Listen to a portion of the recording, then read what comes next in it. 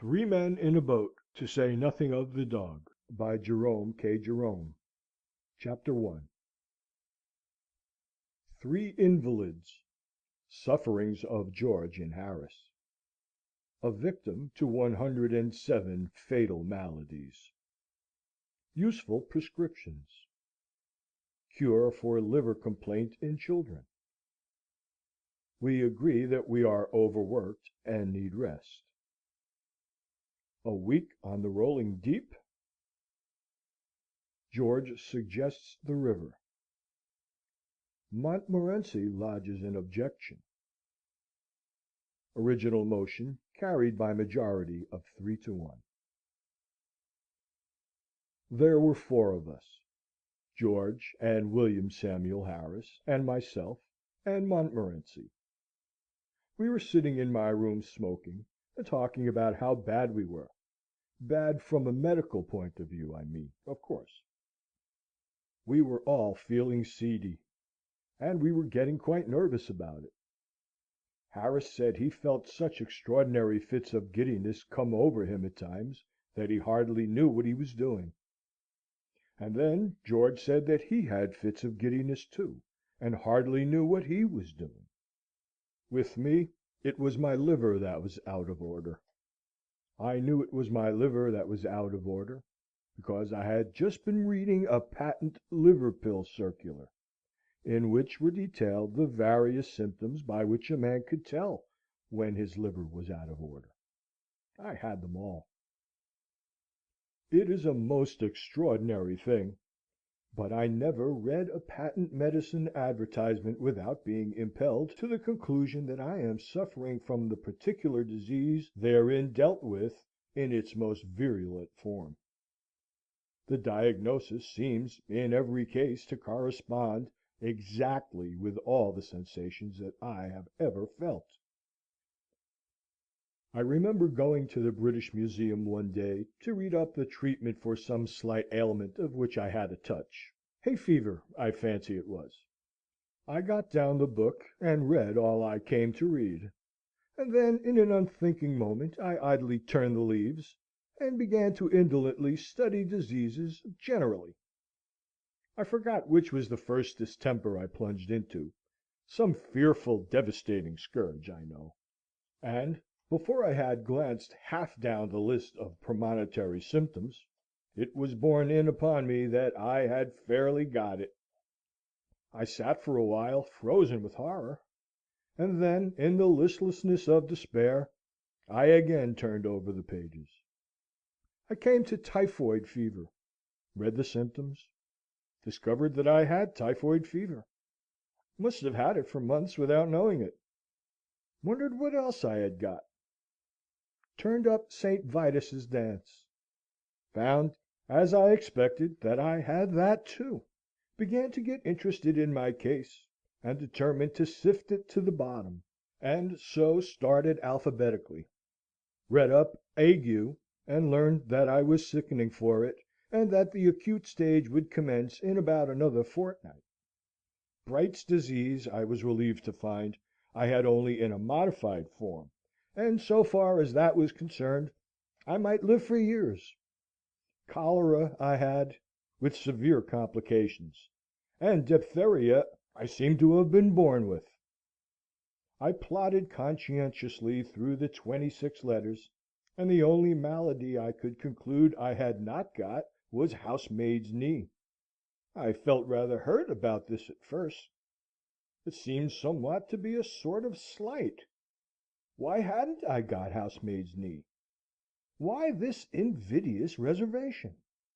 After a while, however, less grasping feelings prevailed. I reflected that I had every other known malady in the pharmacology, and I grew less selfish, and determined to do without housemaid's knee. Gout, in its most malignant stage, it would appear, had seized me without my being aware of it. And zymosis I had evidently been suffering with from boyhood. There were no more diseases after zymosis, so I concluded there was nothing else the matter with me. I sat and pondered. I thought, What an interesting case I must be from a medical point of view! What an acquisition I should be to a class! Students would have no need to walk the hospitals if they had me. I was a hospital in myself. All they need do would be to walk round me, and after that take their diploma. Then I wondered how long I had to live. I tried to examine myself. I felt my pulse. I could not at first feel any pulse at all. Then, all of a sudden, it seemed to start off. I pulled out my watch and timed it. I made it 147 to the minute. I tried to feel my heart. I could not feel my heart. It had stopped beating. I have since been induced to come to the opinion that it must have been there all the time, and must have been beating, but I cannot account for it. I patted myself all over my front, from what I call my waist up to my head, and I went a bit round each side and a little way up the back, but I could not feel or hear anything. I tried to look at my tongue. I stuck it out as far as ever it would go, and I shut one eye and tried to examine it with the other. I could only see the tip, and the only thing that I could gain from that was to feel more certain than before that I had scarlet fever. I had walked into that reading room a happy, healthy man. I crawled out a decrepit wreck. I went to my medical man. He's an old chum of mine, and feels my pulse, and looks at my tongue, and talks about the weather, all for nothing, when I fancy I'm ill. So I thought I would do him a good turn by going to him now. What a doctor wants, I said, is practice. He shall have me. He'll get more practice out of me than out of 1,700 of your ordinary commonplace patients, with only one or two diseases each. So I went straight up and saw him, and he said, "Well, what's the matter with you?"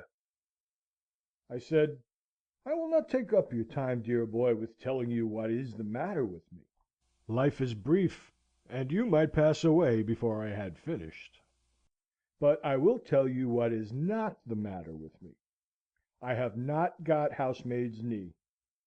Why I have not got housemaid's knee I cannot tell you, but the fact remains that I have not got it. Everything else, however, I have got." And I told him how I came to discover it all. Then he opened me and looked down me, and clutched hold of my wrist, and then he hit me over the chest when I wasn't expecting it, a cowardly thing to do, I call it, and immediately afterwards butted me with the side of his head. After that he sat down and wrote out a prescription, and folded it up and gave it to me, and I put it in my pocket and went out. I did not open it. I took it to the nearest chemist's and handed it in. The man read it, and then handed it back. He said he didn't keep it. I said, "You are a chemist?" He said, "I am a chemist. If I was a cooperative stores and family hotel combined, I might be able to oblige you. Being only a chemist hampers me." I read the prescription. It ran, 1 pound beefsteak, with 1 pint bitter beer, every 6 hours. 1 10-mile walk every morning. 1 bed at 11 sharp every night. And don't stuff up your head with things you don't understand. I followed the directions, with the happy result, speaking for myself, that my life was preserved, and is still going on. In the present instance, going back to the Liverpool circular, I had the symptoms beyond all mistake, the chief among them being a general disinclination to work of any kind. What I suffer in that way no tongue can tell. From my earliest infancy I have been a martyr to it. As a boy, the disease hardly ever left me for a day. They did not know then that it was my liver. Medical science was in a far less advanced state than now, and they used to put it down to laziness. "Why, you skulking little devil, you!" they would say. "Get up and do something for your living, can't you?" Not knowing, of course, that I was ill. And they didn't give me pills. They gave me clumps on the side of the head. and, strange as it may appear, those clumps on the head often cured me for the time being. I have known one clump on the head have more effect upon my liver, and make me feel more anxious to go straightway then and there and do what was wanted to be done, without further loss of time, than a whole box of pills does now. You know, it often is so. Those simple old-fashioned remedies are sometimes more efficacious than all the dispensary stuff. We sat there for half an hour, describing to each other our maladies. I explained to George and William Harris how I felt when I got up in the morning, and William Harris told us how he felt when he went to bed. And George stood on the hearthrug and gave us a clever and powerful piece of acting, illustrative of how he felt in the night. George fancies he is ill, but there's never anything really the matter with him, you know. At this point, Mrs. Poppets knocked at the door to know if we were ready for supper. We smiled sadly at one another, and said we supposed we had better try to swallow a bit. Harris said a little something in one's stomach often kept the disease in check, and Mrs. Poppets brought the tray in, and we drew up to the table, and toyed with a little steak and onions, and some rhubarb tart.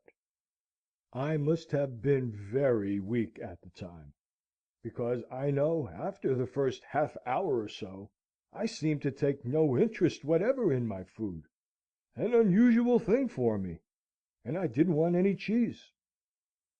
This duty done, we refilled our glasses, lit our pipes, and resumed the discussion upon our state of health. What it was that was actually the matter with us, we none of us could be sure of, but the unanimous opinion was that it, whatever it was, had been brought on by overwork. "What we want is rest," says Harris. "Rest and a complete change," said George. "The overstrain upon our brains has produced a general depression throughout the system. Change of scene and absence of the necessity for thought will restore the mental equilibrium." George has a cousin who is usually described in the charge sheet as a medical student, so that he naturally has a somewhat family physicianary way of putting things. I agreed with George, and suggested that we should seek out some retired and old-world spot, far from the maddening crowd, and dream away a sunny week among its drowsy lanes. Some half-forgotten nook, hidden away by the fairies, out of reach of the noisy world. Some quaint perched eyrie on the cliffs of time, from whence the surging waves of the 19th century would sound far off and faint. Harris said he thought it would be humpy. He said he knew the sort of place I meant, where everybody went to bed at 8 o'clock, and you couldn't get a referee for love or money, and had to walk 10 miles to get your baccy. "No," said Harris. "If you want rest and change, you can't beat a sea trip." I objected to the sea trip strongly. A sea trip does you good when you are going to have a couple of months of it, but for a week it is wicked. You start on Monday with the idea implanted in your bosom that you are going to enjoy yourself. You wave an airy adieu to the boys on shore, light your biggest pipe, and swagger about the deck as if you were Captain Cook, Sir Francis Drake, and Christopher Columbus all rolled into one. On Tuesday, you wish you hadn't come. On Wednesday, Thursday, and Friday, you wish you were dead. On Saturday, you are able to swallow a little beef tea, and to sit up on deck, and answer with a wan, sweet smile when kind-hearted people ask you how you feel now. On Sunday, you begin to walk about again, and take solid food. And on Monday morning, as with your bag and umbrella in your hand you stand by the gunwale, waiting to step ashore, you begin to thoroughly like it. I remember my brother-in-law going for a short sea trip once, for the benefit of his health. He took a return berth from London to Liverpool, and when he got to Liverpool, the only thing he was anxious about was to sell that return ticket. It was offered round the town at a tremendous reduction, so I am told, and was eventually sold for 18d. to a bilious looking youth, who had just been advised by his medical men to go to the seaside and take exercise. "Seaside!" said my brother-in-law, pressing the ticket affectionately into his hand. "Why, you'll have enough to last you a lifetime; and as for exercise, why, you'll get more exercise sitting down on that ship than you would turning somersaults on dry land." He himself, my brother-in-law, came back by train. He said the North Western Railway was healthy enough for him. Another fellow I knew went for a week's voyage round the coast, and, before they started, the steward came to him to ask whether he would pay for each meal as he had it, or arrange beforehand for the whole series. The steward recommended the latter course, as it would come so much cheaper. He said they would do him for the whole week at £2 5. He said for breakfast there would be fish, followed by a grill. Lunch was at 1, and consisted of 4 courses. Dinner at 6. Soup, fish, entree, joint, poultry, salad, sweets, cheese, and dessert, and a light meat supper at 10. My friend thought he would close on the £2 5 job, he was a hearty eater, and did so. Lunch came just as they were off Sheerness. He didn't feel so hungry as he thought he should, and so contented himself with a bit of boiled beef and some strawberries and cream. He pondered a good deal during the afternoon, and at one time it seemed to him that he had been eating nothing but boiled beef for weeks, and at other times it seemed that he must have been living on strawberries and cream for years. Neither the beef nor the strawberries and cream seemed happy either, seemed discontented like. At 6 they came and told him dinner was ready. The announcement aroused no enthusiasm within him, but he felt that there was some of that £2 5 to be worked off, and he held on to ropes and things, and went down. A pleasant odour of onions and hot ham, mingled with fried fish and greens, greeted him at the bottom of the ladder; and then the steward came up with an oily smile, and said, "What can I get you, sir?" "Get me out of this," was the feeble reply. And they ran him up quick, and propped him up over to leeward, and left him. For the next 4 days he lived a simple and blameless life on thin captain's biscuits (I mean that the biscuits were thin, not the captain), and soda water. But towards Saturday he got uppish, and went in for weak tea and dry toast, and on Monday he was gorging himself on chicken broth. He left the ship on Tuesday, and as it steamed away from the landing stage he gazed after it regretfully. "There she goes," he said. "There she goes, with £2 worth of food on board that belongs to me, and that I haven't had." He said that if they had given him another day, he thought he could have put it straight. So I set my face against the sea trip. Not, as I explained, upon my own account. I was never queer, but I was afraid for George. George said he should be all right, and would rather like it, but he would advise Harris and me not to think of it, as he felt sure we should both be ill.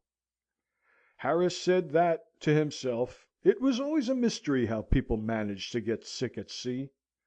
Said he thought people must do it on purpose, from affectation. Said he had often wished to be, but had never been able.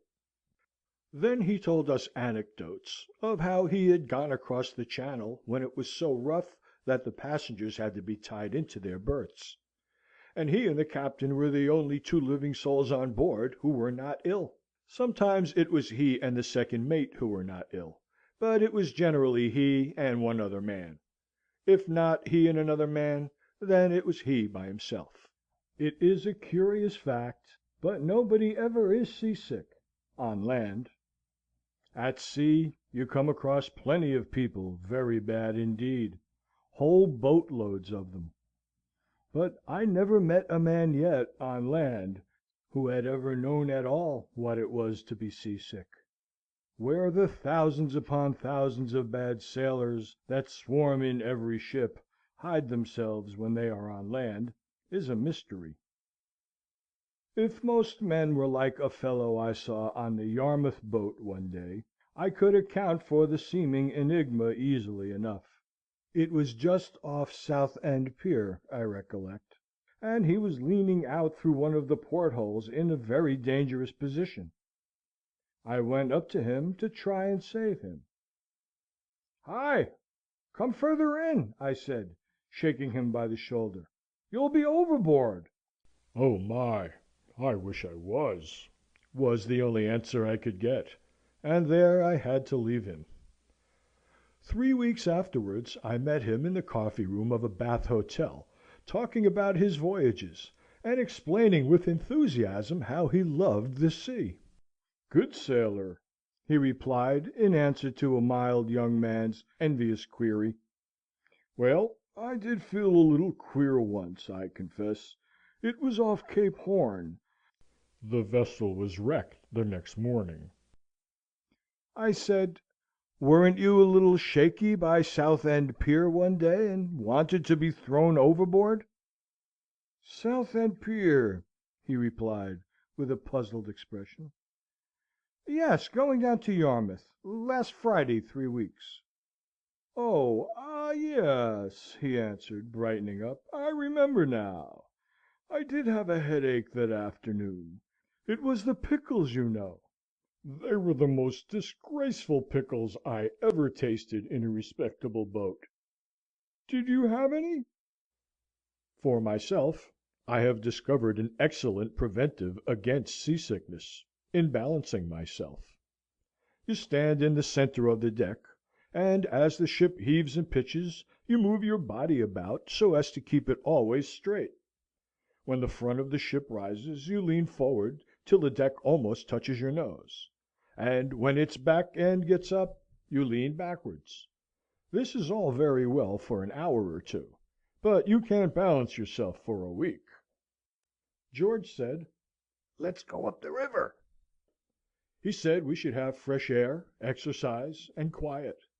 The constant change of scene would occupy our minds, including what there was of Harris's, and the hard work would give us a good appetite, and make us sleep well. Harris said he didn't think George ought to do anything that would have a tendency to make him sleepier than he always was, as it might be dangerous. He said he didn't very well understand how George was going to sleep any more than he did now, seeing that there were only 24 hours in each day, summer and winter alike, but thought that if he did sleep any more, he might just as well be dead, and so save his board and lodging. Harris said, however, that the river would suit him to a T. I don't know what a tea is, except a sixpenny one, which includes bread and butter and cake ad lib, and is cheap at the price if you haven't had any dinner. It seems to suit everybody, however, which is greatly to its credit. It suited me to a T, too, and Harris and I both said it was a good idea of George's, and we said it in a tone that seemed to somehow imply that we were surprised that George should come out so sensible. The only one who was not struck with the suggestion was Montmorency. He never did care for the river, did Montmorency. "It's all very well for you fellows," he says. "You like it, but I don't. There's nothing for me to do. Scenery is not in my line, and I don't smoke. If I see a rat, you won't stop, and if I go to sleep, you'll get fooling about with the boat and slop me overboard. If you ask me, I call the whole thing bally foolishness." We were 3-1, however, and the motion was carried. End of chapter 1.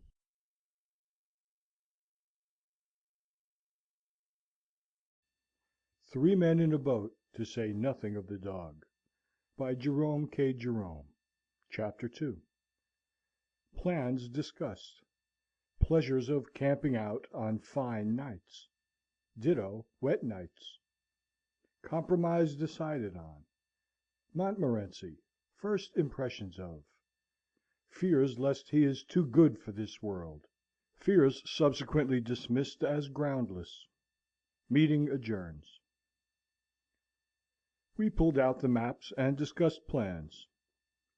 We arranged to start on the following Saturday from Kingston. Harris and I would go down in the morning, and take the boat up to Chertsey, and George, who would not be able to get away from the city till the afternoon George goes to sleep at a bank from 10 to 4 each day, except Saturdays, when they wake him up and put him outside at 2 would meet us there. Should we camp out or sleep at inns? George and I were for camping out. We said it would be so wild and free, so patriarchal-like. Slowly the golden memory of the dead sun fades from the hearts of the cold, sad clouds.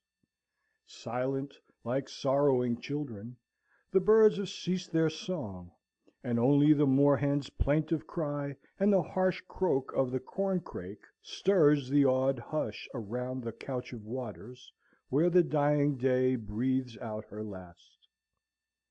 From the dim woods on either bank, night's ghostly army, the grey shadows, creep out with noiseless tread to chase away the lingering rear guard of the light, and pass with noiseless unseen feet above the wavering river grass and through the sighing rushes. And night, upon her sombre throne, folds her black wings above the darkening world, and from her phantom palace, lit by the pale stars, reigns in stillness. Then we run our little boat into some quiet nook, and the tent is pitched, and the frugal supper cooked and eaten. Then the big pipes are filled and lighted, and the pleasant chat goes round in musical undertone, while, in the pauses of our talk, the river, playing round the boat, prattles strange old tales and secrets, sings low the old child's song that it has sung so many thousand years, will sing so many thousand years to come, before its voice grows harsh and old. A song that we, who have learnt to love its changing face, who have so often nestled on its yielding bosom, think somehow we understand, though we could not tell you in mere words the story that we listen to. And we sit there by its margin, while the moon, who loves it too, stoops down to kiss it with a sister's kiss, and throws her silver arms around it clingingly.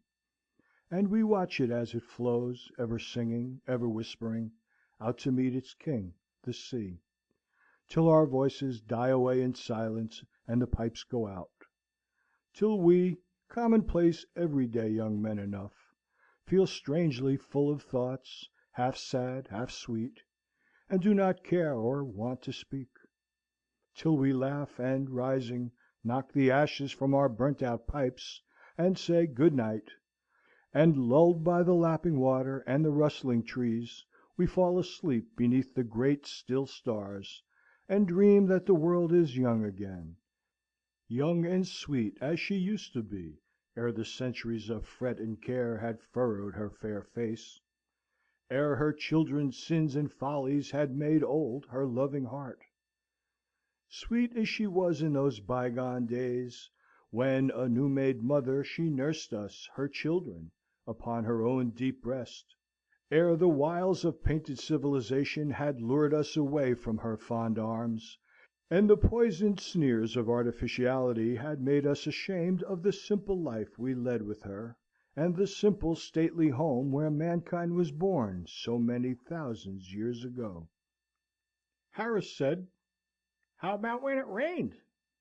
You can never rouse Harris. There is no poetry about Harris, no wild yearning for the unattainable. Harris never weeps he knows not why. If Harris's eyes fill with tears, you can bet it is because Harris has been eating raw onions, or has put too much Worcester over his chop. If you were to stand at night by the seashore with Harris, and say, "Hark! do you not hear?" It is but the mermaids singing deep below the waving waters, or sad spirits chanting dirges for white corpses held by seaweed. Harris would take you by the arm and say, "I know what it is, old man. You've got a chill.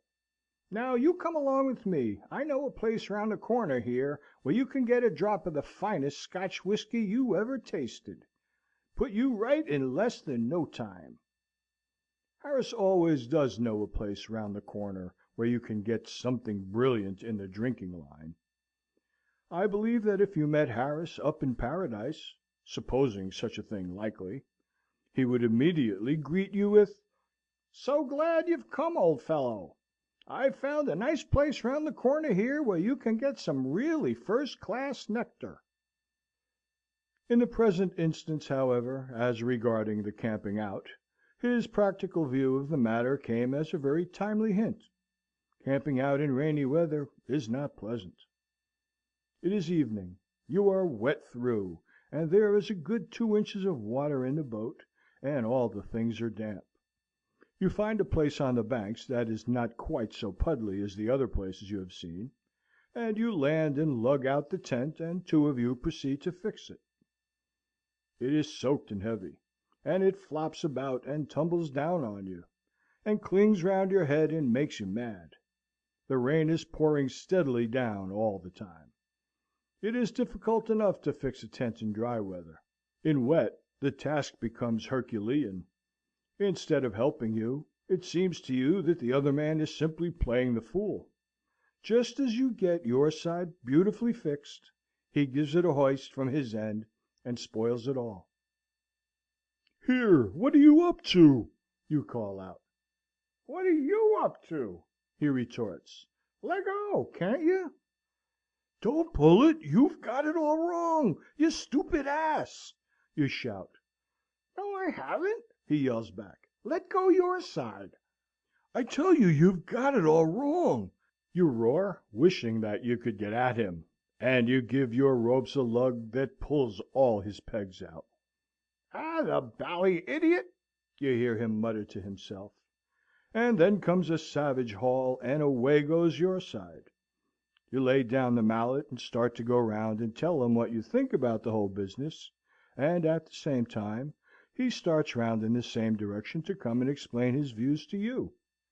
And you follow each other round and round, swearing at one another, until the tent tumbles down in a heap, and leaves you looking at each other across its ruins, when you both indignantly exclaim in the same breath, "There you are! What did I tell you?" Meanwhile, the third man, who has been bailing out the boat, and who has spilled the water down his sleeve, and has been cursing away to himself steadily for the last 10 minutes, wants to know what the thundering blazes you're playing at, and why the blarmed tent isn't up yet. At last, somehow or other, it does get up, and you land the things. It is hopeless attempting to make a wood fire, so you light the methylated spirit stove, and crowd round that. Rainwater is the chief article of diet at supper. The bread is 2/3 rainwater, the beefsteak pie is exceedingly rich in it, and the jam, and the butter, and the salt, and the coffee have all combined with it to make soup. After supper, you find your tobacco is damp, and you cannot smoke. Luckily, you have a bottle of the stuff that cheers and inebriates, if taken in proper quantity, and this restores to you sufficient interest in life to induce you to go to bed. There you dream that an elephant has suddenly sat down on your chest, and that the volcano has exploded and thrown you down to the bottom of the sea, the elephant still sleeping peacefully on your bosom. You wake up and grasp the idea that something terrible really has happened. Your first impression is that the end of the world has come, and then you think that this cannot be, and that it is thieves and murderers, or else fire, and this opinion you express in the usual method. No help comes, however, and all you know is that thousands of people are kicking you, and you are being smothered. Somebody else seems in trouble, too. You can hear his faint cries coming from underneath your bed. Determining, at all events, to sell your life dearly, you struggle frantically, hitting out right and left with arms and legs, and yelling lustily the while; and at last something gives way, and you find your head in the fresh air.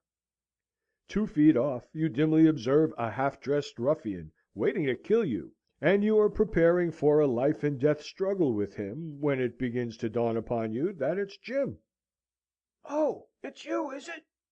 he says, recognizing you at the same moment. "Yes," you answer, rubbing your eyes.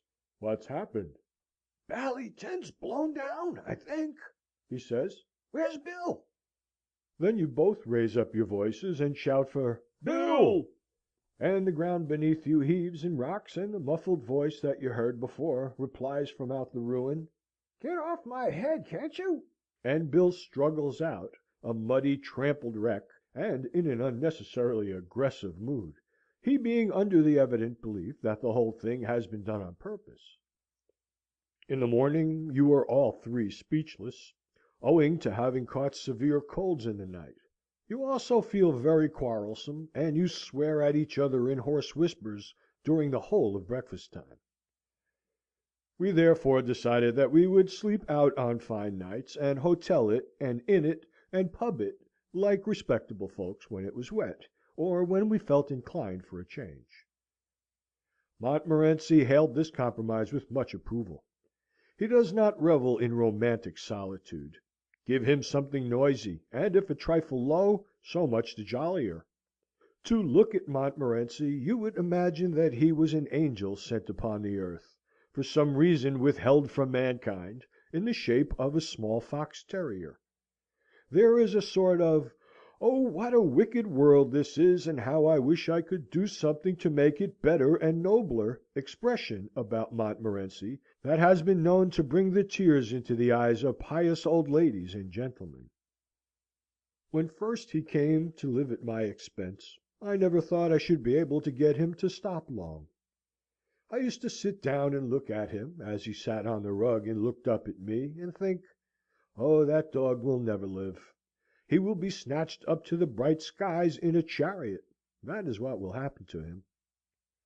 But when I had paid for about a dozen chickens that he had killed, and had dragged him growling and kicking by the scruff of his neck out of 114 street fights, and had had a dead cat brought round for my inspection by an irate female who called me a murderer, and had been summoned by the man next door but one for having a ferocious dog at large that had kept him pinned up in his own tool shed, afraid to venture his nose outside the door, for over 2 hours on a cold night, and had learned that the gardener, unknown to myself, had won 30 shillings by backing him to kill rats against time, then I began to think that maybe they'd let him remain on earth for a bit longer, after all. To hang about a stable and collect a gang of the most disreputable dogs to be found in the town, and lead them out to march round the slums to fight other disreputable dogs, is Montmorency's idea of life; and so, as I before observed, he gave to the suggestion of inns and pubs and hotels his most emphatic approbation. Having thus settled the sleeping arrangements to the satisfaction of all four of us, the only thing left to discuss was what we should take with us; and this we had begun to argue, when Harris said he'd had enough oratory for one night, and proposed that we should go out and have a smile, saying that he had found a place round by the square where you could really get a drop of Irish worth drinking. George said he felt thirsty.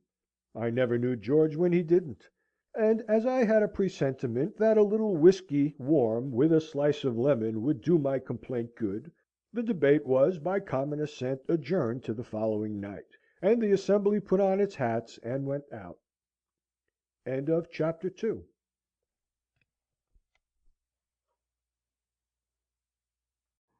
3 Men in a Boat, to say nothing of the dog. By Jerome K. Jerome. Chapter 3. Arrangements settled. Harris's method of doing work. How the elderly family man puts up a picture. George makes a sensible remark. Delights of early morning bathing. Provisions for getting upset. So on the following evening we again assembled to discuss and arrange our plans. Harris said, Now, the first thing to settle is what to take with us. Now, you get a bit of paper and write down, Jay, and you get the grocery catalogue, George, and somebody give me a bit of pencil, and then I'll make out a list." That's Harris all over, so ready to take the burden of everything himself, and put it on the backs of other people. He always reminds me of my poor Uncle Podger. You never saw such a commotion up and down a house in all your life as when my Uncle Podger undertook to do a job. A picture would have come home from the frame maker's, and be standing in the dining room waiting to be put up. And Aunt Podger would ask what was to be done with it, and Uncle Podger would say, "Oh, you leave that to me. Don't you, any of you, worry yourselves about that. I'll do all that." And then he would take off his coat and begin. He would send the girl out for sixpence worth of nails, and then one of the boys after her to tell her what size to get, and from that he would gradually work down and start the whole house. "Now you go and get me my hammer, Will," he would shout, "and you bring me the rule, Tom, and I shall want the step ladder. And I had better have a kitchen chair, too. And Jim, you run round to Mr. Goggles, and tell him Pa's kind regards, and hope his leg's better, and will he lend him his spirit level. And don't you go, Maria, because I shall want somebody to hold me the light. And when the girl comes back, she must go out again for a bit of picture cord. And Tom, where's Tom? Tom, you come here. I shall want you to hand me up the picture." And then he would lift up the picture and drop it, and it would come out of the frame, and he would try to save the glass, and cut himself. And then he would spring round the room, looking for his handkerchief. He could not find his handkerchief, because it was in the pocket of the coat he had taken off, and he did not know where he had put the coat, and all the house had to leave off looking for his tools, and start looking for his coat, while he would dance round and hinder them. "Doesn't anybody in the whole house know where my coat is? I never came across such a set in all my life. Upon my word, I didn't. 6 of you! And you can't find a coat that I put down not 5 minutes ago. Well, of all the—" Then he'd get up and find that he had been sitting on it, and would call out, "Oh, you can give it up. I've found it myself now. Might just as well ask the cat to find anything as expect you people to find it." And when half an hour had been spent in tying up his finger, and a new glass had been got, and the tools, and the ladder, and the chair, and the candle had been brought, he would have another go, the whole family, including the girl and the charwoman, standing round in a semicircle, ready to help. 2 people would have to hold the chair, and a third would help him up on it, and hold him there, and a fourth would hand him a nail, and a fifth would pass him up the hammer, and he would take hold of the nail and drop it. "There!" he would say in an injured tone. "Now the nail's gone." And we would all have to go down on our knees and grovel for it, while he would stand on the chair and grunt, and want to know if he was to be kept there all the evening. The nail would be found at last, but by that time he would have lost the hammer. "Where's the hammer? What did I do with the hammer? Great heavens! 7 of you, gaping round there, and you don't know what I did with the hammer?" We would find the hammer for him, and then he would have lost sight of the mark he had made on the wall where the nail was to go in, and each of us had to get up on the chair beside him, and see if we could find it, and we would each discover it in a different place, and he would call us all fools, one after another, and tell us to get down, and he would take the rule and remeasure, and find that he wanted half 31 3/8 inches from the corner, and would try to do it in his head, and go mad. And we would all try to do it in our heads, and all arrive at different results, and sneer at one another. And in the general row the original number would be forgotten, and Uncle Podger would have to measure it again. He would use a bit of string this time, and at the critical moment, when the old fool was leaning over the chair at an angle of 45, and trying to reach a point 3 inches beyond what was possible for him to reach, the string would slip, and down he would slide on to the piano, a really fine musical effect being produced by the suddenness with which his head and body struck all the notes at the same time. and Aunt Maria would say that she would not allow the children to stand round and hear such language. At last Uncle Podger would get the spot fixed again, and put the point of the nail on it with his left hand, and take the hammer in his right hand; and with the first blow he would smash his thumb, and drop the hammer, with a yell, on somebody's toes. Aunt Maria would mildly observe that next time Uncle Podger was going to hammer a nail into the wall, she hoped he'd let her know in time, so that she could make arrangements to go and spend a week with her mother while it was being done.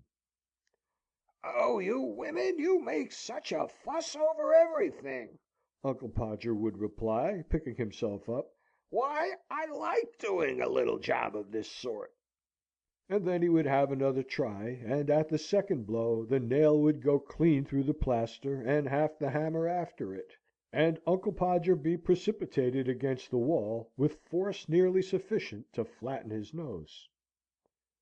Then we had to find the rule and the string again, and a new hole was made. And about midnight the picture would be up, very crooked and insecure, the wall for yards round looking as if it had been smoothed down with a rake, and everybody dead beat and wretched, except Uncle Podger. "There you are!" he would say, stepping heavily off the chair on to the charwoman's corns, and surveying the mess he had made with evident pride. "Why, some people would have had a man in to do a little thing like that." Harris will be just that sort of man when he grows up, I know, and I told him so. I said I could not permit him to take so much labour upon himself. I said, "No, you get the paper and the pencil and the catalogue, and George write down, and I'll do the work." The first list we made out had to be discarded. It was clear that the upper reaches of the Thames would not allow of the navigation of a boat sufficiently large to take the things we had set down as indispensable. So we tore the list up and looked at one another. George said, "You know, we are on the wrong track altogether. We must not think of the things we could do with, but only of the things that we can't do without." George comes out really quite sensible at times. You'd be surprised.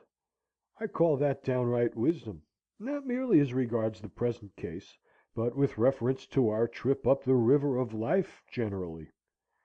How many people on that voyage load up the boat till it is ever in danger of swamping, with a store of foolish things which they think essential to the pleasure and comfort of the trip, but which are really only useless lumber!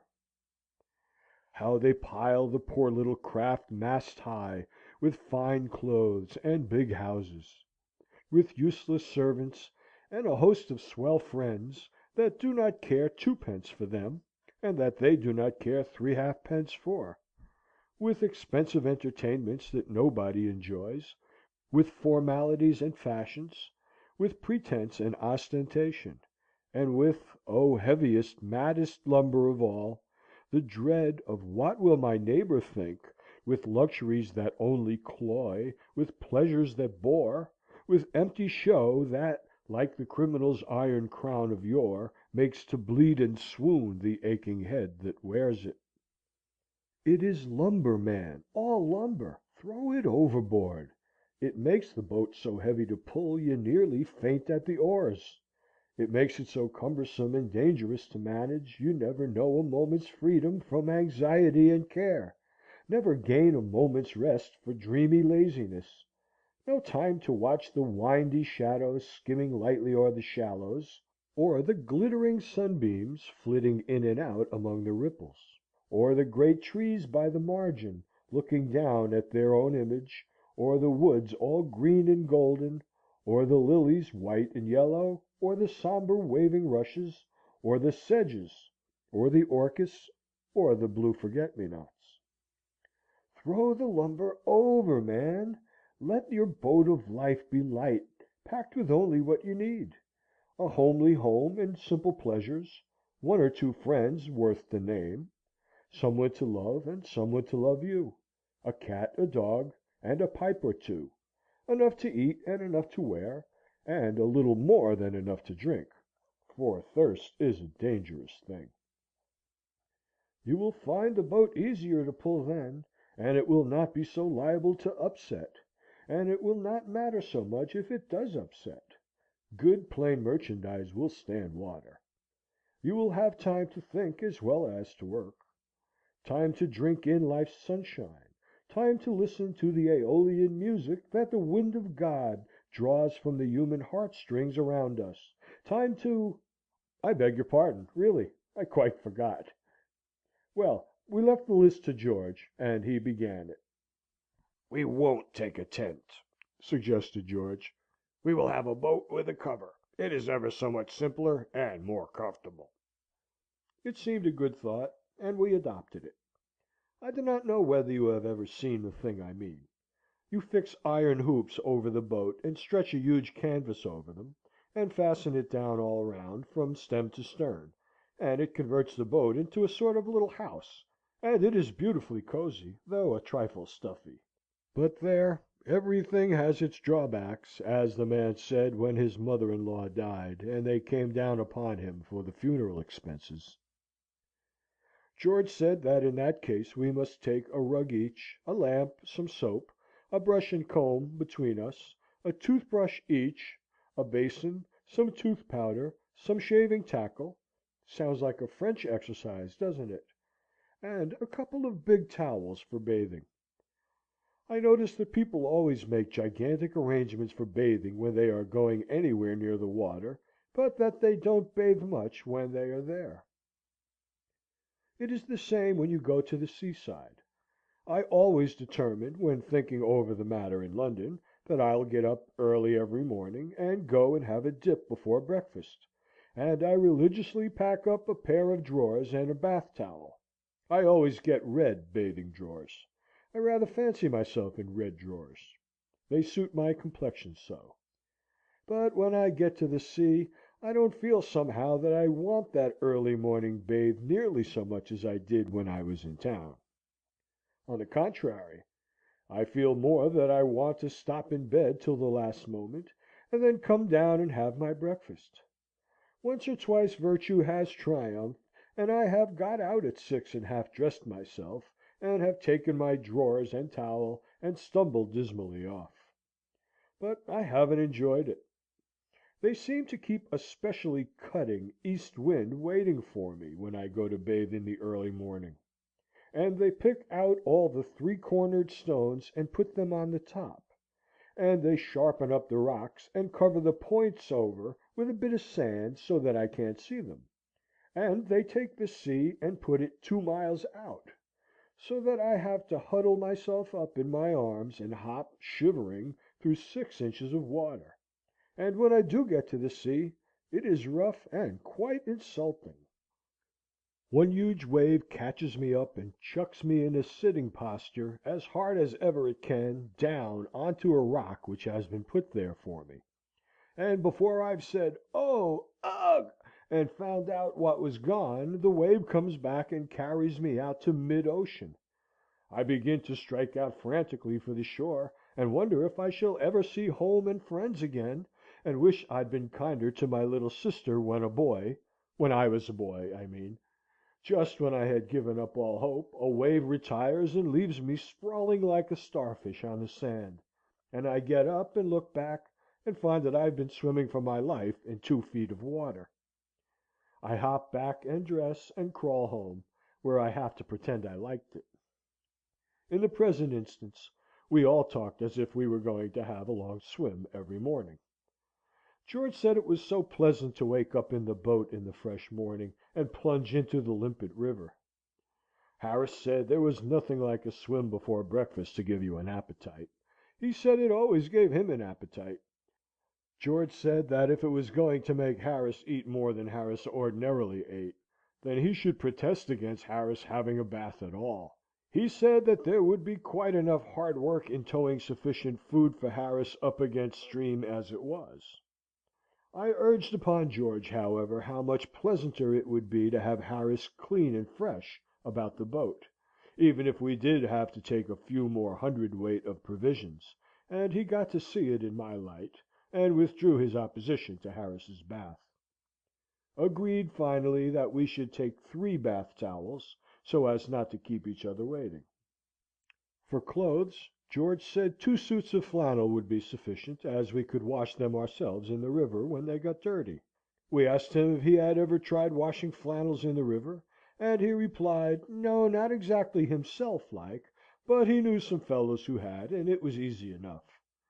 And Harris and I were weak enough to fancy he knew what he was talking about, and that 3 respectable young men, without position or influence, and with no experience in washing, could really clean their own shirts and trousers in the River Thames with a bit of soap. We were to learn in the days to come, when it was too late, that George was a miserable impostor, who could evidently have known nothing whatever about the matter. If you had seen these clothes after... But, as the shilling shockers say, we anticipate. George impressed upon us to take a change of underthings and plenty of socks, in case we got upset and wanted a change; also plenty of handkerchiefs, as they would do to wipe things, and a pair of leather boots as well as our boating shoes, as we should want them if we got upset. End of Chapter 3.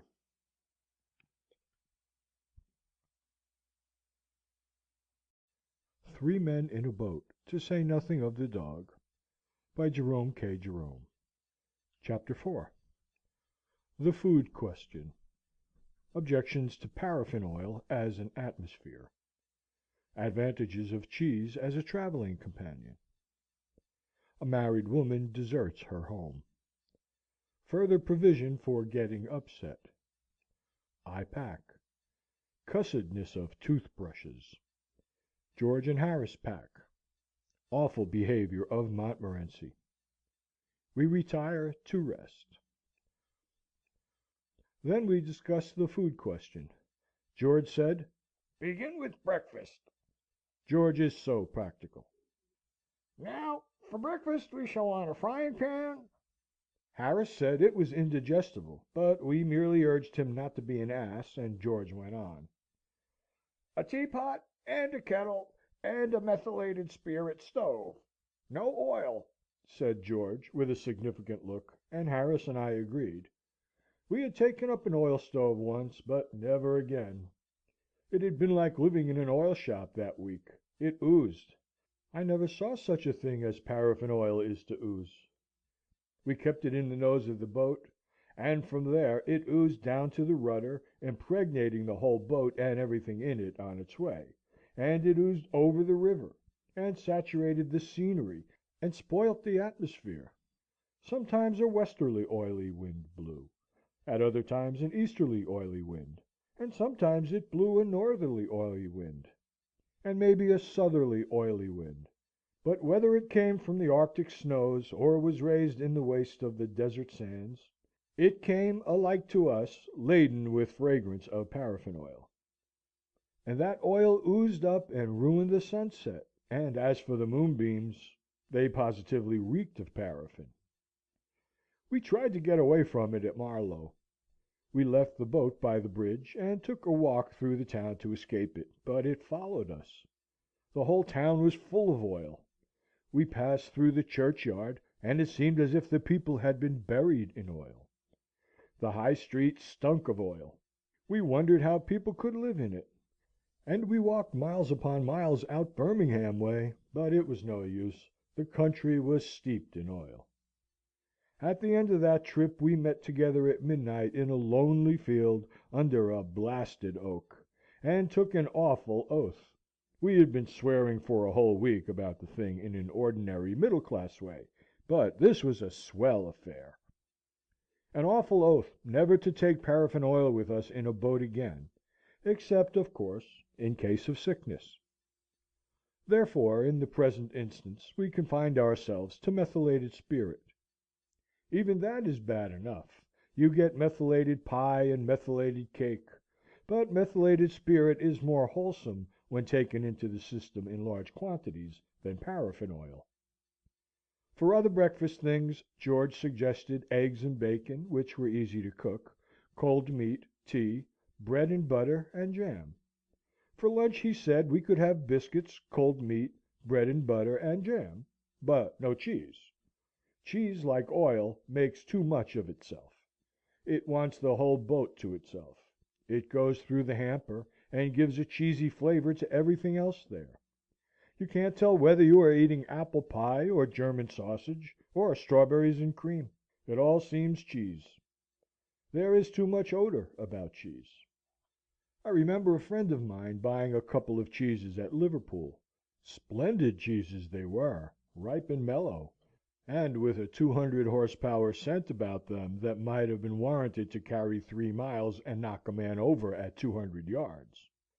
I was in Liverpool at the time, and my friend said that if I didn't mind, he would get me to take them back with me to London, as he should not be coming up for a day or two himself, and did not think the cheeses ought to be kept much longer. "Oh, with pleasure, dear boy," I replied, "with pleasure." I called for the cheeses, and took them away in a cab. It was a ramshackle affair, dragged along by a knock-kneed, broken-winded somnambulist, which his owner, in a moment of enthusiasm during conversation, referred to as a horse. I put the cheeses on the top, and we started off at a shamble that would have done credit to the swiftest steam roller ever built, and all went merry as a funeral bell until we turned the corner. There the wind carried a whiff from the cheeses full on to our steed. It woke him up, and with a snort of terror he dashed off at 3 miles an hour. The wind still blew in his direction, and before we reached the end of the street he was laying himself out at the rate of nearly 4 miles an hour, leaving the cripples and stout old ladies simply nowhere. It took 2 porters, as well as the driver, to hold him in at the station, and I do not think they would have done it even then had not one of the men had the presence of mind to put a handkerchief over his nose and to light a bit of brown paper. I took my ticket and marched proudly up the platform with my cheeses, the people falling back respectfully on either side. The train was crowded, and I had to get into a carriage where there were already 7 other people. One crusty old gentleman objected, but I got in notwithstanding, and putting my cheeses upon the rack, squeezed down with a pleasant smile, and said it was a warm day. A few moments passed, and then the old gentleman began to fidget. "Very close in here," he said. "Quite oppressive," said the man next him. And then they both began sniffing, and at the third sniff they caught it right on the chest, and rose up without another word and went out. And then a stout lady got up, and said it was disgraceful that a respectable married woman should be harried about in this way, and gathered up a bag and 8 parcels, and went. The remaining 4 passengers sat on for a while, until a solemn-looking man in the corner, who, from his dress and general appearance, seemed to belong to the undertaker class, said it put him in mind of dead baby, and the other 3 passengers tried to get out the door all at the same time, and hurt themselves. I smiled at the black gentleman, and I said I thought we were going to have the carriage to ourselves, and he laughed pleasantly, and said that some people made such a fuss over a little thing. But even he grew strangely depressed after we had started, and so, when we reached Crewe, I asked him to come and have a drink. He accepted, and we forced our way into the buffet, where we yelled, and stamped, and waved our umbrellas for a quarter of an hour, and then a young lady came, and asked us if we wanted anything. "What's yours?" I said, turning to my friend. "I'll have half a crown's worth of brandy, neat, if you please, miss," he responded. And he went off quietly after he had drunk it, and got into another carriage, which I thought mean. From Crewe I had the compartment to myself, though the train was crowded. As we drew up to the different stations, the people, seeing my empty carriage, would rush for it. "Here you are, Maria! Come along! Plenty of room!" "All right, Tom, we'll get in here!" they would shout, and they would run along carrying heavy bags, and fight round the door to get in first; and one would open the door and mount the steps, and stagger back into the arms of the man behind him, and they would all come and have a sniff, and then droop off and squeeze into other carriages, or pay the difference and go first. From Euston I took the cheeses down to my friend's house. When his wife came into the room, she smelt round for an instant. Then she said, "What is it? Tell me the worst." I said, "It's cheeses. Tom bought them in Liverpool, and asked me to bring them up with me." And I added that I hoped she understood that it had nothing to do with me, and she said that she was sure of that, but that she would speak to Tom about it when he came back. My friend was detained in Liverpool longer than he expected, and 3 days later, as he hadn't returned home, his wife called on me. She said, "What did Tom say about those cheeses?" I replied that he had directed they were to be kept in a moist place, and that nobody was to touch them. She said, "Nobody's likely to touch them. Had he smelt them?" I thought he had, and added that he seemed greatly attached to them. "You think he would be upset," she queried, "if I gave a man a sovereign to take them away and bury them?" I answered that I thought he would never smile again. An idea struck her. She said, "Do you mind keeping them for him? Let me send them round to you." "Madam," I replied, "for myself I like the smell of cheese, and the journey the other day with them from Liverpool I shall ever look back upon as a happy ending to a pleasant holiday. But in this world we must consider others. The lady under whose roof I have the honour of residing is a widow, and, for all I know, possibly an orphan too. She has a strong, I may say an eloquent objection to being what she terms put upon. The presence of your husband's cheeses in her house she would, I instinctively feel, regard as a put upon, and it shall never be said that I put upon the widow and the orphan." "Very well, then," said my friend's wife, rising. "All I have to say is that I shall take the children and go to an hotel until those cheeses are eaten. I decline to live any longer in the same house with them." She kept her word, leaving the place in charge of the charwoman, who, when asked if she could stand the smell, replied, "What smell?" and who, when taken close to the cheeses and told to sniff hard, she said she could detect a faint odour of melons. It was argued from this that little injury could result to the woman from the atmosphere, and she was left. The hotel bill came to 15 guineas, and my friend, after reckoning everything up, found that the cheeses had cost him 8 and 6 a pound.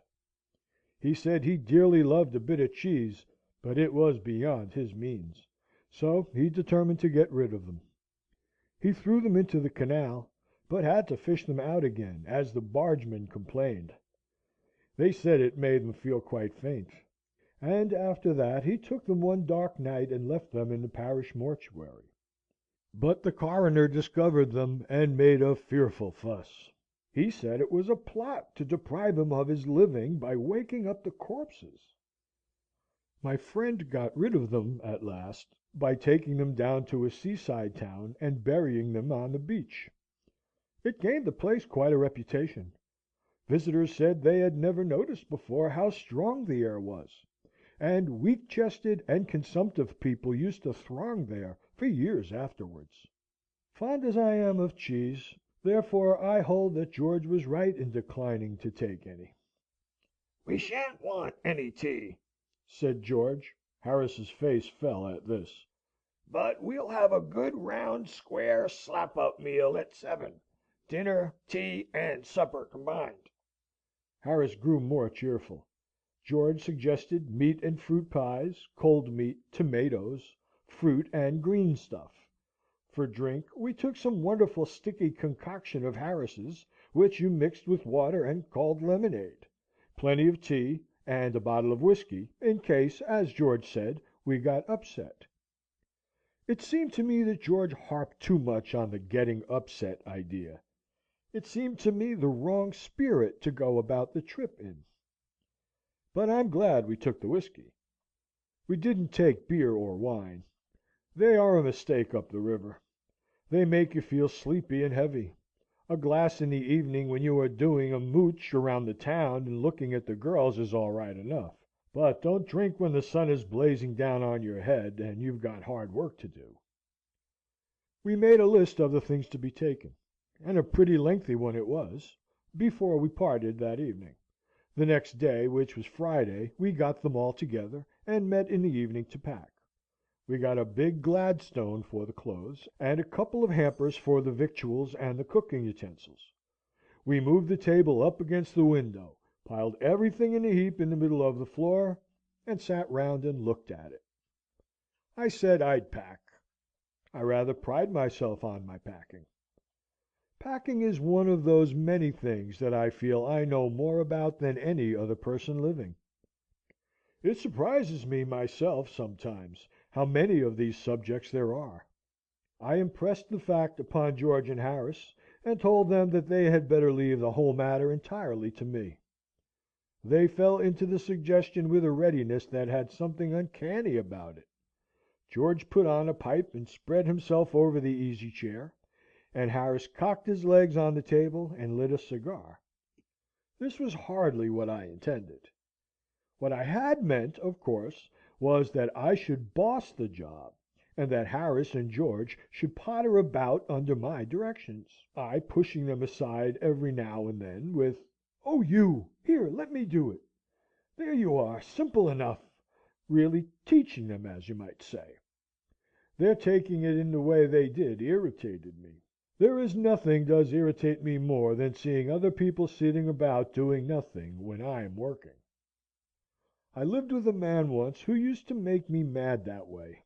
He would loll on the sofa and watch me doing things by the hour together, following me round the room with his eyes wherever I went.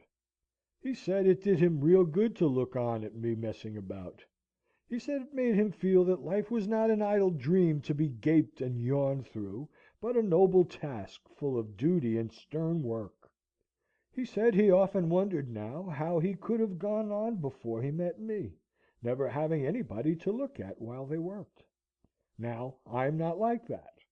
I can't sit still and see another man slaving and working. I want to get up and superintend, and walk around with my hands in my pockets and tell them what to do. It is my energetic nature. I can't help it. However, I did not say anything, but started the packing. It seemed a longer job than I had thought it was going to be, but I got the bag finished at last, and I sat on it and strapped it. "Ain't you going to put the boots in?" said Harris. And I looked round and found I had forgotten them. That's just like Harris. He couldn't have said a word until I'd got the bag shut and strapped, of course. And George laughed, one of those irritating, senseless, chuckle-headed, crack-jawed laughs of his. They do make me so wild. I opened the bag and packed the boots in, and then, just as I was going to close it, a horrible idea occurred to me. Had I packed my toothbrush? I don't know how it is, but I never do know whether I've packed my toothbrush. A toothbrush is a thing that haunts me when I'm traveling, and makes my life a misery.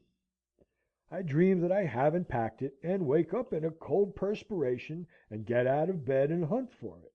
And in the morning I pack it before I have used it, and have to unpack it again to get it, and it is always the last thing I turn out of the bag. And then I repack and forget it, and have to rush upstairs for it at the last moment, and carry it to the railway station wrapped up in my pocket handkerchief. Of course, I had to turn every mortal thing out now, and of course I could not find it. I rummaged the things up into much the same state that they must have been before the world was created, and when chaos reigned. Of course, I found George's and Harris's 18 times over, but I couldn't find my own. I put the things back one by one, and held everything up and shook it. Then I found it inside a boot. I repacked once more. When I had finished, George asked if the soap was in. I said I didn't care a hang whether the soap was in or whether it wasn't, and I slammed the bag to and strapped it, and found that I had packed my tobacco pouch in it, and had to reopen it. It got shut up finally at 10:05 p.m., and then there remained the hampers to do. Harris said that we should be wanting to start in less than 12 hours' time, and thought that he and George had better do the rest. And I agreed and sat down, and they had to go. They began in a lighthearted spirit, evidently intending to show me how to do it. I made no comment. I only waited. When George is hanged, Harris will be the worst packer in this world. And I looked at the piles of plates and cups and kettles, and bottles and jars, and pies and stoves, and cakes and tomatoes, etc., and felt that the thing would soon become exciting. It did. They started with breaking a cup. That was the first thing they did. They did that just to show you what they could do, and to get you interested. Then Harris packed the strawberry jam on top of a tomato and squashed it, and they had to pick out the tomato with a teaspoon. And then it was George's turn, and he trod on the butter. I didn't say anything, but I came over and sat on the edge of the table and watched them. It irritated them more than anything I could have said. I felt that. It made them nervous and excited, and they stepped on things and put things behind them, and then couldn't find them when they wanted them. And they packed the pies at the bottom, and put heavy things on top, and smashed the pies in. They upset salt over everything, and as for the butter, I never saw two men do more with 1 and 2 worth of butter in my whole life than they did. After George had got it off his slipper, they tried to put it in the kettle. It wouldn't go in, and what was in wouldn't come out. They did scrape it out at last, and put it down on a chair, and Harris sat on it, and it stuck to him, and they went looking for it all over the room. "I'll take my oath I put it down on that chair," said George, staring at the empty seat. "I saw you do it myself, not a minute ago," said Harris. Then they started round the room again looking for it, and then they met again in the centre, and stared at one another. Most extraordinary thing I ever heard of, said George. "So mysterious," said Harris. Then George got round at the back of Harris and saw it. Why, here it is all the time!" he exclaimed indignantly. "Where?" cried Harris, spinning round. "Stand still, can't you?" roared George, flying after him. And they got it off and packed it in the teapot. Montmorency was in it all, of course. Montmorency's ambition in life is to get in the way and be sworn at. If he can squirm in anywhere where he particularly is not wanted, and be a perfect nuisance, and make people mad, and have things thrown at his head, then he feels his day has not been wasted. To get somebody to stumble over him and curse him steadily for an hour is his highest aim and object, and when he has succeeded in accomplishing this, his conceit becomes quite unbearable. He came and sat down on things just when they were wanted to be packed, and he laboured under the fixed belief that whenever Harris or George reached out their hand for anything, it was his cold damp nose that they wanted. He put his leg into the jam, and he worried the teaspoons, and he pretended that the lemons were rats, and got into the hamper and killed 3 of them before Harris could land him with the frying pan. Harris said I encouraged him. I didn't encourage him.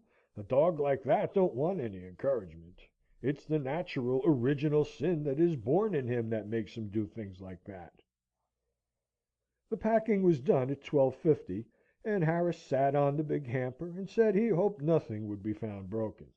George said that if anything was broken, it was broken, which reflection seemed to comfort him. He also said he was ready for bed. We were all ready for bed. Harris was to sleep with us that night, and we went upstairs. We tossed for beds, and Harris had to sleep with me. He said, "Do you prefer the inside or the outside, Jay?" I said I generally preferred to sleep inside a bed. Harris said it was old. George said, "What time shall I wake you fellows?" Harris said, 7. I said, no, 6, because I wanted to write some letters. Harris and I had a bit of a row over it, but at last split the difference, and said 6:30. "Wake us at 6:30, George," we said. George made no answer, and we found on going over that he had been asleep for some time. So we placed the bath where he could tumble into it on getting out in the morning, and went to bed ourselves. Chapter 5.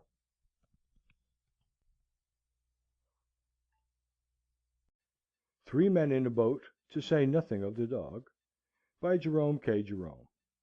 Chapter 5. Mrs. P. arouses us. George the Sluggard. The weather forecast swindle. Our luggage. Depravity of the small boy. The people gather round us. We drive off in great style, and arrive at Waterloo. Innocence of south-western officials concerning such worldly things as trains. We are afloat in an open boat. It was Mrs. Poppets that woke me up next morning. She said, "Do you know that it's nearly 9 o'clock, sir?" "9 of what?" I cried, starting up. "9 o'clock," she replied through the keyhole. "I thought you was oversleeping yourselves." I woke Harris and told him. He said, "I thought you wanted to get up at 6." "So I did," I answered. "Why didn't you wake me?" "How could I wake you when you didn't wake me?" he retorted. "Now we shan't get on the water till after 12. I wonder that you take the trouble to get up at all."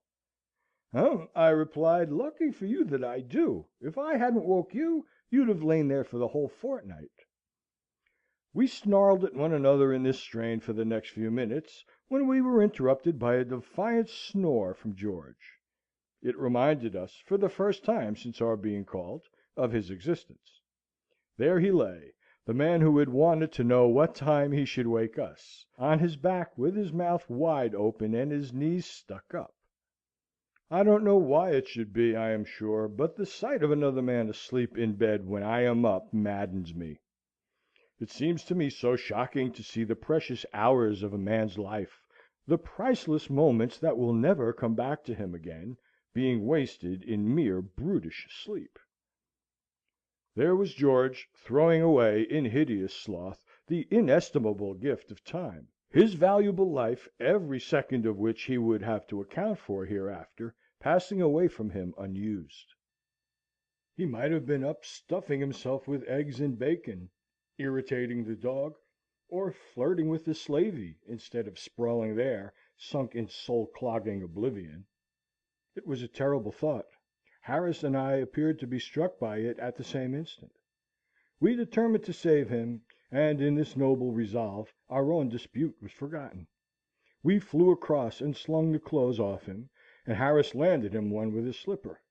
And I shouted in his ear, and he woke. "What was the matter?" he observed, sitting up. "Get up, you fat-headed chunk!" roared Harris. "It's 9:45." "What?" he shrieked, jumping out of bed into the bath. "Who the thunder put this thing here?" We told him he must have been a fool not to see the bath.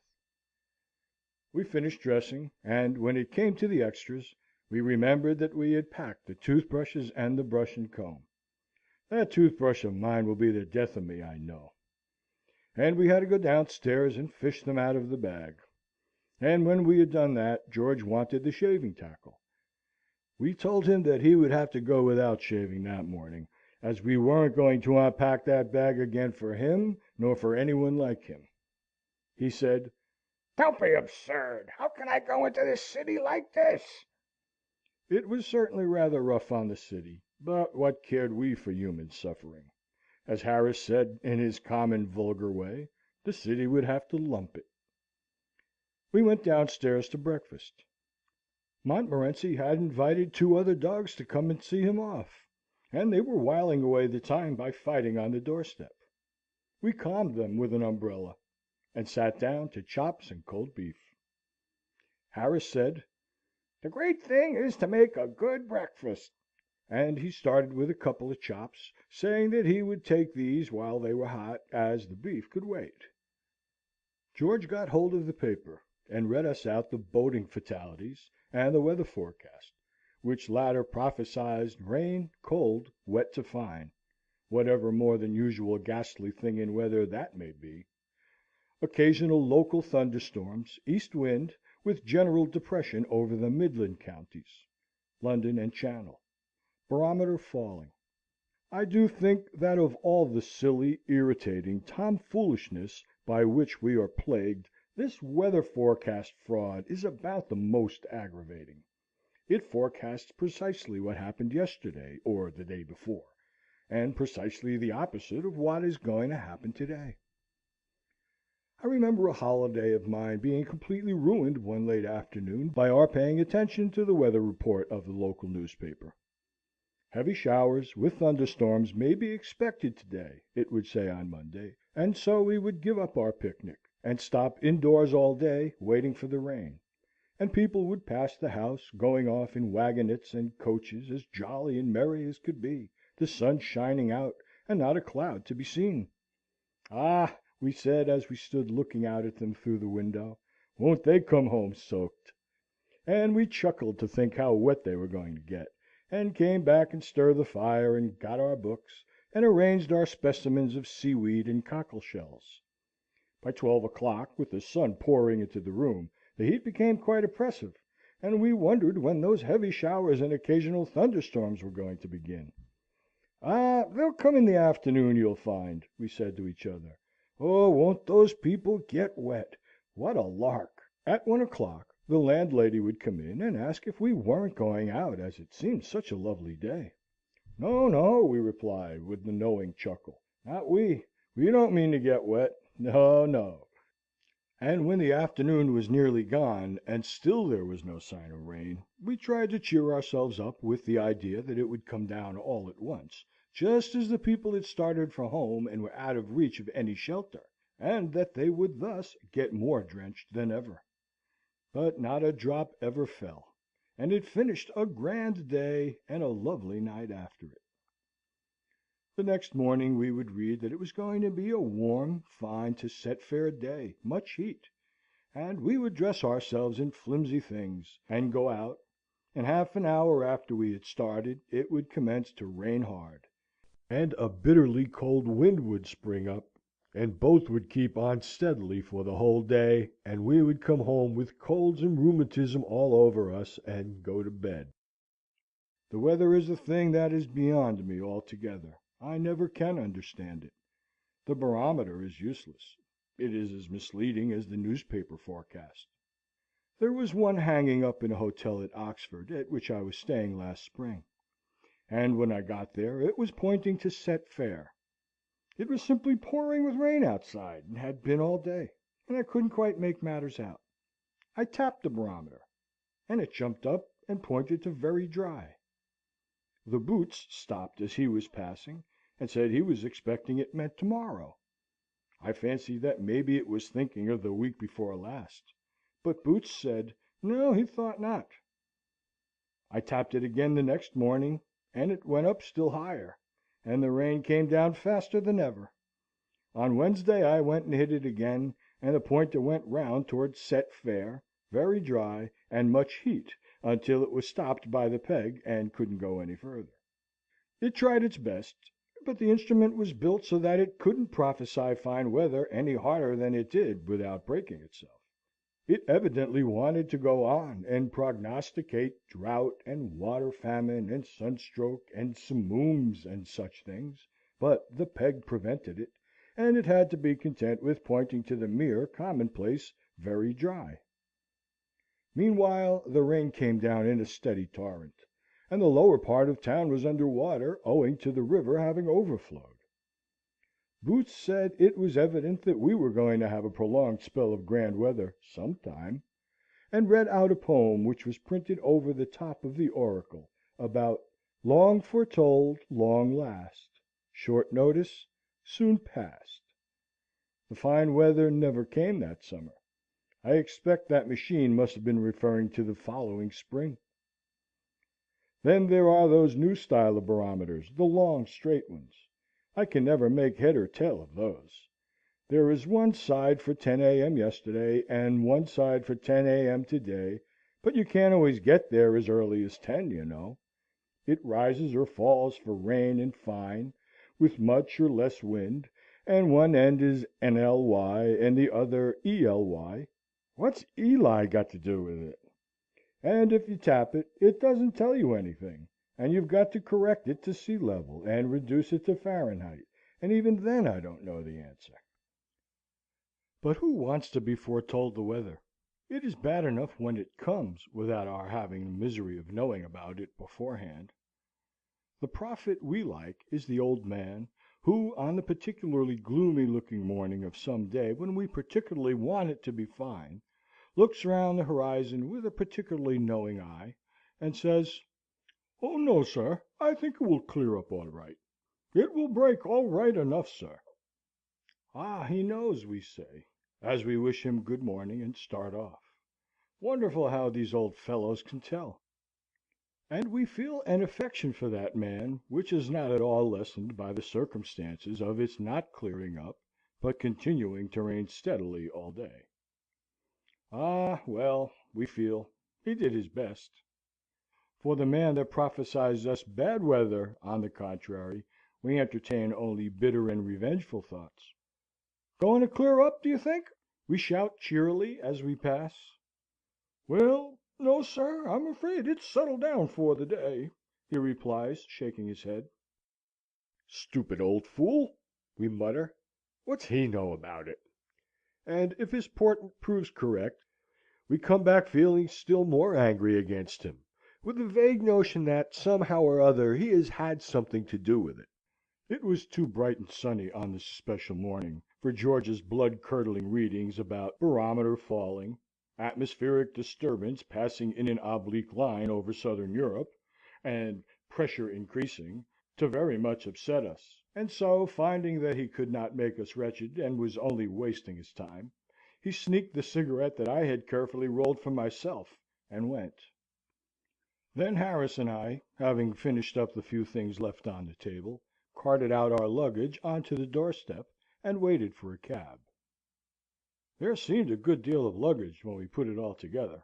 There was the Gladstone and the small handbag, and the 2 hampers, and a large roll of rugs, and some 4 or 5 overcoats and mackintoshes, and a few umbrellas, and then there was a melon by itself in a bag, because it was too bulky to go in anywhere, and a couple of pounds of grapes in another bag, and a Japanese paper umbrella, and a frying pan, which, being too long to pack, we had wrapped round with brown paper. It did look a lot, and Harris and I began to feel rather ashamed of it, though why we should be I can't see. No cab came by, but the street boys did, and got interested in the show apparently, and stopped. Biggs' boy was the first to come round. Biggs is our greengrocer, and his chief talent lies in securing the services of the most abandoned and unprincipled errand boys that civilization has as yet produced. If anything more than usually villainous in the boy line crops up in our neighbourhood, we know that it is Biggs' latest.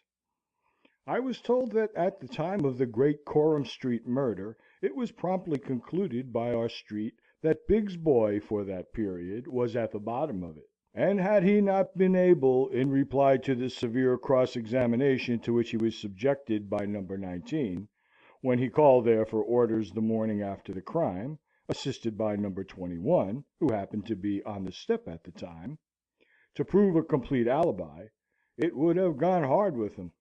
I didn't know Biggs' boy at that time, but from what I have seen of them since, I should not have attached much importance to that alibi myself.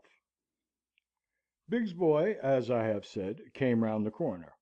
He was evidently in a great hurry when he first dawned upon the vision, but on catching sight of Harris and me, and Montmorency and the things, he eased up and stared.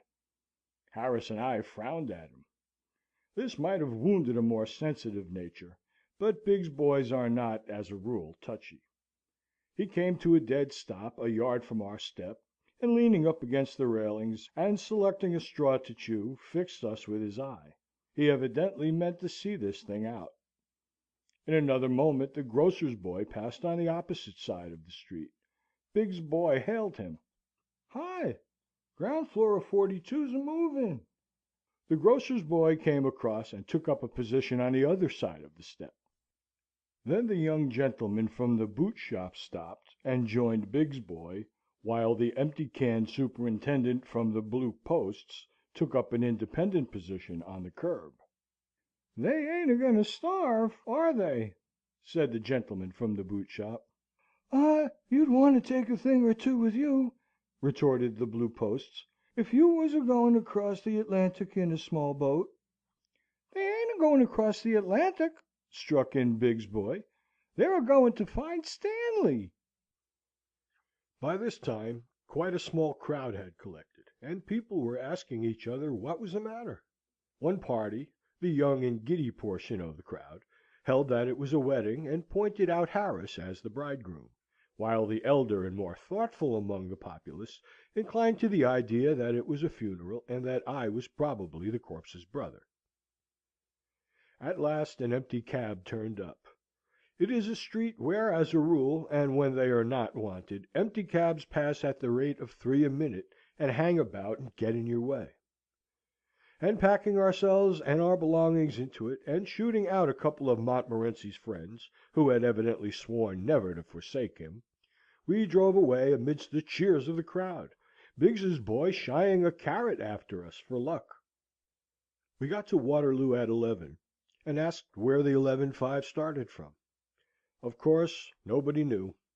Nobody at Waterloo ever does know where a train is going to start from, or where a train, when it does start, is going to, or anything about it. The porter who took our things thought it would go from No. 2 platform, while another porter, with whom he discussed the question, had heard a rumour that it would go from No. 1. The station master, on the other hand, was convinced it would start from the local. To put an end to the matter, we went upstairs and asked the traffic superintendent, and he told us that he had just met a man who said he had seen it at No. 3 platform.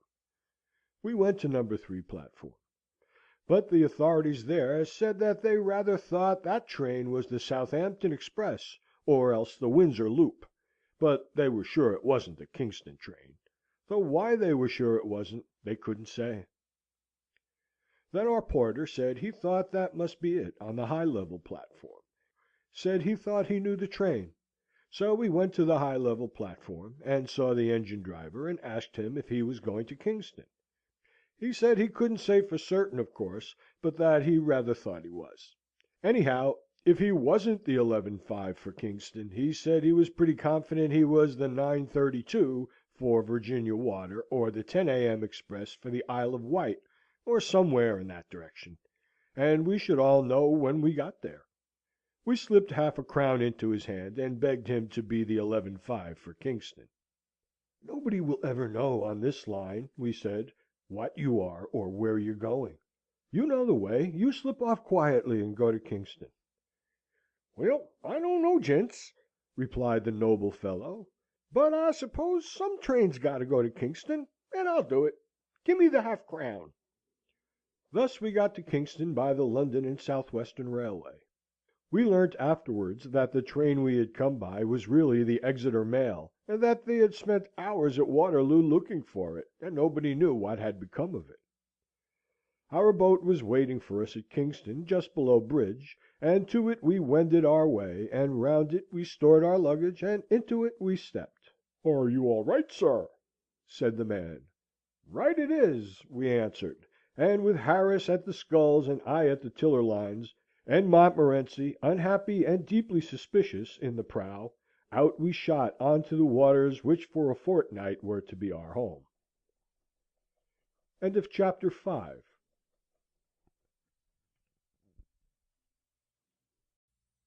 3 Men in a Boat, to say nothing of the dog, by Jerome K. Jerome. Chapter 6. Kingston. Instructive remarks on early English history. Instructive observations on carved oak and life in general. Sad case of Stivings, Jr. Musings on antiquity. I forget that I am steering. Interesting result. Hampton Court Maze. Harris as a guide. It was a glorious morning, late spring or early summer, as you care to take it, when the dainty sheen of grass and leaf is blushing to a deeper green, and the year seems like a fair young maid trembling with strange wakening pulses on the brink of womanhood. The quaint back streets of Kingston, where they came down to the water's edge, looked quite picturesque in the flashing sunlight. The glinting river with its drifting barges, the wooded tow-path, the trim-kept villas on the other side, Harris, in a red and orange blazer, grunting away at the sculls, the distant glimpses of the grey old palace of the Tudors, all made a sunny picture, so bright but calm, so full of life and yet so peaceful, that, early in the day though it was, I felt myself being dreamily lulled off into a musing fit. I mused on Kingston, or Kenningaston, as it was once called in the days when Saxon kings were crowned there. Great Caesar crossed the river there, and the Roman legions camped upon its sloping uplands. Caesar, like in later years Elizabeth, seems to have stopped everywhere, only he was more respectable than good Queen Bess. He didn't put up at the public houses. She was nuts on public houses, was England's Virgin Queen.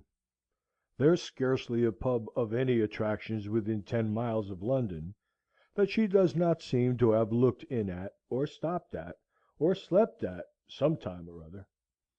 I wonder now, supposing Harris, say, turned over a new leaf, and became a great and good man, and got to be Prime Minister, and died, if they would put up signs over the public houses that he had patronized. Harris had a glass of bitter in this house. Harris had 2 of Scotch cold here in the summer of '88. Harris was chucked from here in December, 1886. No, there would be too many of them. It would be the houses that he had never entered that would become famous. Only house in South London that Harris never had a drink in. The people would flock to it to see what could have been the matter with it. How poor weak-minded King Edwy must have hated Kenningaston! The coronation feast had been too much for him. Maybe boar's head stuffed with sugar plums did not agree with him, it wouldn't with me, I know, and he had had enough of sack and mead, so he slipped from the noisy revel to steal a quiet moonlight hour with his beloved Elgiva. Perhaps from the casement, standing hand in hand, they were watching the calm moonlight on the river, while from the distant halls the boisterous revelry floated, in broken bursts of faint-heard din and tumult. Then brutal Odo and St. Dunstan force their rude way into the quiet room, and hurl coarse insults at the sweet-faced Queen, and drag poor Edwy back to the loud clamour of the drunken brawl. Years later, to the crash of battle music, Saxon kings and Saxon revelry were buried side by side, and Kingston's greatness passed away for a time, to rise once more when Hampton Court became the palace of the Tudors and the Stuarts, and the royal barges strained at their moorings on the river's bank, and bright-cloaked gallants swaggered down the water steps to cry, "What ferry ho? Gadzooks, gramercy!"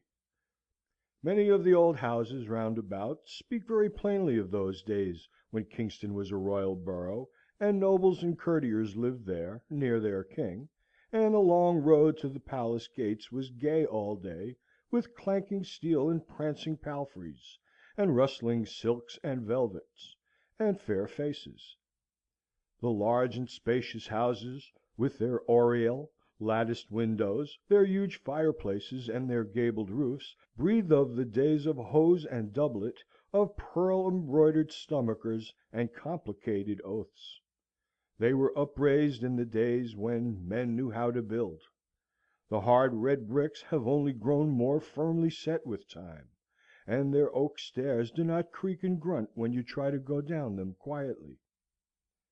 Speaking of oak staircases reminds me that there is a magnificent carved oak staircase in one of the houses in Kingston.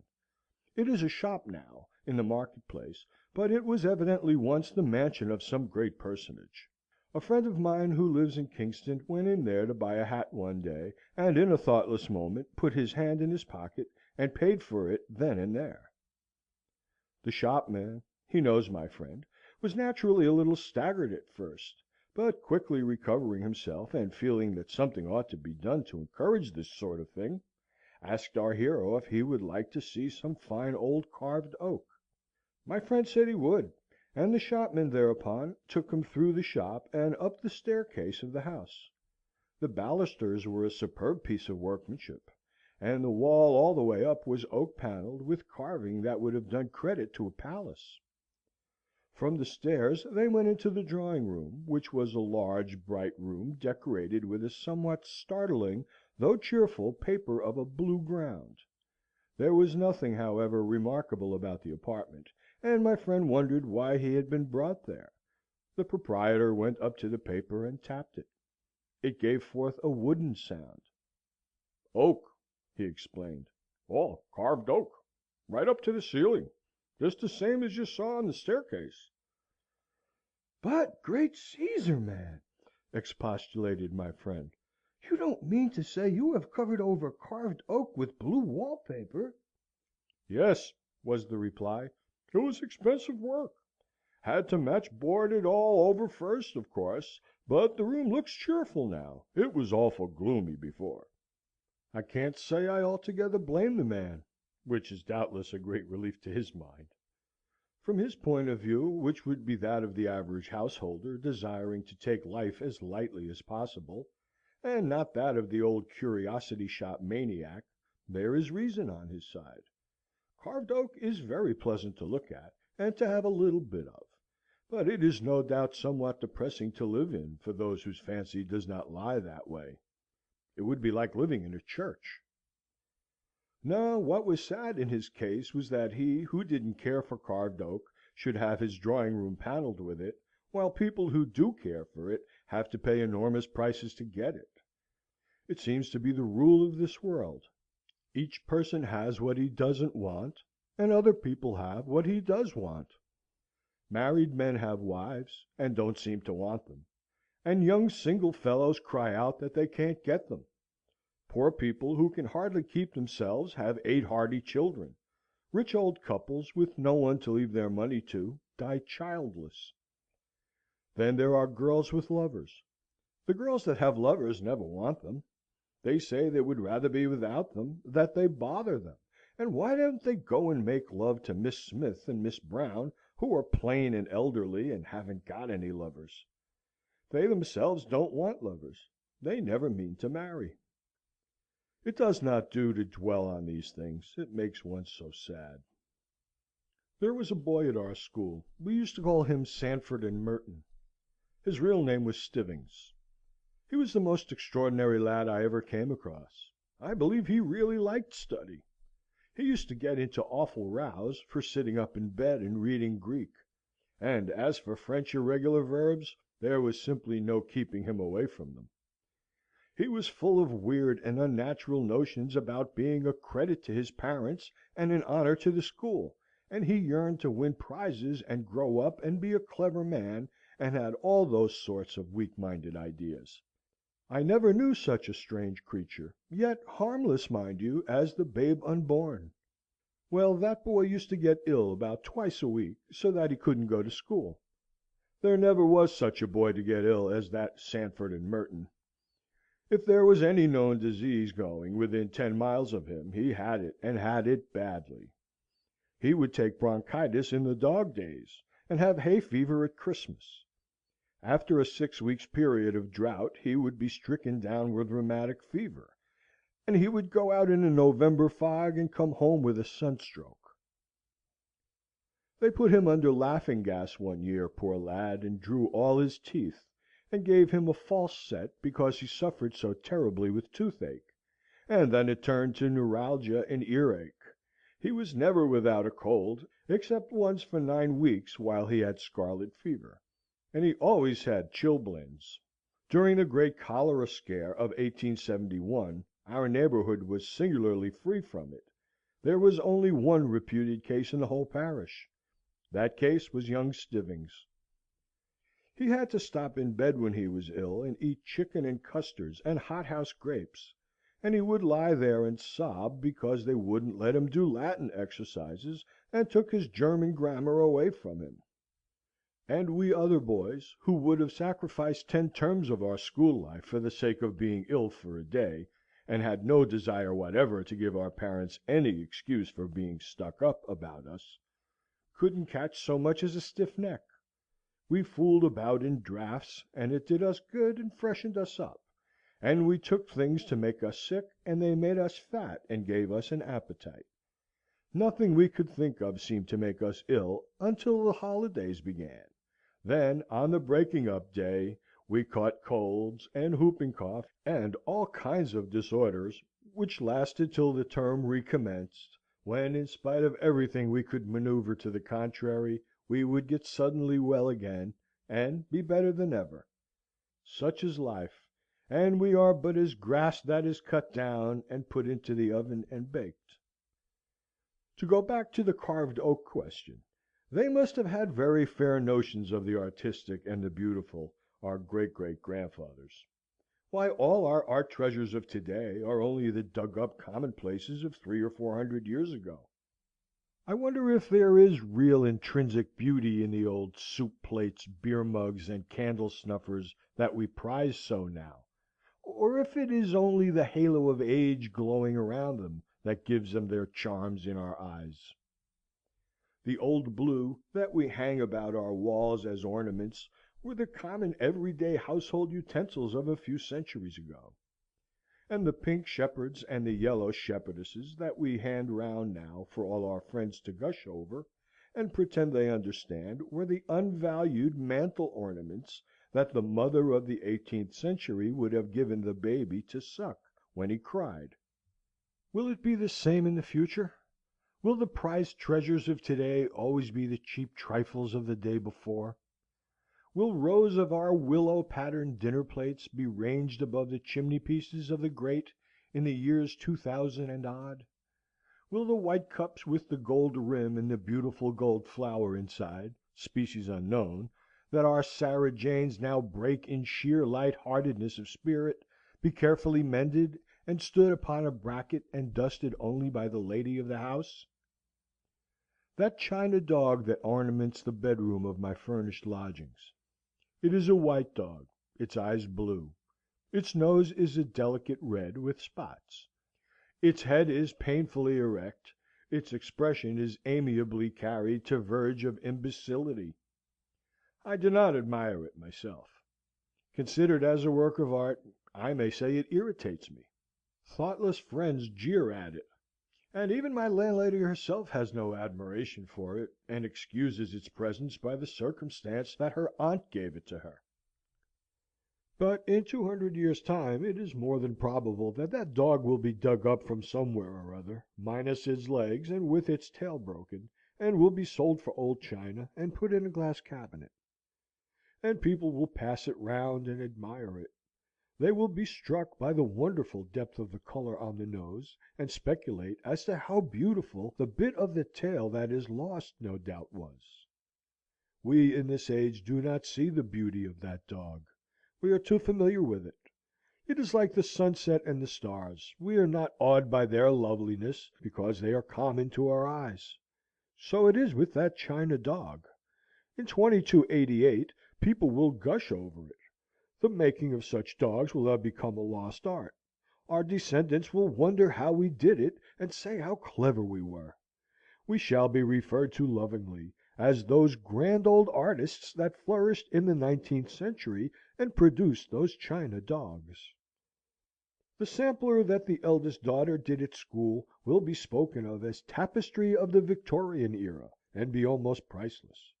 The blue and white mugs of the present-day roadside inn will be hunted up, all cracked and chipped, and sold for their weight in gold, and rich people will use them for claret cups, and travellers from Japan will buy up all the presents from Ramgate and souvenirs of Margate that may have escaped destruction, and take them back to Jeddo as ancient English curios.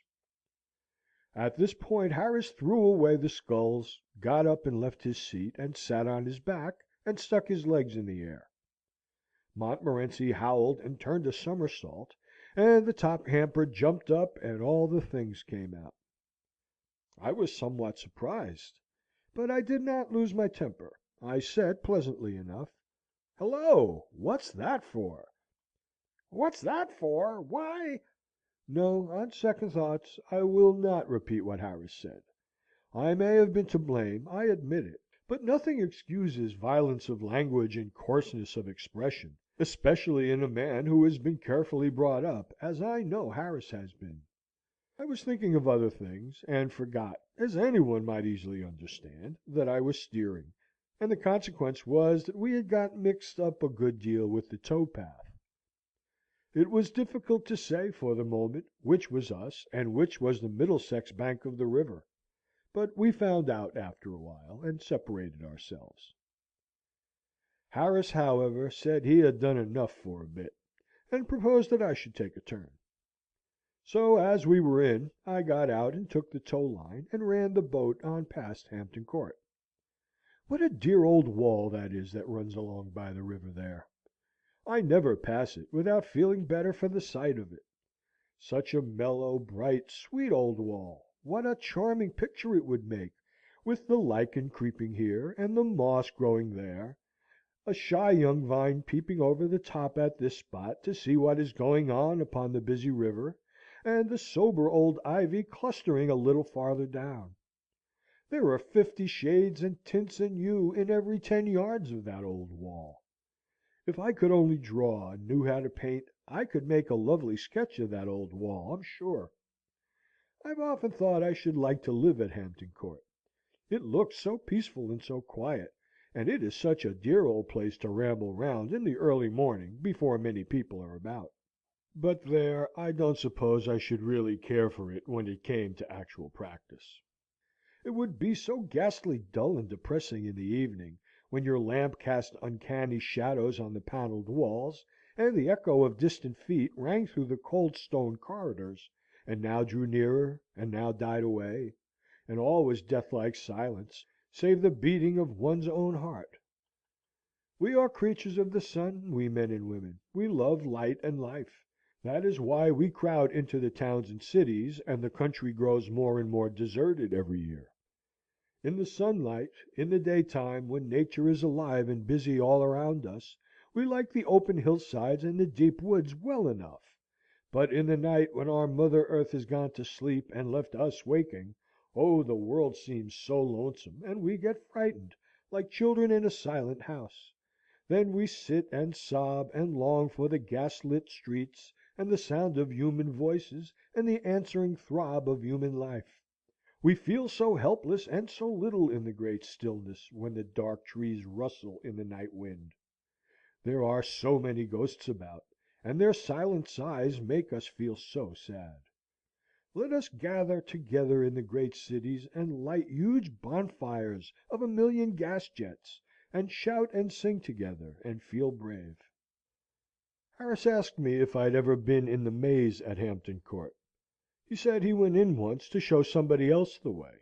He had studied it up in a map, and it was so simple that it seemed foolish, hardly worth the 2d charged for admission. Harris said he thought that map must have been got up as a practical joke, because it wasn't a bit like the real thing, and only misleading. It was a country cousin that Harris took in. He said, "We'll just go in here so that you can say you've been, but it's very simple. It's absurd to call it a maze. You keep on taking the first turning to the right. We'll just walk round for 10 minutes, and then go and get some lunch." They met some people soon after they got inside, who said they had been there for 3/4 of an hour, and had had about enough of it. Harris told them they could follow him if they liked. He was just going in, and then should turn round and come out again. They said it was very kind of him, and fell behind and followed. They picked up various other people who wanted to get it over as they went along, until they had absorbed all the persons in the maze. People who had given up all hopes of ever getting either in or out, or of ever seeing their home and friends again, plucked up courage at the sight of Harris and his party, and joined the procession, blessing him. Harris said he should judge there must have been 20 people following him in all, and one woman with a baby, who had been there all the morning, insisted on taking his arm for fear of losing him. Harris kept on turning to the right, but it seemed a long way, and his cousin said he supposed it was a very big maze. "Oh, one of the largest in Europe," said Harris. "Yes, it must be," replied the cousin, "because we've walked a good 2 miles already." Harris began to think it rather strange himself, but he held on until, at last, They passed the half of a penny bun on the ground that Harris's cousin swore he had noticed there 7 minutes ago. Harris said, "Oh, impossible!" But the woman with the baby said, "Not at all," as she herself had taken it from the child and thrown it down there just before she met Harris. She also added that she wished she had never met Harris, and expressed an opinion that he was an impostor. That made Harris mad, and he produced his map, and explained his theory. "The map may be all right enough," said one of the party, "if you know whereabouts in it we are now." Harris didn't know, and suggested that the best thing to do would be to go back to the entrance and begin again. For the begin again part of it there was not much enthusiasm. But with regard to the advisability of going back to the entrance, there was complete unanimity, and so they turned and trailed after Harris again in the opposite direction. About 10 minutes more passed, and then they found themselves in the centre. Harris thought at first of pretending that that was what he had been aiming at; but the crowd looked dangerous, and he decided to treat it as an accident. Anyhow, they had got something to start from then. They did know where they were, and the map was once more consulted, and the thing seemed simpler than ever, and off they started for the third time. And 3 minutes later they were back in the centre again. After that they simply couldn't get anywhere else. Whatever way they turned brought them back to the middle. It became so regular at length that some of the people stopped there and waited for the others to take a walk round and come back to them. Harris drew out his map again after a while, but the sight of it only infuriated the mob, and they told him to go and curl his hair with it. Harris said that he couldn't help feeling that, to a certain extent, he had become unpopular. They all got crazy at last, and sang out for the keeper; and the man came and climbed up the ladder outside, and shouted out directions to them.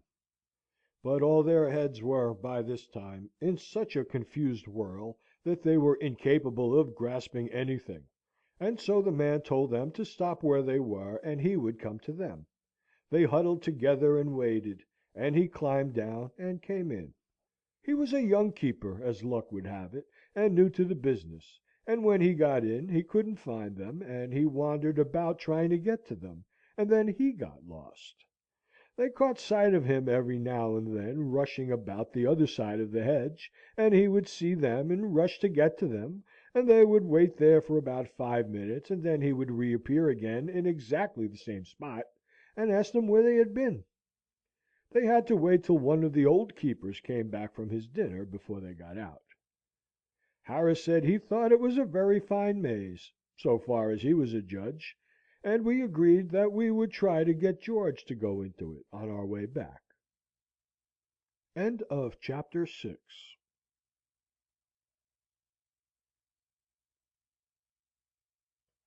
Three Men in a Boat, to say nothing of the Dog, by Jerome K. Jerome. Chapter 7. The river in its Sunday garb. Dress on the river. A chance for the men. Absence of taste in Harris. George's blazer. A day with the fashion plate young lady. Mrs. Thomas's tomb. The man who loves not graves and coffins and skulls. Harris mad. His views on George and banks and lemonade. He performs tricks. It was while passing through Molesey Lock that Harris told me about his maze experience. It took us some time to pass through, as we were the only boat, and it is a big lock. I don't think I ever remember to have seen Molesey Lock before with only one boat in it. It is, I suppose, Bolter's not even excepted, the busiest lock on the river. I have stood and watched it sometimes, when you could not see any water at all, but only a brilliant tangle of bright blazers, and gay caps, and saucy hats, and many-coloured parasols, and silken rugs, and cloaks, and streaming ribbons, and dainty whites. When looking down into the lock from the quay, you might fancy it was a huge box into which flowers of every hue and shade had been thrown pell-mell, and lay piled up in a rainbow heap that covered every corner. On a fine Sunday it presents this appearance nearly all day long, while up the stream and down the stream lie, waiting their turn, outside the gates, long lines of still more boats, and boats are drawing near and passing away, so that the sunny river, from the Palace up to Hampton Church, is dotted and decked with yellow and blue and orange, and white and red and pink. All the inhabitants of Hampton and Molesey dress themselves up in boating costume, and come and mooch round the lock with their dogs, and flirt, and smoke, and watch the boats; and all together, what with the caps and jackets of the men, the pretty coloured dresses of the women, the excited dogs, the moving boats, the white sails, the pleasant landscape, and the sparkling water, it is one of the gayest sights I know of near this dull old London town. The river affords a good opportunity for dress. For once, in a way, we men are able to show our taste in colours, and I think we come out very natty, if you ask me. I always like a little red in my things, red and black. You know my hair is a sort of golden brown, rather a pretty shade, I have been told, and a dark red matches it beautifully; and then I always think a light blue necktie goes so well with it, and a pair of those Russian leather shoes, and a red silk handkerchief round the waist. A handkerchief looks so much better than a belt. Harris always keeps to shades or mixtures of orange or yellow, but I don't think he is at all wise in this. His complexion is too dark for yellows.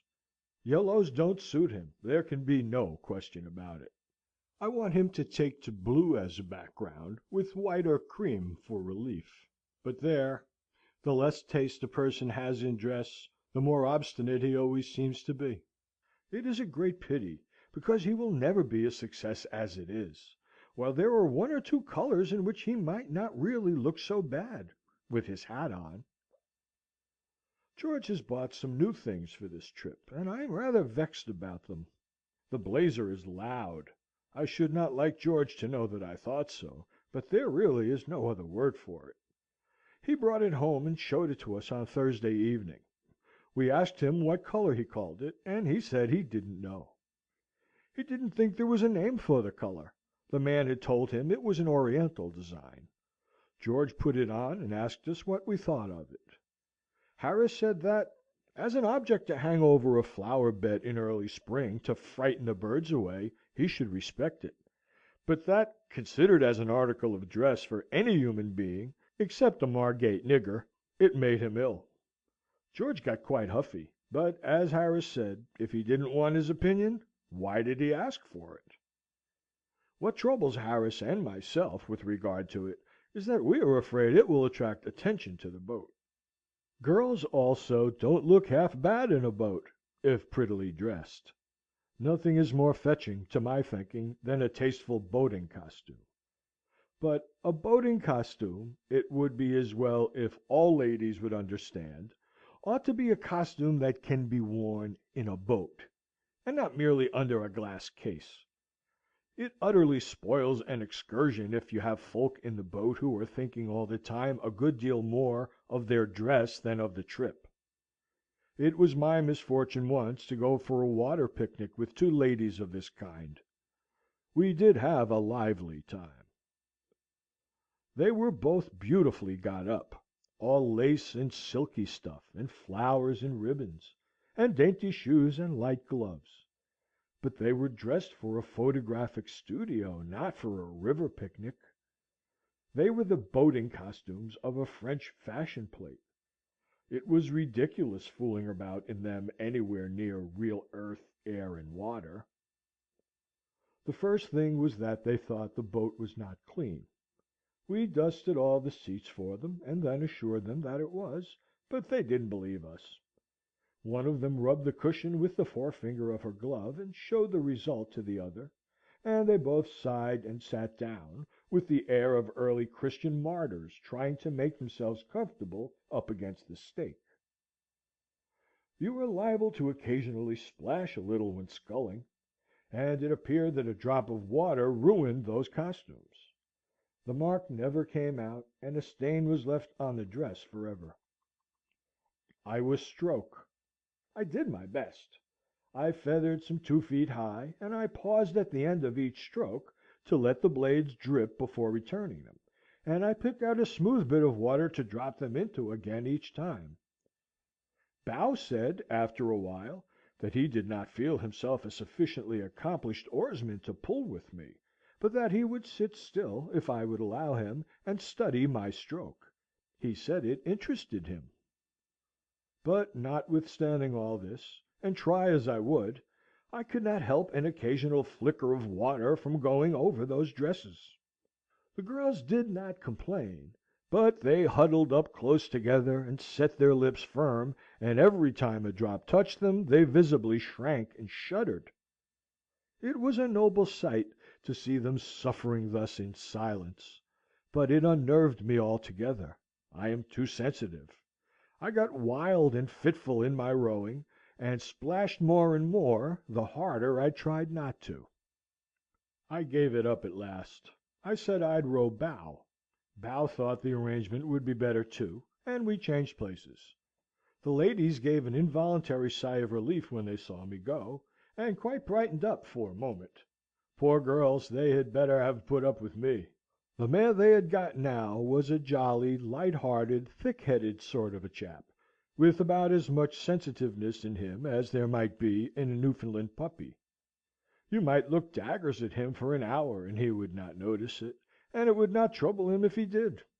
He set a good, rollicking, dashing stroke that sent the spray playing all over the boat like a fountain, and made the whole crowd sit up straight in no time.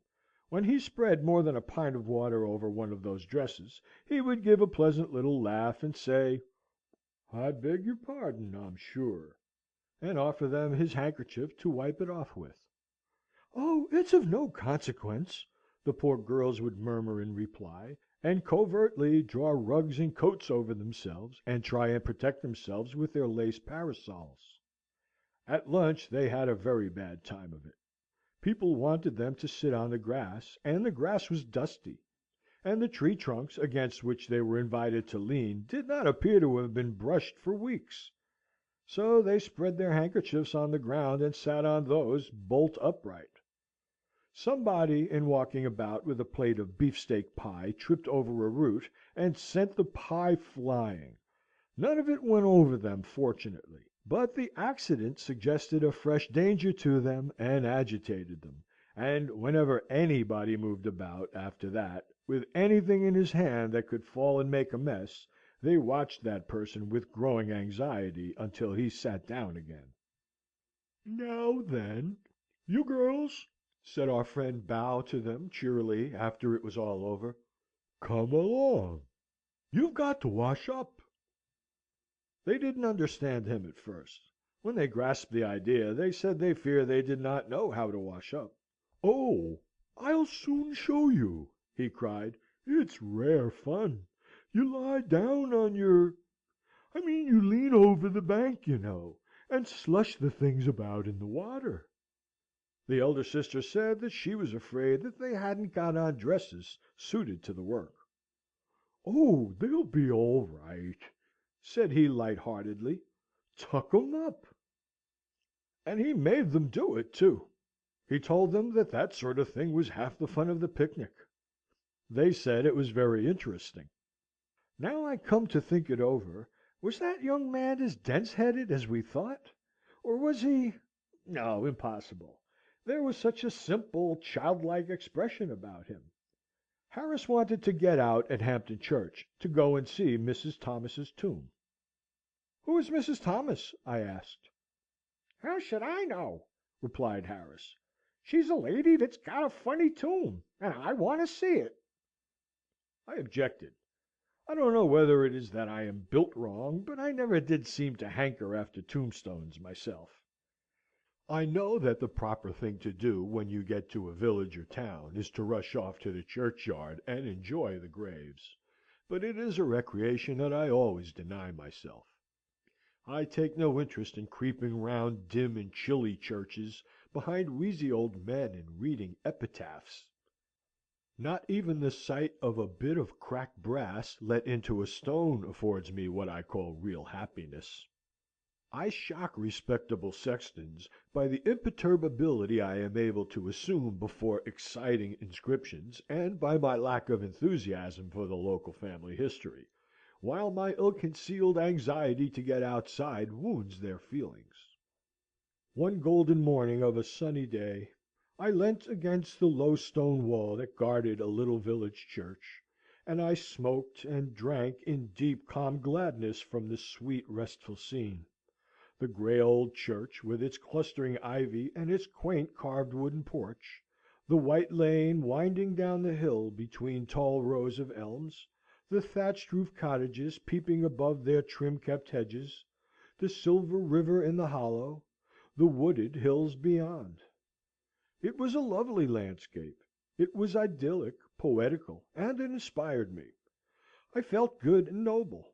I felt I didn't want to be sinful and wicked any more. I would come and live here, and never do any more wrong, and lead a blameless, beautiful life, and have silver hair when I got old, and all that sort of thing. In that moment I forgave all my friends and relations for their wickedness and cussedness, and I blessed them. They did not know that I blessed them. They went their abandoned way, all unconscious of what I, far away in that peaceful village, was doing for them. But I did it, and I wished that I could let them know that I had done it, because I wanted to make them happy. I was going on, thinking away all these grand tender thoughts, when my reverie was broken in upon by a shrill piping voice, crying out, All right, sir. I'm a-comin'. I'm a-comin'. It's all right, sir. Don't you be in a hurry. I looked up and saw an old bald-headed man hobbling across the churchyard towards me, carrying a huge bunch of keys in his hand that shook and jingled at every step. I motioned him away with silent dignity, but he still advanced, screeching out the while, I'm a-comin', sir. I'm a-comin'. I'm a little lame. I ain't as spry as I used to be. This way, sir. Go away, you miserable old man, I said. I've come as soon as I could, sir, he replied. My missus never see you till just this minute. You follow me, sir. Go away, I repeated. Leave me alone before I get over the wall and slay you. He seemed surprised. Don't you want to see the tombs? He said. No, I answered, I don't. I want to stop here leaning up against this gritty old wall. Go away and don't disturb me. I am chock full of beautiful and noble thoughts, and I want to stop like it, because it feels nice and good. Don't you come fooling about making me mad, chivying away all my better feelings with this silly tombstone nonsense of yours. Go away and get somebody to bury you cheap, and I'll pay half the expense. He was bewildered for a moment. He rubbed his eyes and looked hard at me. I seemed human enough on the outside. He couldn't make it out. He said, You's a stranger in these parts? You don't live here? No, I said, I don't. You wouldn't if I did. Well, then, he said, you want to see the tombs. Graves. Folks been buried, you know. Coffins. You are an untruther, I replied, getting roused. I do not want to see tombs. Not your tombs. Why should I? We have graves of our own, our family has. Why, my Uncle Podger has a tomb in Kensal Green Cemetery that is the pride of all that countryside, and my grandfather's vault at Bow is capable of accommodating 8 visitors, while my great Aunt Susan has a brick grave in Finchley churchyard, with a headstone with a coffee-pot sort of thing in bas relief upon it, and a 6-inch best white stone coping all the way round that cost pounds. When I want graves, it is to those places that I go and revel. I do not want other folks. When you yourself are buried, I will come and see yours. That is all I can do for you. He burst into tears. He said that one of the tombs had a bit of stone upon the top of it that had been said by some to be probably part of the remains of the figure of a man, and that another had some words carved upon it that nobody had ever been able to decipher. I still remained obdurate, and in broken-hearted tones he said, Well, won't you come and see the memorial window? I would not even see that. So he fired his last shot. He drew near and whispered hoarsely. "I've got a couple of skulls down in the crypt," he said. "Come and see those. Oh, do come and see the skulls. You are a young man out for a holiday, and you want to enjoy yourself. Come and see the skulls." Then I turned and fled, and as I sped I heard him calling to me, "Oh, come and see the skulls! Come back and see the skulls!" Harris, however, revels in tombs and graves and epitaphs and monumental inscriptions, and the thought of not seeing Mrs. Thomas's grave made him crazy. He said he had looked forward to seeing Mrs. Thomas's grave from the first moment that the trip was proposed. Said he wouldn't have joined if it hadn't been for the idea of seeing Mrs. Thomas's tomb. I reminded him of George, and how we had to get the boat up to Shepperton by 5 o'clock to meet him, and then he went for George. Why was George to fool about all day, and leave us to lug this lumbering old top-heavy barge up and down the river by ourselves to meet him? Why couldn't George come and do some work? Why couldn't he have gotten the day off and come down with us? Bank be blowed! What good was he at the bank? "I never see him doing any work there," continued Harris. "Whenever I go in, he sits behind a bit of glass all day, trying to look as if he was doing something. What's the good of a man behind a bit of glass? I have to work for my living. Why can't he work?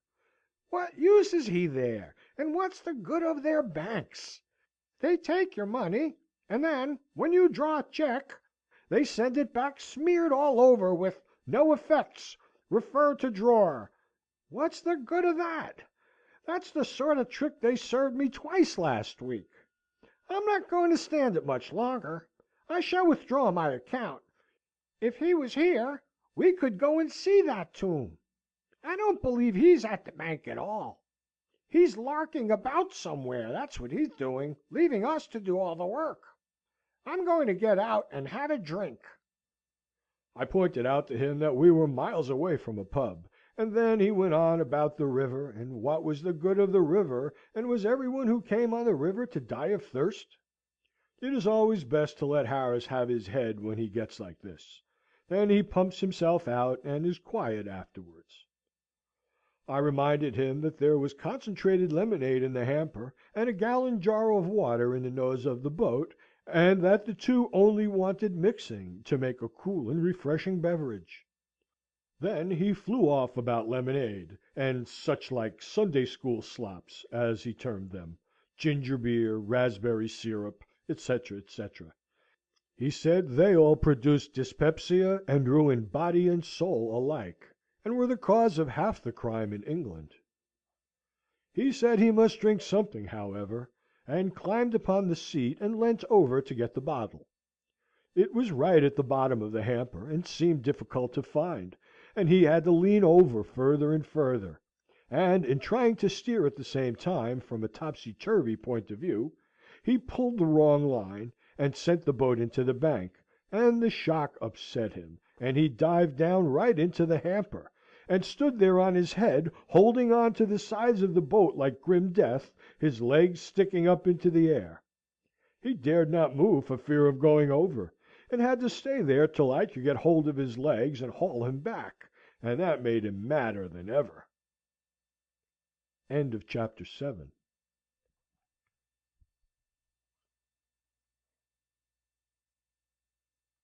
Three Men in a Boat, to say nothing of the Dog, by Jerome K. Jerome. Chapter 8. Blackmailing. The proper course to pursue. Selfish boorishness of riverside landowner. Notice boards. Unchristian-like feelings of Harris. How Harris sings a comic song. A high-class party. Shameful conduct of two abandoned young men. Some useless information. George buys a banjo. We stopped under the willows by Kempton Park and lunched. It is a pretty little spot there, a pleasant grass plateau running along by the water's edge, and overhung by willows. We had just commenced the third course, the bread and jam, when a gentleman in shirt sleeves and a short pipe came along, and wanted to know if we knew that we were trespassing. We said we hadn't given the matter sufficient consideration as yet to enable us to arrive at a definite conclusion on that point, but that if he assured us on his word as a gentleman that we were trespassing, we would, without further hesitation, believe it. He gave us the required assurance, and we thanked him, but he still hung about and seemed to be dissatisfied. So we asked him if there was anything further that we could do for him, and Harris, who was of a chummy disposition, offered him a bit of bread and jam. I fancy he must have belonged to some society sworn to abstain from bread and jam, for he declined it quite gruffly, as if he were vexed at being tempted with it, and he added that it was his duty to turn us off. Harris said that if it was a duty it ought to be done, and asked the man what was his idea with regard to the best means for accomplishing it. Harris is what you would call a well-made man of about No. 1 size, and looks hard and bony, and the man measured him up and down, and said he would go and consult his master, and then come back and chuck us both into the river. Of course we never saw him any more, and of course all he really wanted was a shilling. There are a certain number of riverside roughs who make quite an income during the summer by slouching about the banks and blackmailing weak-minded noodles in this way. They represent themselves as sent by the proprietor. The proper course to pursue is to offer your name and address, and leave the owner, if he really has anything to do with the matter, to summon you and prove what damage you have done to his land by sitting down on a bit of it. But the majority of people are so intensely lazy and timid that they prefer to encourage the imposition by giving in to it rather than put an end to it by the exertion of a little firmness. Where it is really the owners that are to blame, they ought to be shown up. The selfishness of the riparian proprietor grows with every year. If these men had their way, they would close the River Thames altogether. They actually do this along the minor tributary streams and in the backwaters. They drive posts into the bed of the stream, and draw chains across from bank to bank, and nail huge notice boards on every tree. The sight of those notice boards rouses every evil instinct in my nature. I feel I want to tear each one down and hammer it over the head of the man who put it up until I have killed him, and then I would bury him and put the board up over the grave as a tombstone. I mentioned these feelings of mine to Harris, and he said he had them worse than that. He said he not only felt he wanted to kill the man who caused the board to be put up, but that he should like to slaughter the whole of his family and all his friends and relations, and then burn down his house. This seemed to me to be going too far, and I said so to Harris, but he answered, "Not a bit of it. Serve 'em all jolly well right, and I'd go and sing comic songs on the ruins." I was vexed to hear Harris go on in this bloodthirsty strain. We never ought to allow our instincts of justice to degenerate into mere vindictiveness. It was a long while before I could get Harris to take a more Christian view of the subject, but I succeeded at last, and he promised me that he would spare the friends and relations at all events, and would not sing comic songs on the ruins. You have never heard Harris sing a comic song, or you would understand the service I had rendered to mankind. It is one of Harris's fixed ideas that he can sing a comic song. The fixed idea, on the contrary, among those of Harris's friends who have heard him try, is that he can't, and never will be able to, and that he ought not to be allowed to try. When Harris is at a party and is asked to sing, he replies, "Well, I can only sing a comic song, you know," and he says it in a tone that implies that his singing of that, however, is a thing that you ought to hear once and then die. "Oh, that is nice," says the hostess. "Do sing one, Mr. Harris." And Harris gets up and makes for the piano with the beaming cheeriness of a generous-minded man who is just about to give somebody something. "Now, silence, please, everybody," says the hostess, turning round. "Mr. Harris is going to sing a comic song." "Oh, how jolly!" they murmur, and they hurry in from the conservatory, and come up from the stairs, and go and fetch each other from all over the house, and crowd into the drawing-room, and sit round, all smirking in anticipation. Then Harris begins. Well, you don't look for much of a voice in a comic song. You don't expect correct phrasing or vocalization. You don't mind if a man does find out when in the middle of a note that he is too high and comes down with a jerk.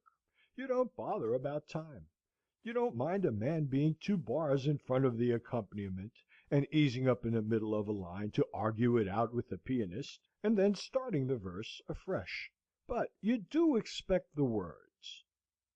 You don't expect a man to never remember more than the first 3 lines of the first verse, and to keep on repeating these until it is time to begin the chorus. You don't expect a man to break off in the middle of a line and snigger, and say it's very funny, but he's blessed if he can think of the rest of it, and then try to make it up for himself, and afterwards suddenly recollect it when he has got to an entirely different part of the song, and break off, without a word of warning, to go back and let you have it then and there. You don't... Well, I will just give you an idea of Harris's comic singing, and then you can judge of it for yourself. Harris, standing up in front of the piano and addressing the expectant mob. I'm afraid it's a very old thing, you know. I expect you all know it, you know. But it's the only thing I know. It's the Judge's Song out of Pinafore. No, I don't mean Pinafore. I mean, you know what I mean, the other thing, you know. You must all join in the chorus, you know. Murmurs of delight and anxiety to join in the chorus. Brilliant performance of prelude to the Judge's Song in Trial by Jury by nervous pianist. Moment arrives for Harris to join in. Harris takes no notice of it. Nervous pianist commences prelude over again, and Harris, commencing singing at the same time, dashes off the first 2 lines of the first Lord's Song out of Pinafore. Nervous pianist tries to push on with prelude, gives it up, and tries to follow Harris with accompaniment to Judge's Song out of Trial by Jury, finds that doesn't answer, and tries to recollect what he is doing, and where he is, feels his mind giving way, and stops short. Harris, with kindly encouragement. It's all right. You're doing it very well indeed. Go on. Nervous pianist. I'm afraid there's a mistake somewhere. What are you singing? Harris promptly. Why, the Judge's Song out of Trial by Jury. Don't you know it? Some friend of Harris's, from the back of the room. No, you're not, you chucklehead. You're singing the Admiral's Song from Pinafore. Long argument between Harris and Harris's friend as to what Harris is really singing. Friend finally suggests that it doesn't matter what Harris is singing, so long as Harris gets on and sings it. And Harris, with an evident sense of injustice rankling inside him, requests pianist to begin again. Pianist, thereupon, starts prelude to the Admiral's Song, and Harris, seizing what he considers to be a favourable opening in the music, begins. Harris. When I was young and called to the bar. General roar of laughter, taken by Harris as a compliment. Pianist, thinking of his wife and family, gives up the unequal contest and retires, his place being taken by a stronger nerved man. The new pianist, cheerily. Now then, old man, you start off and I'll follow. We won't bother about any prelude. Harris, upon whom the explanation of matters has slowly dawned, laughing.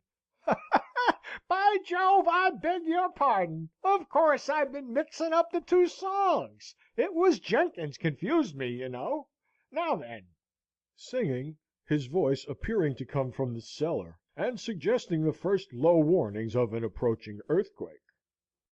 When I was young, I served a term as office boy to an attorney's firm.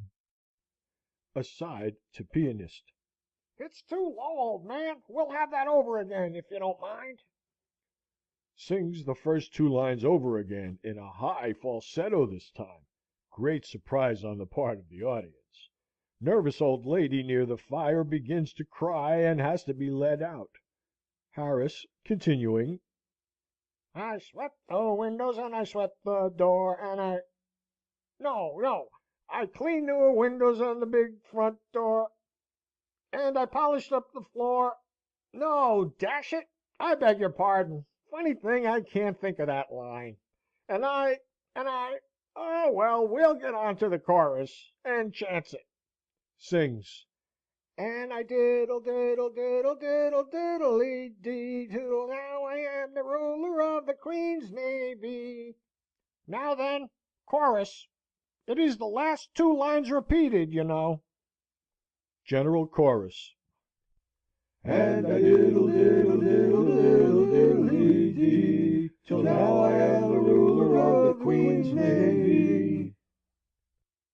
And Harris never sees what an ass he is making of himself, and how he is annoying a lot of people who never did him any harm.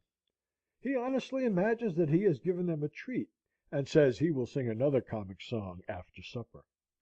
Speaking of comic songs and parties reminds me of a rather curious incident at which I once assisted, which, as it throws much light upon the inner mental working of human nature in general, ought, I think, to be recorded in these pages. We were a fashionable and highly cultured party. We had on our best clothes, and we talked pretty, and were very happy, all except two young fellows, students just returned from Germany, commonplace young men, who seemed restless and uncomfortable, as if they found the proceedings slow. The truth was, we were too clever for them. Our brilliant but polished conversation and our high-class tastes were beyond them. They were out of place among us. They never ought to have been there at all. Everybody agreed upon that later on. We played morceau from the old German masters. We discussed philosophy and ethics. We flirted with graceful dignity. We were even humorous, in a high-class way. Somebody recited a French poem after supper, and we said it was beautiful. And then a lady sang a sentimental ballad in Spanish, and it made one or two of us weep, it was so pathetic. And then those two young men got up and asked us if we had ever heard Herr Slossenbaschen, who had just arrived and was then down in the supper-room, sing his great German comic song. None of us had heard it, that we could remember. The young men said it was the funniest song that had ever been written, and that, if we liked, they would get Herr Slossenbaschen, whom they knew very well, to sing it. They said it was so funny, that when Herr Slossenbaschen had sung it once before the German Emperor, he, the German Emperor, had had to be carried off to bed. They said nobody could sing it like Herr Slossenbaschen. He was so intensely serious all through it, that you might fancy he was reciting a tragedy, and that, of course, made it all the funnier. They said he never once suggested by his tone or manner that he was singing anything funny. That would spoil it. It was his air of seriousness, almost of pathos, that made it so irresistibly amusing. We said we yearned to hear it, that we wanted a good laugh, and they went downstairs and fetched Herr Slossenbaschen. He appeared to be quite pleased to sing it, for he came up at once and sat down to the piano without another word. "Oh, it will amuse you! You will laugh!" whispered the two young men, as they passed through the room and took up an unobtrusive position behind the Professor's back. Herr Slossenbaschen accompanied himself. The prelude did not suggest a comic song exactly. It was a weird, soulful air. It quite made one's flesh creep, but we murmured to one another that it was the German method, and prepared to enjoy it. I don't understand German myself. I learned it at school, but forgot every word of it 2 years after I had left, and have felt much better ever since. Still, I did not want the people there to guess my ignorance, so I hit upon what I thought to be rather a good idea. I kept my eye on the two young students, and followed them. When they tittered, I tittered. When they roared, I roared. And I also threw in a little snigger all by myself now and then, as if I had seen a bit of humour that had escaped the others. I considered this particularly artful on my part. I noticed as the song progressed that a good many other people seemed to have their eye fixed on the two young men, as well as myself. These other people also tittered when the young men tittered, and roared when the young men roared; and as the two young men tittered and roared and exploded with laughter pretty continuously all through the song, it went exceedingly well. And yet that German professor did not seem happy. At first, when we began to laugh, the expression of his face was one of intense surprise, as if laughter were the very last thing he had expected to be greeted with. We thought this very funny. We said his earnest manner was half the humour. The slightest hint on his part that he knew how funny he was would have completely ruined it all. As we continued to laugh, his surprise gave way to an air of annoyance and indignation, and he scowled fiercely round upon us all, except upon the two young men, who, being behind him, he could not see. That sent us into convulsions. We told each other that it would be the death of us, this thing. The words alone, we said, were enough to send us into fits, but, added to his mock seriousness, oh, it was too much! In the last verse he surpassed himself. He glowered round upon us with a look of such concentrated ferocity, that, but for being forewarned as to the German method of comic singing, we should have been nervous; and he threw such a wailing note of agony into the weird music, that if we had not known it was a funny song, we might have wept. He finished amid a perfect shriek of laughter. We said it was the funniest thing we had ever heard in all our lives. We said how strange it was that in the face of things like these there should be a popular notion that the Germans hadn't any sense of humour. And we asked the professor why he didn't translate the song into English, so that the common people could understand it, and hear what a real comic song was like. Then Herr Slossenboschen got up and went on awful. He swore at us in German, which I should judge to be a singularly effective language for that purpose, and he danced and shook his fists, and called us all the English he knew. He said he had never been so insulted in his life. It appeared that the song was not a comic song at all. It was about a young girl who lived in the Hartz Mountains, and who had given up her life to save her lover's soul, and he died and met her spirit in the air. And then, in the last verse, he jilted her spirit, and went on with another spirit. I'm not quite sure of the details, but it was something very sad, I know. Herr Boschen said he had sung it once before the German Emperor, and he, the German Emperor, had sobbed like a little child. He, Herr Boschen, said it was generally acknowledged to be one of the most tragic and pathetic songs in the German language. It was a trying situation for us, very trying. There seemed to be no answer. We looked around for the two young men who had done this thing, but they had left the house in an unostentatious manner immediately after the end of the song. That was the end of that party. I never saw a party break up so quietly and with so little fuss. We never said good night even to one another. We came downstairs one at a time, walking softly, and keeping the shady side. We asked the servant for our hats and coats in whispers, and opened the door for ourselves and slipped out and got round the corner quickly, avoiding each other as much as possible. I have never taken much interest in German songs since then. We reached Sunbury Lock at 3:30. The river is sweetly pretty just there before you come to the gates, and the backwater is charming, but don't attempt to row up it. I tried to do so once. I was sculling, and asked the fellows who were steering if they thought it could be done, and they said, oh yes, they thought so if I pulled hard. We were just under the little footbridge that crosses it between the two weirs, when they said this, and I bent down over the sculls and set myself up and pulled. I pulled splendidly. I got well into a steady rhythmical swing. I put my arms and my legs and my back into it. I set myself a good, quick, dashing stroke, and worked in really grand style. My two friends said it was a pleasure to watch me. At the end of 5 minutes I thought we ought to be pretty near the weir, and I looked up. We were under the bridge in exactly the same spot that we were when I began, and there were these two idiots injuring themselves by violent laughing. I had been grinding away like mad to keep that boat stuck still under that bridge. I let other people pull up backwaters against strong streams now. We sculled up to Walton, a rather large place for a riverside town. As with all riverside places, only the tiniest corner of it comes down to the water, so that from the boat you might fancy it was a village of some half dozen houses, all told. Windsor and Abingdon are the only towns between London and Oxford that you can really see anything of from the stream. All the others hide round corners, and merely peep at the river down one street. My thanks to them for being so considerate, and leaving the river banks to woods and fields and waterworks. Even Reading, though it does its best to spoil and sully and make hideous as much of the river as it can reach, is good-natured enough to keep its ugly face a good deal out of sight. Caesar, of course, had a little place at Walton, a camp or an entrenchment or something of that sort. Caesar was a regular up-river man.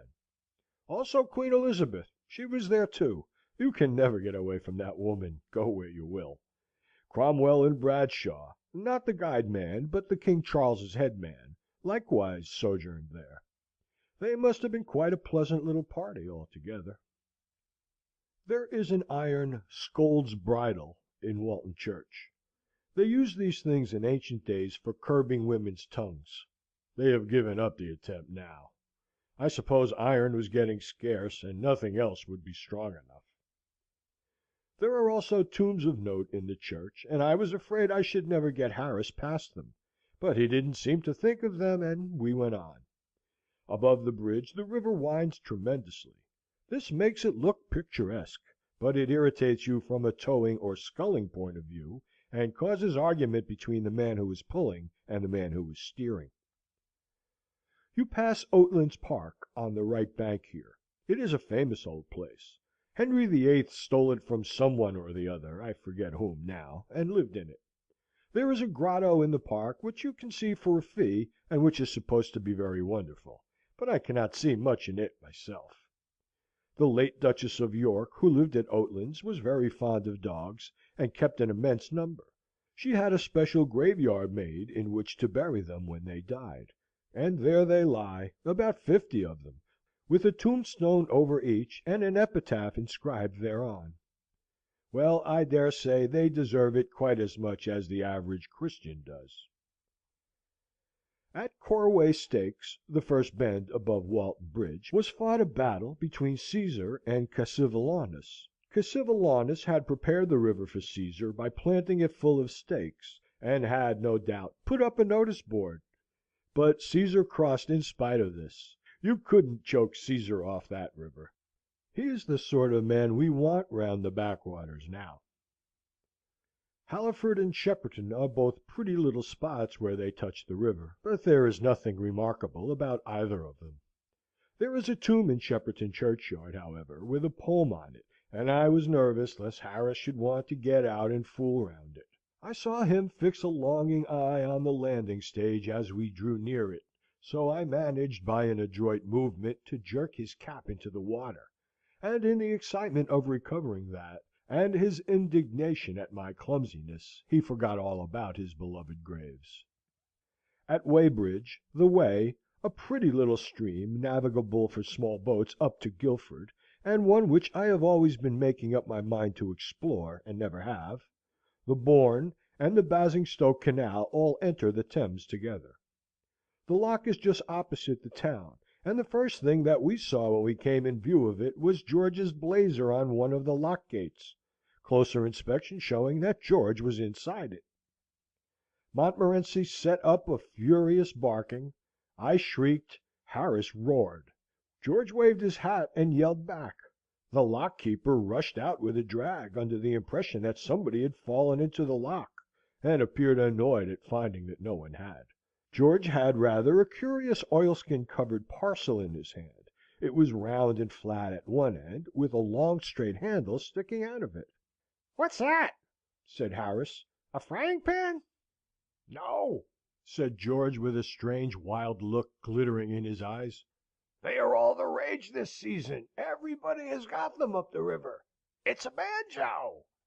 I never knew you played the banjo, cried Harris and I in one breath. Not exactly, replied George.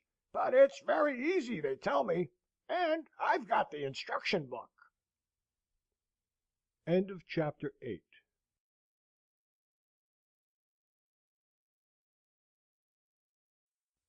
Three Men in a Boat, to say nothing of the Dog, by Jerome K. Jerome. Chapter 9. George is introduced to work. Heathenish instincts of tow lines. Ungrateful conduct of a double sculling skiff. Towers and towed. A use discovered for lovers. Strange disappearance of an elderly lady. Much haste, less speed. Being towed by girls. Exciting sensation. The missing lock or the haunted river. Music. Saved. We made George work now we had got him. He did not want to work, of course, that goes without saying. He had had a hard time in the city, so he explained. Harris, who was callous in his nature, and not prone to pity, said, Ah, and now you are going to have a hard time on the river for a change. Change is good for everyone. Out you get. He could not in conscience, not even George's conscience, object, though he did suggest that perhaps it would be better for him to stop in the boat and get tea ready while Harris and I towed, because getting tea was such a worrying work, and Harris and I looked tired. The only reply we made to this, however, was to pass him over the tow line, and he took it and stepped out. There is something very strange and unaccountable about a tow line. You roll it up with as much patience and care as you would take to fold up a new pair of trousers, and 5 minutes afterwards, when you pick it up, it is one ghastly, soul-revolting tangle.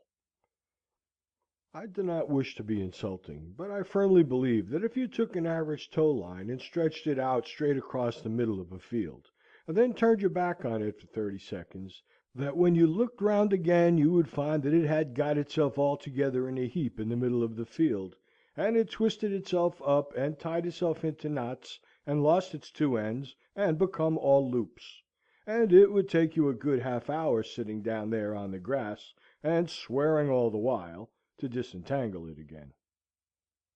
That is my opinion of tow lines in general. Of course there may be honourable exceptions. I do not say that there are not.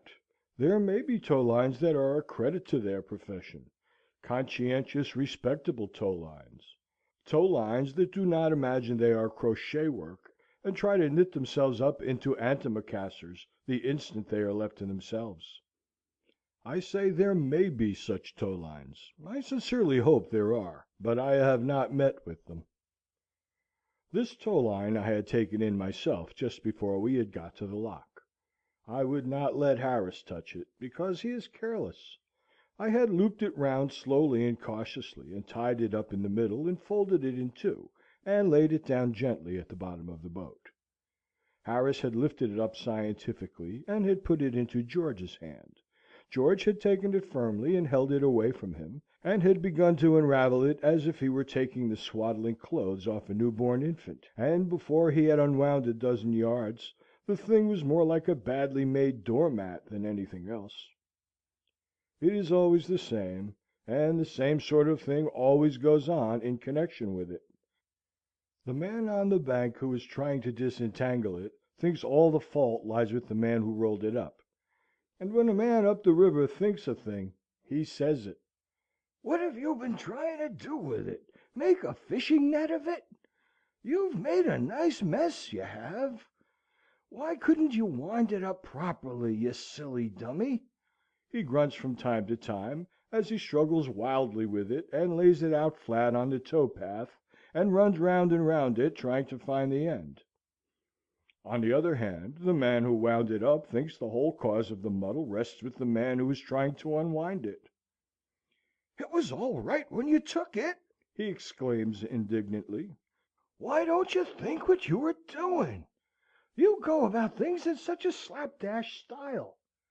You'd get a scaffolding pole entangled. You would." And they feel so angry with one another that they would like to hang each other with the thing. 10 minutes go by, and the first man gives a yell and goes mad, and dances on the rope, and tries to pull it straight by seizing hold of the first piece that comes to his hand and hauling at it. Of course, this only gets it into a tighter tangle than ever. Then the second man climbs out of the boat and comes to help him, and they get in each other's way and hinder one another. They both get hold of the same bit of line and pull at it in opposite directions, and wonder where it is caught. In the end they do get it clear, and then turn round and find that the boat has drifted off, and is making straight for the weir. This really happened once to my own knowledge. It was up by Bovany one rather windy morning. We were pulling down stream, and as we came round the bend we noticed a couple of men on the bank. They were looking at each other with as bewildered and helplessly miserable expressions as I have ever witnessed on any human countenance, before or since, and they held a long tow line between them. It was clear that something had happened, so we eased up and asked them what was the matter. "Why, our boat's gone off!" they replied in an indignant tone. "We just got out to disentangle the tow line, and when we looked round it was gone." And they seemed hurt at what they evidently regarded as a mean and ungrateful act on the part of the boat. We found the truant for them half a mile further down, held by some rushes, and we brought it back to them. I bet they did not give that boat another chance for a week. I shall never forget the picture of those two men walking up and down the bank with a tow line, looking for their boat. One sees a good many funny incidents up the river in connection with towing. One of the most common is the sight of a couple of towers walking briskly along, deep in animated discussion, while the man in the boat 100 yards behind them is vainly shrieking to them to stop, and making frantic signs of distress with his scull. Something has gone wrong. The rudder has come off, or the boat hook has slipped overboard, or his hat has dropped into the water and is floating rapidly downstream. He calls to them to stop, quite gently and politely at first. "Hi! Stop a minute, will you?" he shouts cheerily. "I've dropped my hat overboard." Then, "Hi, Tom, Dick, can't you hear?" Not quite so affably this time. Then, "Hi! Confound you, you dunderheaded idiots! Hi! Stop! Oh, you!" After that he springs up and dances about, and roars himself red in the face, and curses everything he knows. And the small boys on the bank stop and jeer at him, and pitch stones at him as he is pulled along past them at the rate of 4 miles an hour, and can't get out. Much of this sort of trouble would be saved if those who are towing would keep remembering that they are towing, and give a pretty frequent look round to see how their man is getting on. It is best to let one person tow. When two are doing it, they get chattering and forget, and the boat itself, offering as it does but little resistance, is of no real service in reminding them of the fact. As an example of how utterly oblivious a pair of towers can be to their work, George told us later on in the evening, when we were discussing the subject after supper, of a very curious instance. He and 3 other men, so he said, were sculling a very heavily laden boat up from Maidenhead one evening, and a little above Cockham Lock they noticed a fellow and a girl walking along the tow path, both deep in an apparently interesting and absorbing conversation. They were carrying a boat hook between them, and attached to the boat hook was a tow line which trailed behind them, its end in the water. No boat was near. No boat was in sight. There must have been a boat attached to that tow line at some time or other, that was certain. But what had become of it, what ghastly fate had overtaken it and those who had been left in it, was buried in mystery. Whatever the accident may have been, however, it had in no way disturbed the young lady and gentleman who were towing. They had the boat hook, and they had the line, and that seemed to be all that they thought necessary to their work. George was about to call out and wake them up, but at that moment a bright idea flashed across him, and he didn't. He got the hitcher instead, and reached over and drew in the end of the tow line, and they made a loop in it and put it over their mast, and then they tidied up the sculls, and went and sat down in the stern and lit their pipes. And that young man and young woman towed those 4 hulking chaps and a heavy boat up to Marlow. George said he never saw so much thoughtful sadness concentrated into one glance before, as when at the lock that young couple grasped the idea that for the last 2 miles they had been towing the wrong boat. George fancied that, if it had not been for the restraining influence of the sweet woman at his side, the young man might have given way to violent language. The maiden was the first to recover from her surprise, and when she did she clasped her hands, and said wildly, "Oh, Henry, then where is Aunty?" "Did they ever recover the old lady?" asked Harris. George replied he did not know. Another example of the dangerous want of sympathy between tower and towed was witnessed by George and myself once up near Walton. It was where the towpath shelves gently down into the water, and we were camping on the opposite bank, noticing things in general. By and by a small boat came in sight, towed through the water at a tremendous pace by a powerful barge horse, on which sat a very small boy. Scattered about the boat, in dreary and reposeful attitudes, lay 5 fellows, the man who was steering having a particularly restful appearance. "I should like to see him pull the wrong line," murmured George as they passed, and at that precise moment the man did it, and the boat rushed up the bank with a noise like the ripping up of 40,000 linen sheets.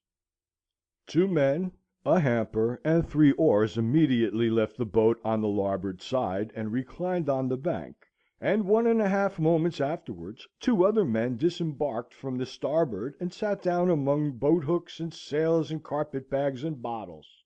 The last man went on 20 yards further, and then got out on his head. This seemed to sort of lighten the boat, and it went on much easier, the small boy shouting at the top of his voice, and urging his steed into a gallop. The fellows sat up and stared at one another. It was some seconds before they realized what had happened to them, but when they did, they began to shout lustily for the boy to stop. He, however, was too much occupied with the horse to hear them, and we watched them flying after him until the distance hid them from view. I cannot say I was sorry at their mishap. Indeed, I only wish that all the young fools who have their boats towed in this fashion, and plenty do, could meet with similar misfortunes. Besides the risk they run themselves, they become a danger and an annoyance to every other boat they pass. Going at the pace they do, it is impossible for them to get out of anybody else's way, or for anybody else to get out of theirs. Their line gets hitched across your mast and overturns you, or it catches somebody in the boat and either throws them into the water or cuts their face open. The best plan is to stand your ground and be prepared to keep them off with the butt end of a mast. Of all experiences in connection with towing, the most exciting is being towed by girls. It is a sensation that nobody ought to miss. It takes 3 girls to tow always. 2 hold the rope, and the other one runs round and round and giggles. They generally begin by getting themselves tied up. They get the line round their legs, and have to sit down on the path and undo each other, and then they twist it round their necks, and are nearly strangled. They fix it straight, however, at last, and start off at a run, pulling the boat along at quite a dangerous pace. At the end of 100 yards they are naturally breathless, and suddenly stop, and all sit down on the grass and laugh, and your boat drifts out to midstream and turns round, before you know what has happened, or can get hold of a scull. Then they stand up, and are surprised. "Oh, look!" they say, "he's gone right out into the middle!" They pull on pretty steadily for a bit after this, and then it all at once occurs to one of them that she will pin up her frock, and they ease up for the purpose, and the boat runs aground. You jump up and push it off, and you shout to them not to stop. "Yes, what's the matter?" they shout back. "Don't stop," you roar. "Don't what?" "Don't stop. Go on, go on." "Go back, Emily, and see what it is they want," says one, and Emily comes back and asks what it is. "What do you want?" she says. "Anything happened?" "No," you reply. "It's all right. Only go on, don't stop." "Why not?" "Why, we can't steer if you keep stopping. You must keep some way on the boat." "Keep some what?" Some way. You must keep the boat moving." "Oh, all right. I'll tell 'em. Are we doing it all right?" "Oh yes, very nicely indeed. Only don't stop." "It doesn't seem difficult at all. I thought it was so hard." "Oh no, it's simple enough. You want to keep on steady at it, that's all." "I see. Give me out my red shawl. It's under the cushion." You find the shawl and hand it out, and by this time another one has come back, and thinks she will have hers too, and they take Mary's on chance, and Mary does not want it, so they bring it back, and have a pocket comb instead. It is about 20 minutes before they get off again, and at the next corner they see a cow, and you have to leave the boat to chivvy the cow out of the way. There is never a dull moment in the boat while girls are towing it. George got the line right after a while, and towed us steadily on to Penton Hook. There we discussed the important question of camping. We had decided to sleep on board that night, and we had either to lay up just about there, or go on past Staines. It seemed early to think about shutting up then, however, with the sun still in the heavens, and we settled to push straight on for Runnymede, 3½ miles further, a quiet, wooded part of the river, and where there is good shelter. We all wished, however, afterward, that we had stopped at Penton Hook. 3 or 4 miles upstream is a trifle early in the morning, but it is a weary pull at the end of a long day. You take no interest in the scenery during these last few miles. You do not chat and laugh. Every half mile you cover seems like 2. You can hardly believe you are only where you are, and you are convinced that the map must be wrong. And when you have trudged along for what seems to you at least 10 miles, and still the lock is not in sight, you begin to seriously fear that somebody must have sneaked it and run off with it. I remember being terribly upset once up the river, in a figurative sense, I mean. I was out with a young lady, cousin on my mother's side, and we were pulling down to Goring. It was rather late, and we were anxious to get in. At least, she was anxious to get in. It was 6:30 when we reached Benson's Lock, and dusk was drawing on, and she began to get excited then. She said she must be in to supper. I said it was a thing I felt I wanted to be in at, too, and I drew out a map I had with me to see exactly how far it was. I saw it was just 1.5 miles to the next lock, Wallingford, and 5 on from there to Cleve.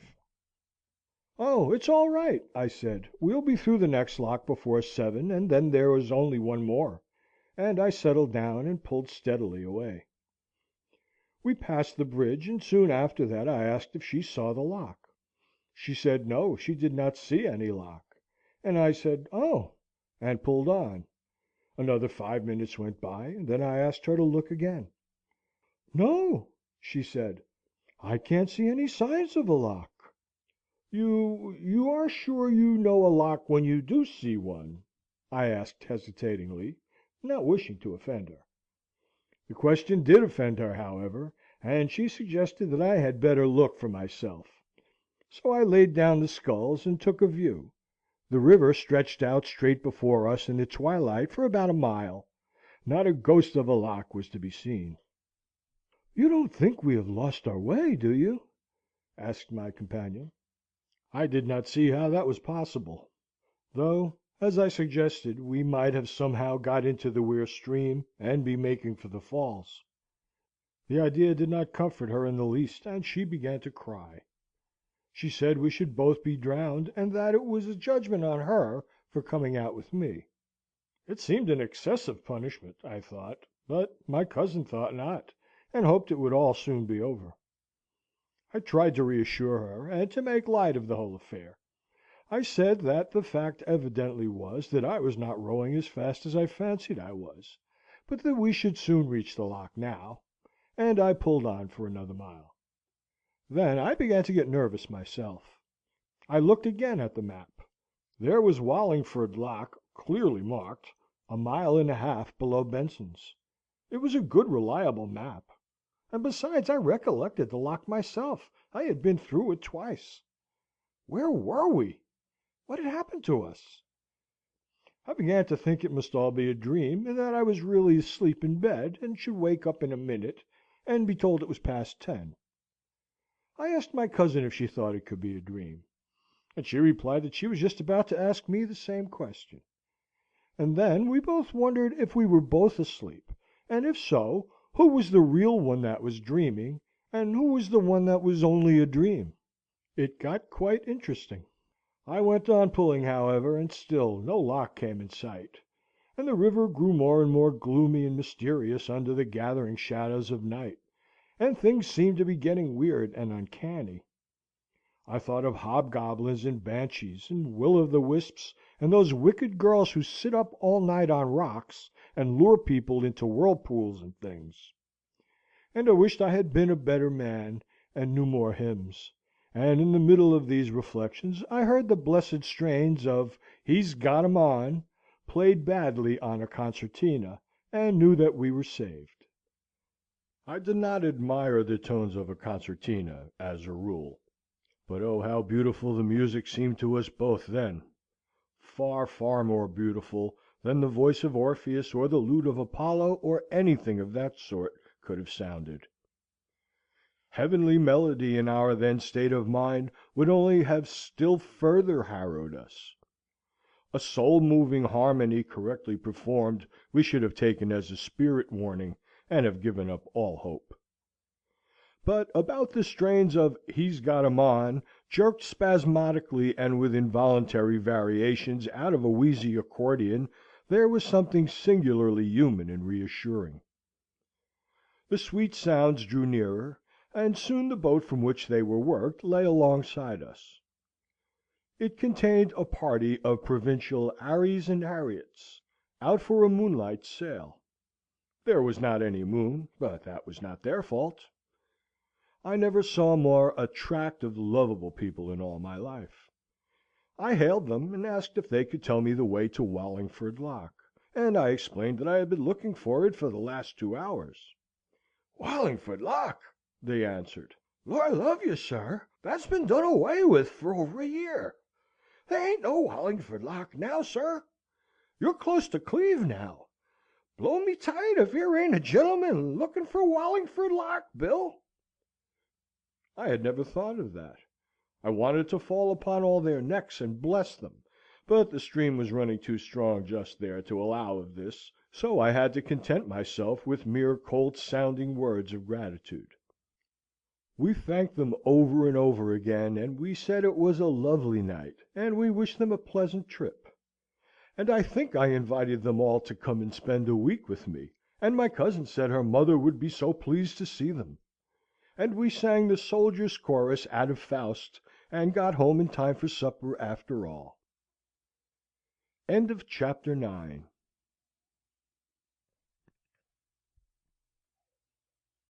Three Men in a Boat, to say nothing of the dog, by Jerome K. Jerome. Chapter 10. Our first night. Under canvas. An appeal for help. Contrariness of tea kettles. How to overcome. Supper. How to feel virtuous. Wanted, a comfortably appointed, well-drained desert island, neighborhood of South Pacific Ocean preferred. Funny thing that happened to George's father. A restless night. Harris and I began to think that Belweir Lock must have been done away with after the same manner. George had towed us up to Staines, and we had taken the boat from there, and it seemed that we were dragging 50 tons after us, and were walking 40 miles. It was 7:30 when we were through, and we all got in and sculled up close to the left bank, looking out for a spot to haul up in. We had originally intended to go on to Magna Carta Island, a sweetly pretty part of the river where it winds through a soft green valley, and to camp in one of the many picturesque inlets to be found round that tiny shore. But somehow we did not feel that we yearned for the picturesque nearly so much now as we had earlier in the day. A bit of water between a coal barge and a gas works would have quite satisfied us for that night. We did not want scenery. We wanted to have our supper and go to bed. However, we did pull up to the point, Picnic Point it is called, and dropped into a very pleasant nook under a great elm tree, to the spreading roots of which we fastened the boat. Then we thought we were going to have supper. We had dispensed with tea, so as to save time. But George said no, that we had better get the canvas up first before it got quite dark, and while we could see what we were doing. Then he said all our work would be done, and we could sit down to eat with an easy mind. That canvas wanted more putting up than I think any of us had bargained for. It looked so simple in the abstract. You took 5 iron arches, like gigantic croquet hoops, and fitted them up over the boat, and then stretched the canvas over them and fastened it down. It would take quite 10 minutes, we thought. That was an underestimate. We took up the hoops and began to drop them into the sockets placed for them. You would not imagine this to be dangerous work, but looking back now, the wonder to me is that any of us are alive to tell the tale. They were not hoops, they were demons. First, they would not fit into their sockets at all, and we had to jump on them and kick them and hammer at them with the boat hook; and when they were in, it turned out that they were the wrong hoops for those particular sockets, and they had to come out again. But they would not come out, until 2 of us had gone and struggled with them for 5 minutes, when they would jump up suddenly and try and throw us into the water and drown us. They had hinges in the middle, and when we were not looking they nipped us with these hinges in delicate parts of the body, and while we were wrestling with one side of the hoop, and endeavouring to persuade it to do its duty, the other side would come behind us in a cowardly manner and hit us over the head. We got them fixed at last, and then all that was to be done was to arrange the covering over them. George unrolled it, and fastened one end over the nose of the boat. Harris stood in the middle to take it from George and roll it on to me, and I kept by the stern to receive it. It was a long time coming down to me. George did his part all right, but it was new work to Harris, and he bungled it. How he managed it I do not know, he could not explain himself; but by some mysterious process or other he succeeded, after 10 minutes of superhuman effort, in getting himself completely rolled up in it. He was so firmly wrapped round and tucked in and folded over that he could not get out.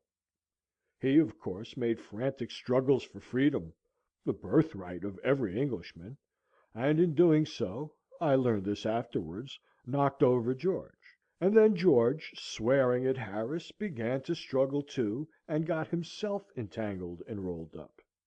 I knew nothing about all this at the time.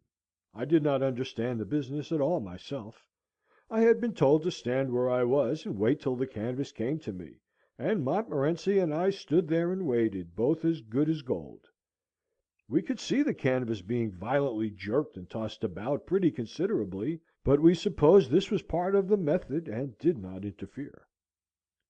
We also heard much smothered language coming from underneath it, and we guessed that they were finding the job rather troublesome, and concluded that we would wait until things had got a little simpler before we joined in. We waited some time, but matters seemed to get only more and more involved, until at last George's head came wriggling out over the side of the boat, and spoke up. It said, "Give us a hand here, can't you cuckoo? Standing there like a stuffed mummy when you see we are both being suffocated, you dummy!" I never could withstand an appeal for help, so I went and undid them, not before it was time either, for Harris was nearly black in the face. It took us half an hour's hard labour after that before it was properly up, and then we cleared the decks and got out supper. We put the kettle on to boil, up in the nose of the boat, and went down to the stern, and pretended to take no notice of it, but set to work to get the other things out. That is the only way to get a kettle to boil up the river. If it sees that you are waiting for it and are anxious, it will never even sing. You have to go away and begin your meal as if you were not going to have any tea at all. You must not even look round at it.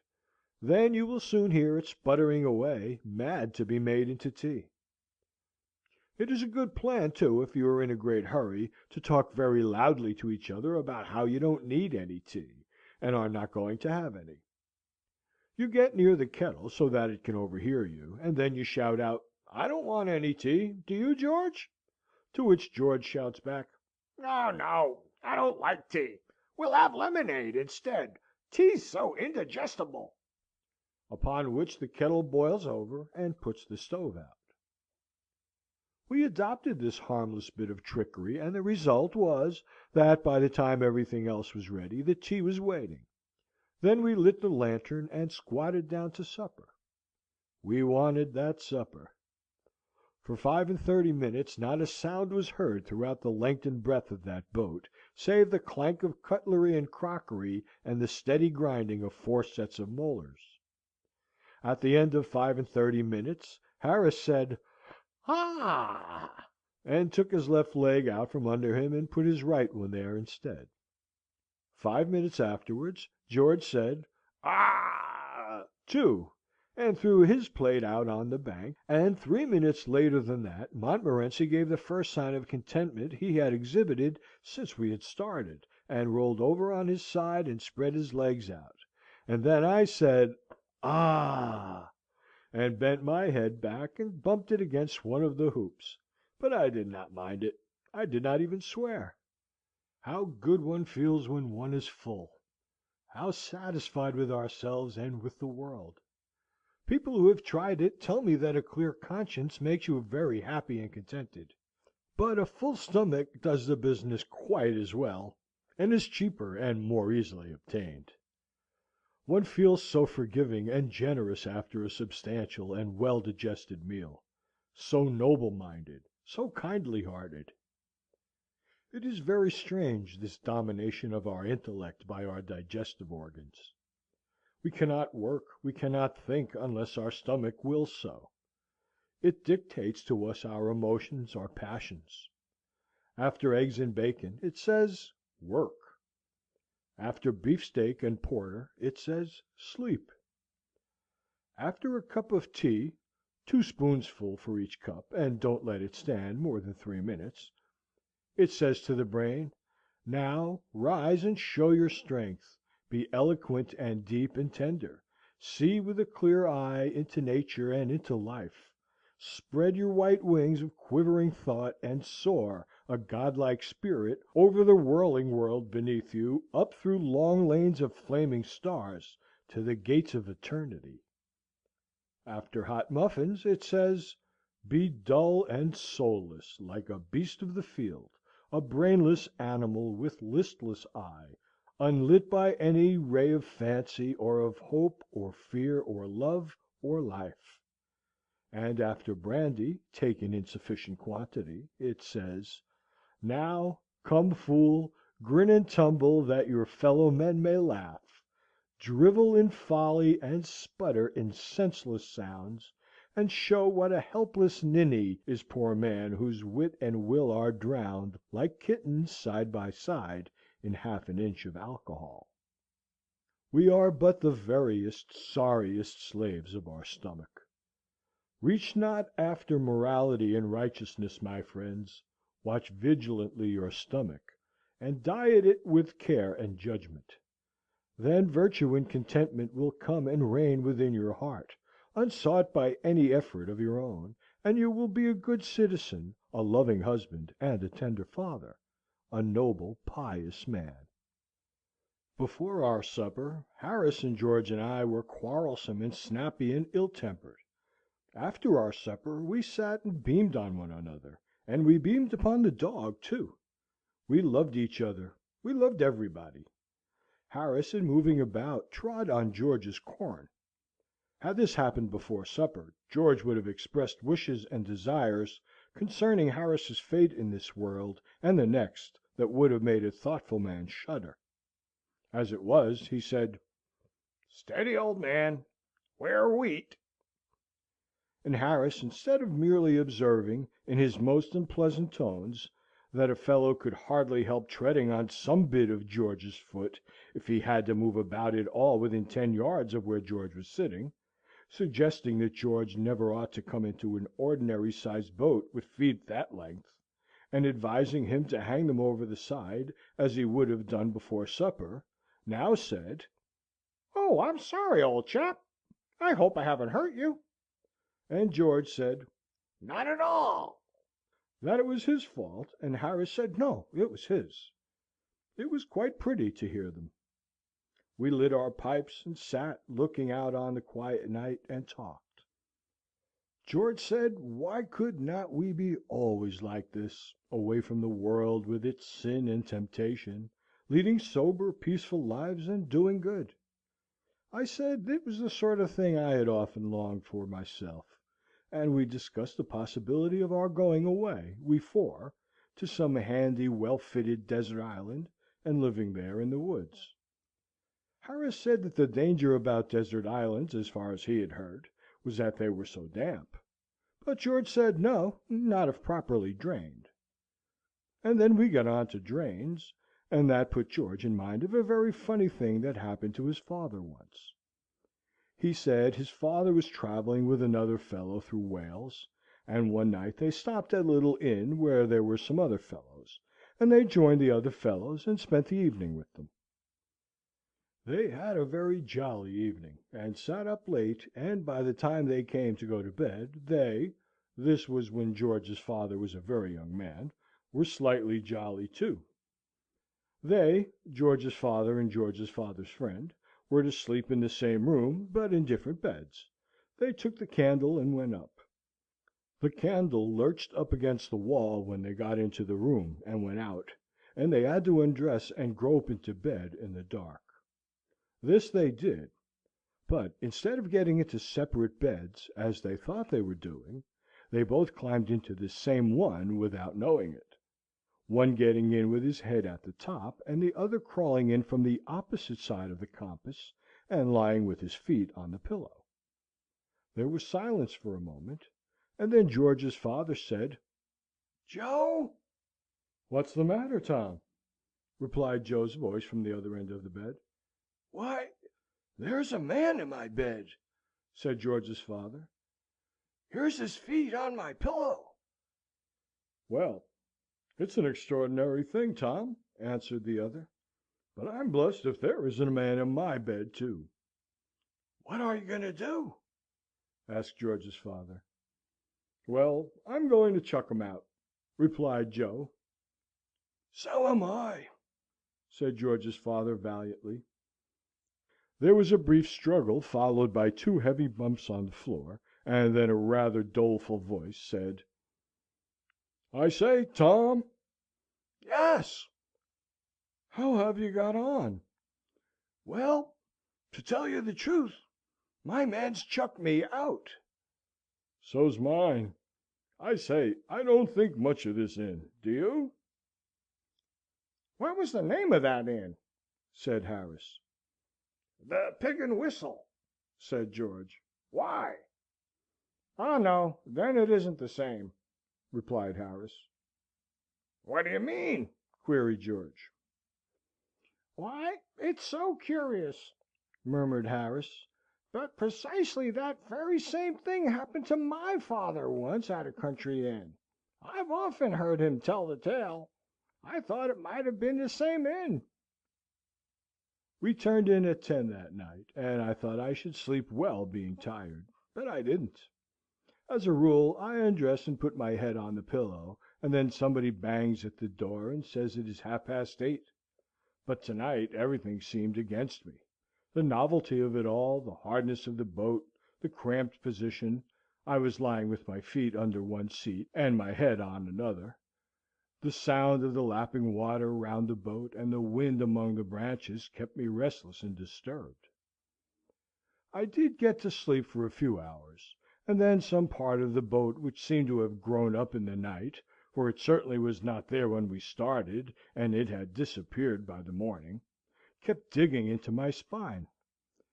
I slept through it for a while, dreaming that I had swallowed a sovereign, and that they were cutting a hole in my back with a gimlet so as to try and get it out. I thought it very unkind of them, and I told them I would owe them the money, and they should have it at the end of the month. But they would not hear of that, and said it would be much better if they had it then, because otherwise the interest would accumulate so. I got quite cross with them after a bit, and told them what I thought of them, and then they gave the gimlet such an excruciating wrench that I woke up. The boat seemed stuffy, and my head ached, so I thought I would step out into the cool night air. I slipped on what clothes I could find about, some of my own and some of George's and Harris's, and crept under the canvas on to the bank. It was a glorious night. The moon had sunk and left the quiet earth alone with the stars. It seemed as if in the silence and the hush, while we, her children, slept, they were talking with her, their sister, conversing of mighty mysteries in voices too vast and deep for childish human ears to catch the sound. They awe us, these strange stars, so cold, so clear. We are as children whose small feet have strayed into some dim-lit temple of the God they have been taught to worship but know not, and standing where the echoing dome spans the long vista of the shadowy light, glance up, half hoping, half afraid, to see some awful vision hovering there. And yet it seems so full of comfort and of strength, the night. In its great presence our small sorrows creep away ashamed. The day has been so full of fret and care, and our hearts have been so full of evil and of bitter thoughts, and the world has seemed so hard and wrong to us. Then night, like some great loving mother, gently lays her hand upon our fevered head, and turns our little tear-stained faces up to hers, and smiles. And though she does not speak, we know what she would say, and lay our hot flushed cheek against her bosom, and the pain is gone. Sometimes our pain is very deep and real, and we stand before her very silent, because there is no language for our pain, only a moan. Night's heart is full of pity for us. She cannot ease our aching. She takes our hand in hers, and the little world grows very small and very far away beneath us, and, borne on her dark wings, we pass for a moment into a mightier presence than her own, and in the wondrous light of that great presence, all human life lies like a book before us, and we know that pain and sorrow are but the angels of God. Only those who have worn the crown of suffering can look upon that wondrous light, and they, when they return, may not speak of it, or tell the mystery they know. Once upon a time, through a strange country, there rode some goodly knights, and their path lay by a deep wood, where tangled briars grew very thick and strong, and tore the flesh of them that lost their way therein. And the leaves of the trees that grew in the wood were very dark and thick, so that no ray of light came through the branches to lighten the gloom and sadness. And as they passed by that dark wood, one knight of those that rode, missing his comrades, wandered far away, and returned to them no more; and they, sorely grieving, rode on without him, mourning him as one dead. Now, when they reached the fair castle towards which they had been journeying, they stayed there many days, and made merry. And one night, as they sat in cheerful ease around the logs that burned in the great hall, and drank a loving measure, there came the comrade they had lost, and greeted them. His clothes were ragged like a beggar's, and many sad wounds were on his sweet flesh, but upon his face there shone a great radiance of deep joy. And they questioned him, asking him what had befallen him. And he told them how in the dark wood he had lost his way, and had wandered many days and nights, till, torn and bleeding, he had laid him down to die.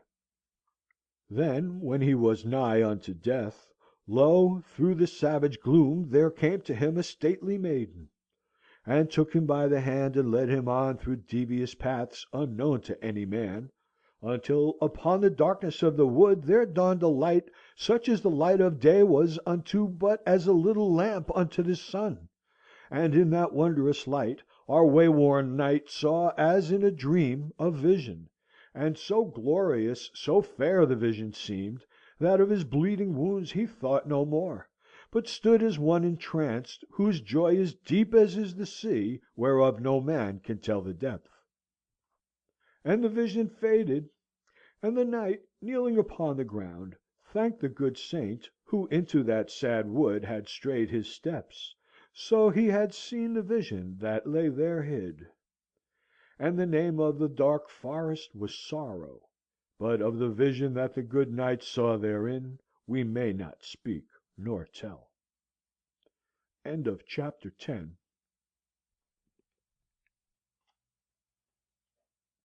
Three Men in a Boat, to say nothing of the Dog, by Jerome K. Jerome.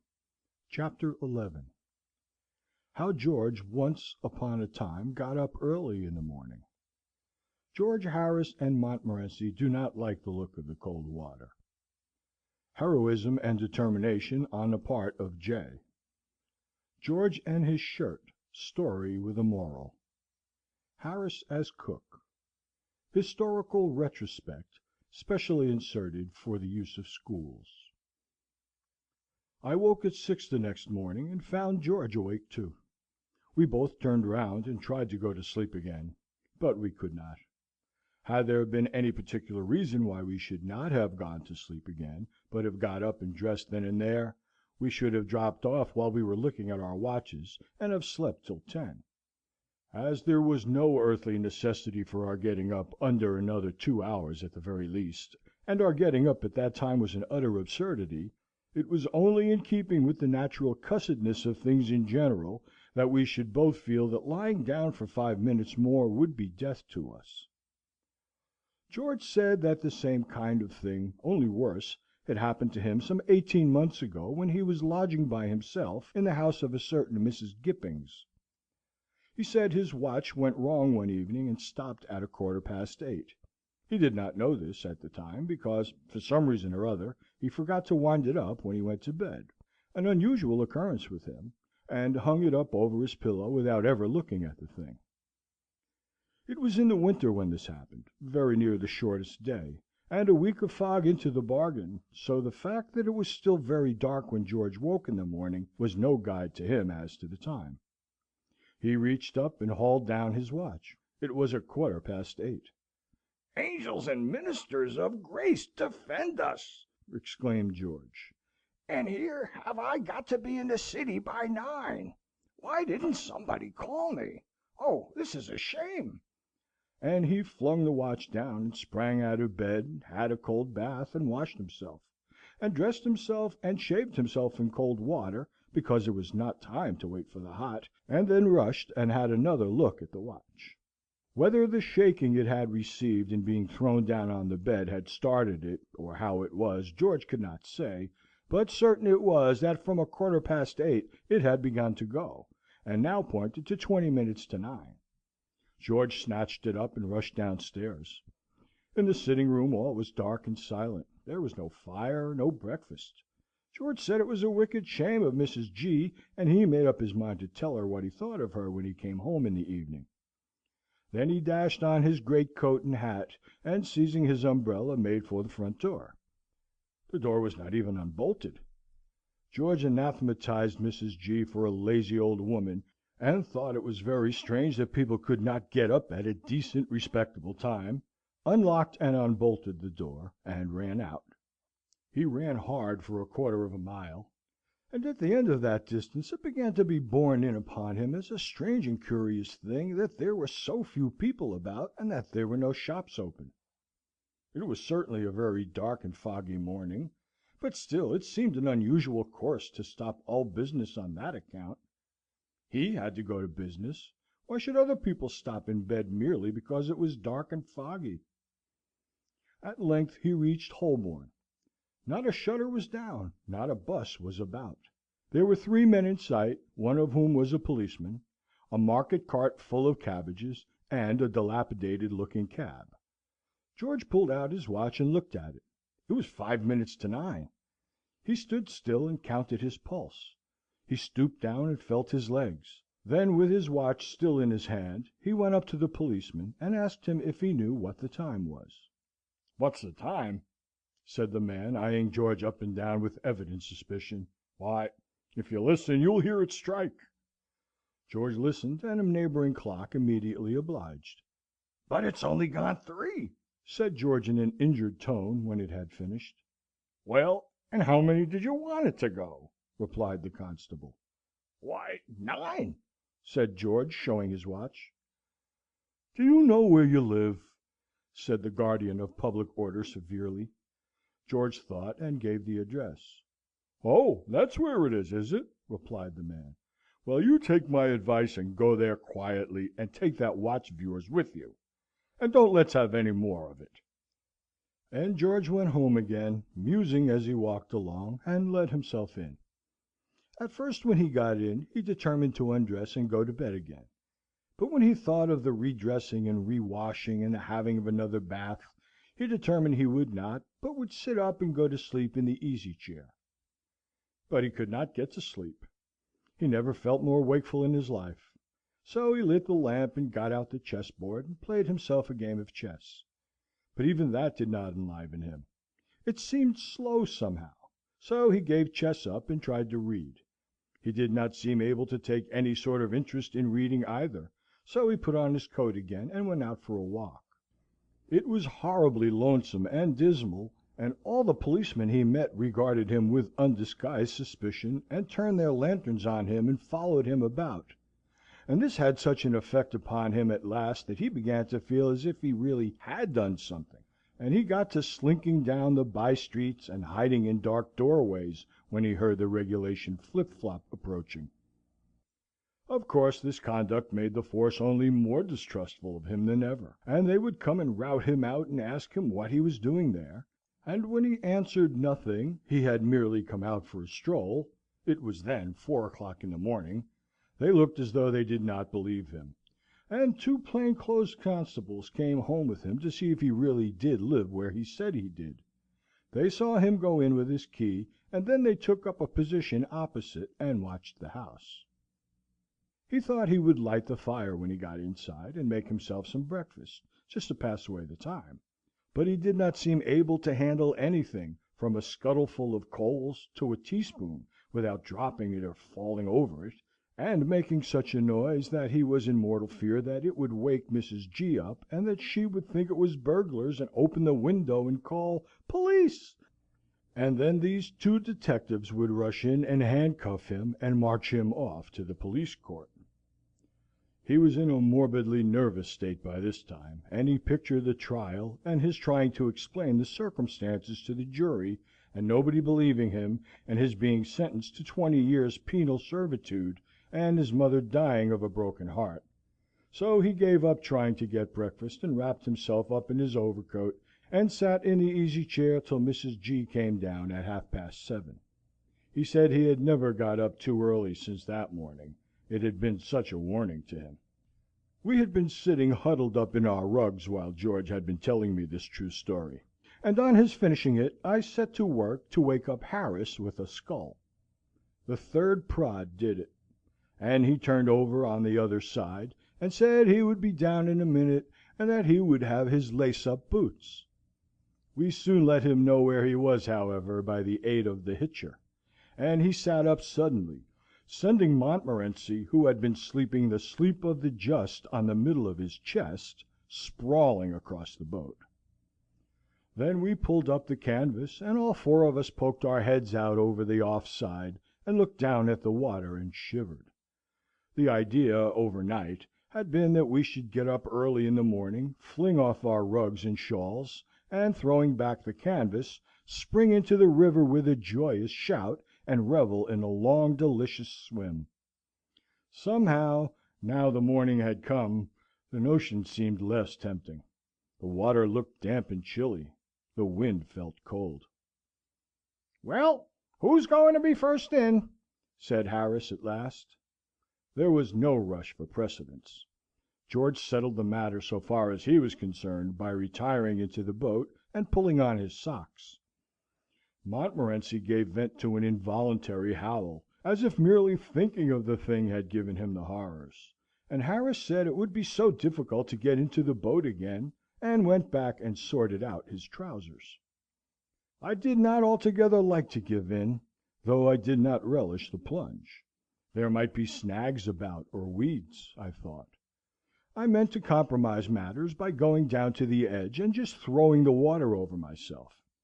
So I took a towel and crept out on the bank, and wormed my way along on to the branch of a tree that dipped down into the water. It was bitterly cold. The wind cut like a knife. I thought I would not throw the water over myself after all. I would go back into the boat and dress, and I turned to do so. And as I turned, the silly branch gave way, and I and the towel went in together with a tremendous splash, and I was out midstream with a gallon of Thames water inside me before I knew what had happened. "By Jove! Old Jay's gone in!" I heard Harris say as I came blowing to the surface. "I didn't think he'd have the pluck to do it. Did you?" Is it all right?" sung out George. "Lovely!" I sputtered back. "You were duffers not to come in. I wouldn't have missed this for worlds. Why won't you try it? It only wants a little determination." But I could not persuade them. Rather an amusing thing happened while dressing that morning. I was very cold when I got back into the boat, and in my hurry to get my shirt on, I accidentally jerked it into the water. It made me awfully wild, especially as George burst out laughing. I could not see anything to laugh at, and I told George so, and he only laughed the more. I never saw a man laugh so much. I quite lost my temper with him at last, and I pointed out to him what a drivelling maniac of an imbecile idiot he was, but he only roared the louder. And then, just as I was landing the shirt, I noticed that it was not my shirt at all, but George's, which I had mistaken for mine, whereupon the humour of the thing struck me for the first time, and I began to laugh. And the more I looked from George's wet shirt to George, roaring with laughter, the more I was amused, and I laughed so much that I had to let the shirt fall back into the water again. "Aren't you going to get it out?" said George between his shrieks.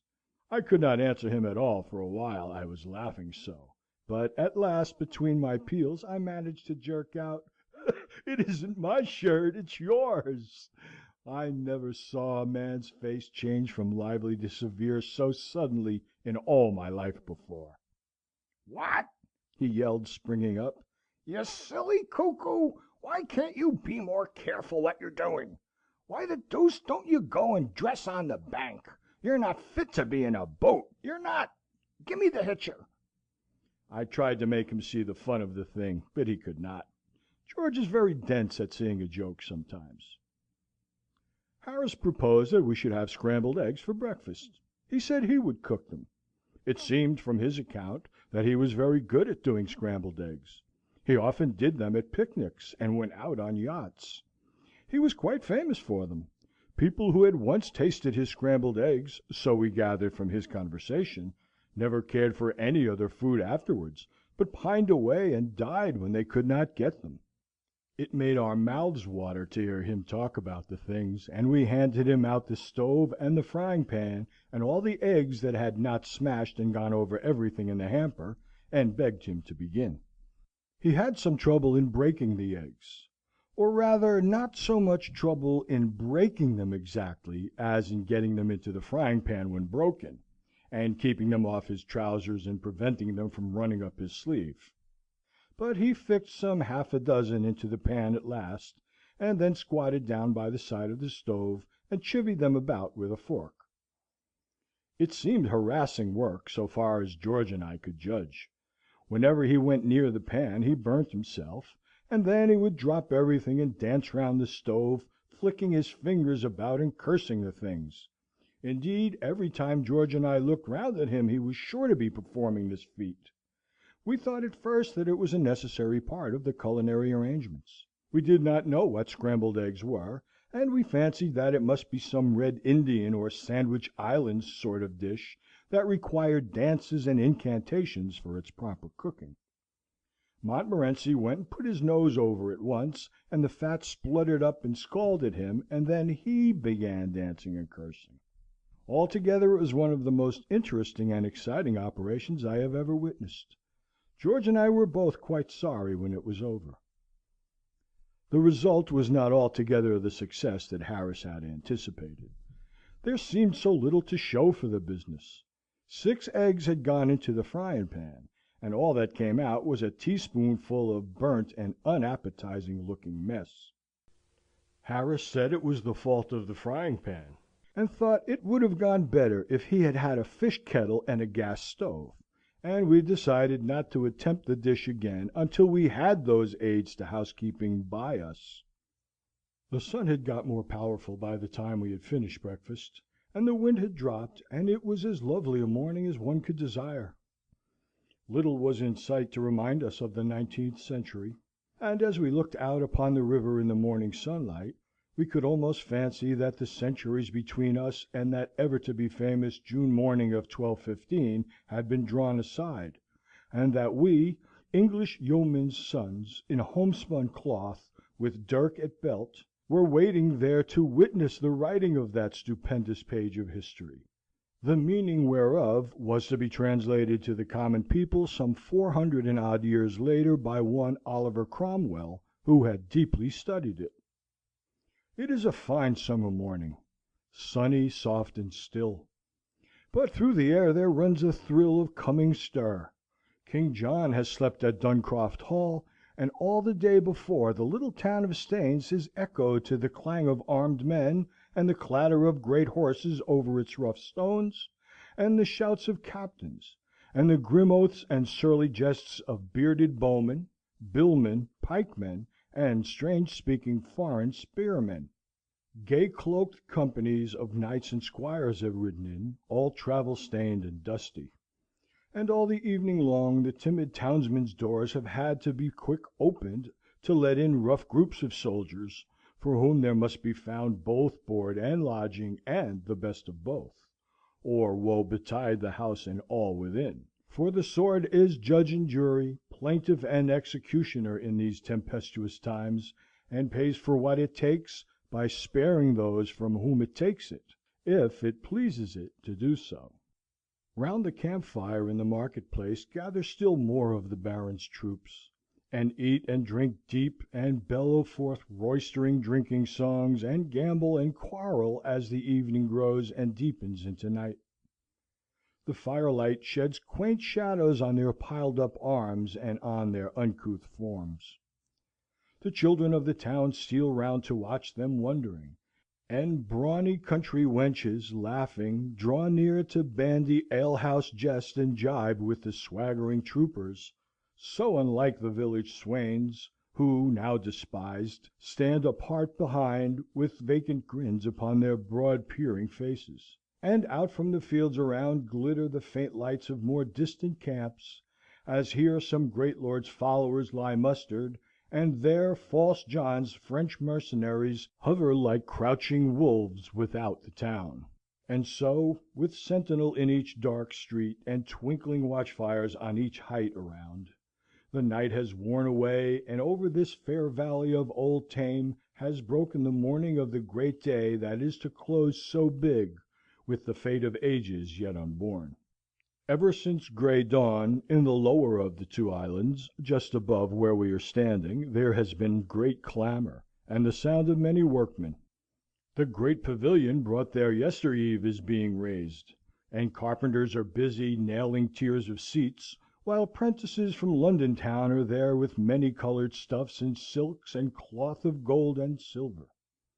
And now, lo, down upon the road that winds along the river's bank from Staines there comes towards us, laughing and talking together in deep guttural bass, half a score of stalwart halbert men, barons' men these, and halt at 100 yards or so above us on the other bank, and lean upon their arms and wait; and so, from hour to hour, march up along the road ever fresh groups and bands of armed men, their casques and breastplates flashing back the long low lines of morning sunlight, until as far as eye can reach the way seems thick with glittering steel and prancing steeds; and shouting horsemen are galloping from group to group, and little banners are fluttering lazily in the warm breeze, and every now and then there is a deeper stir, as the ranks make way on either side, and some great baron on his war horse, with his guard of squires around him, passes along to take his station at the head of his serfs and vassals. And up the slope of Cooper's Hill, just opposite, are gathering the wondering rustics and curious townfolk who have run from Staines, and none are quite sure what the bustle is about. But each one has a different version of the great event that they have come to see, and some say that much good to all the people will come from this day's work; but the old men shake their heads, for they have heard such tales before. And all the river down to Staines is dotted with small craft and boats and tiny coracles, which last are growing out of favour now, and are used only by the poorer folk. Over the rapids, where in after years trim Belweir Lock will stand, they have been forced or dragged by their sturdy rowers, and now are crowding up as near as they dare come to the great covered barges, which lie in readiness to bear King John to where the fateful charter waits his signing. It is noon, and we and all the people have been waiting patient for many an hour, and the rumour has run round that Slippery John has again escaped from the Baron's grasp, and has stolen away from Duncroft Hall with his mercenaries at his heels, and will soon be doing other work than signing charters for his people's liberty. Not so. This time the grip upon him has been one of iron, and he has slid and wriggled in vain. Far down the road a little cloud of dust has risen, and draws nearer and grows larger, and the pattering of many hoofs grows louder, and in and out between the scattered groups of drawn-up men there pushes on its way a brilliant cavalcade of gay-dressed lords and knights. And front and rear and either flank there ride the yeomen of the barons, and in the midst King John. He rides to where the barges lie in readiness, and the great barons step forth from their ranks to meet him. He greets them with a smile and laugh, and pleasant honeyed words, as though it were some feast in his honour to which he had been invited. But as he rises to dismount, he casts one hurried glance from his own French mercenaries drawn up in the rear to the grim ranks of the Baron's men that hem him in. Is it too late? One fierce blow at the unsuspecting horseman at his side, one cry to his French troops, one desperate charge upon the unready lines before him, and these rebellious barons might rue the day they dared to thwart his plans. A bolder hand might have turned the game even at that point. Had it been a Richard there, the cup of liberty might have been dashed from England's lips, and the taste of freedom held back for 100 years. But the heart of King John sinks before the stern faces of the English fighting men, and the arm of King John drops back on to his rein, and he dismounts, and takes his seat in the foremost barge. And the barons follow in, with each mailed hand upon the sword hilt, and the word is given to let go. Slowly the heavy, bright-decked barges leave the shore of running Mead. Slowly against the swift current they work their ponderous way, till with a low grumble they grate against the bank of the little island that from this day shall bear the name Magna Carta Island. And King John has stepped upon the shore, and we wait in breathless silence till a great shout cleaves the air, and the great cornerstone in England's Temple of Liberty has, now we know, been firmly laid. End of chapter 11.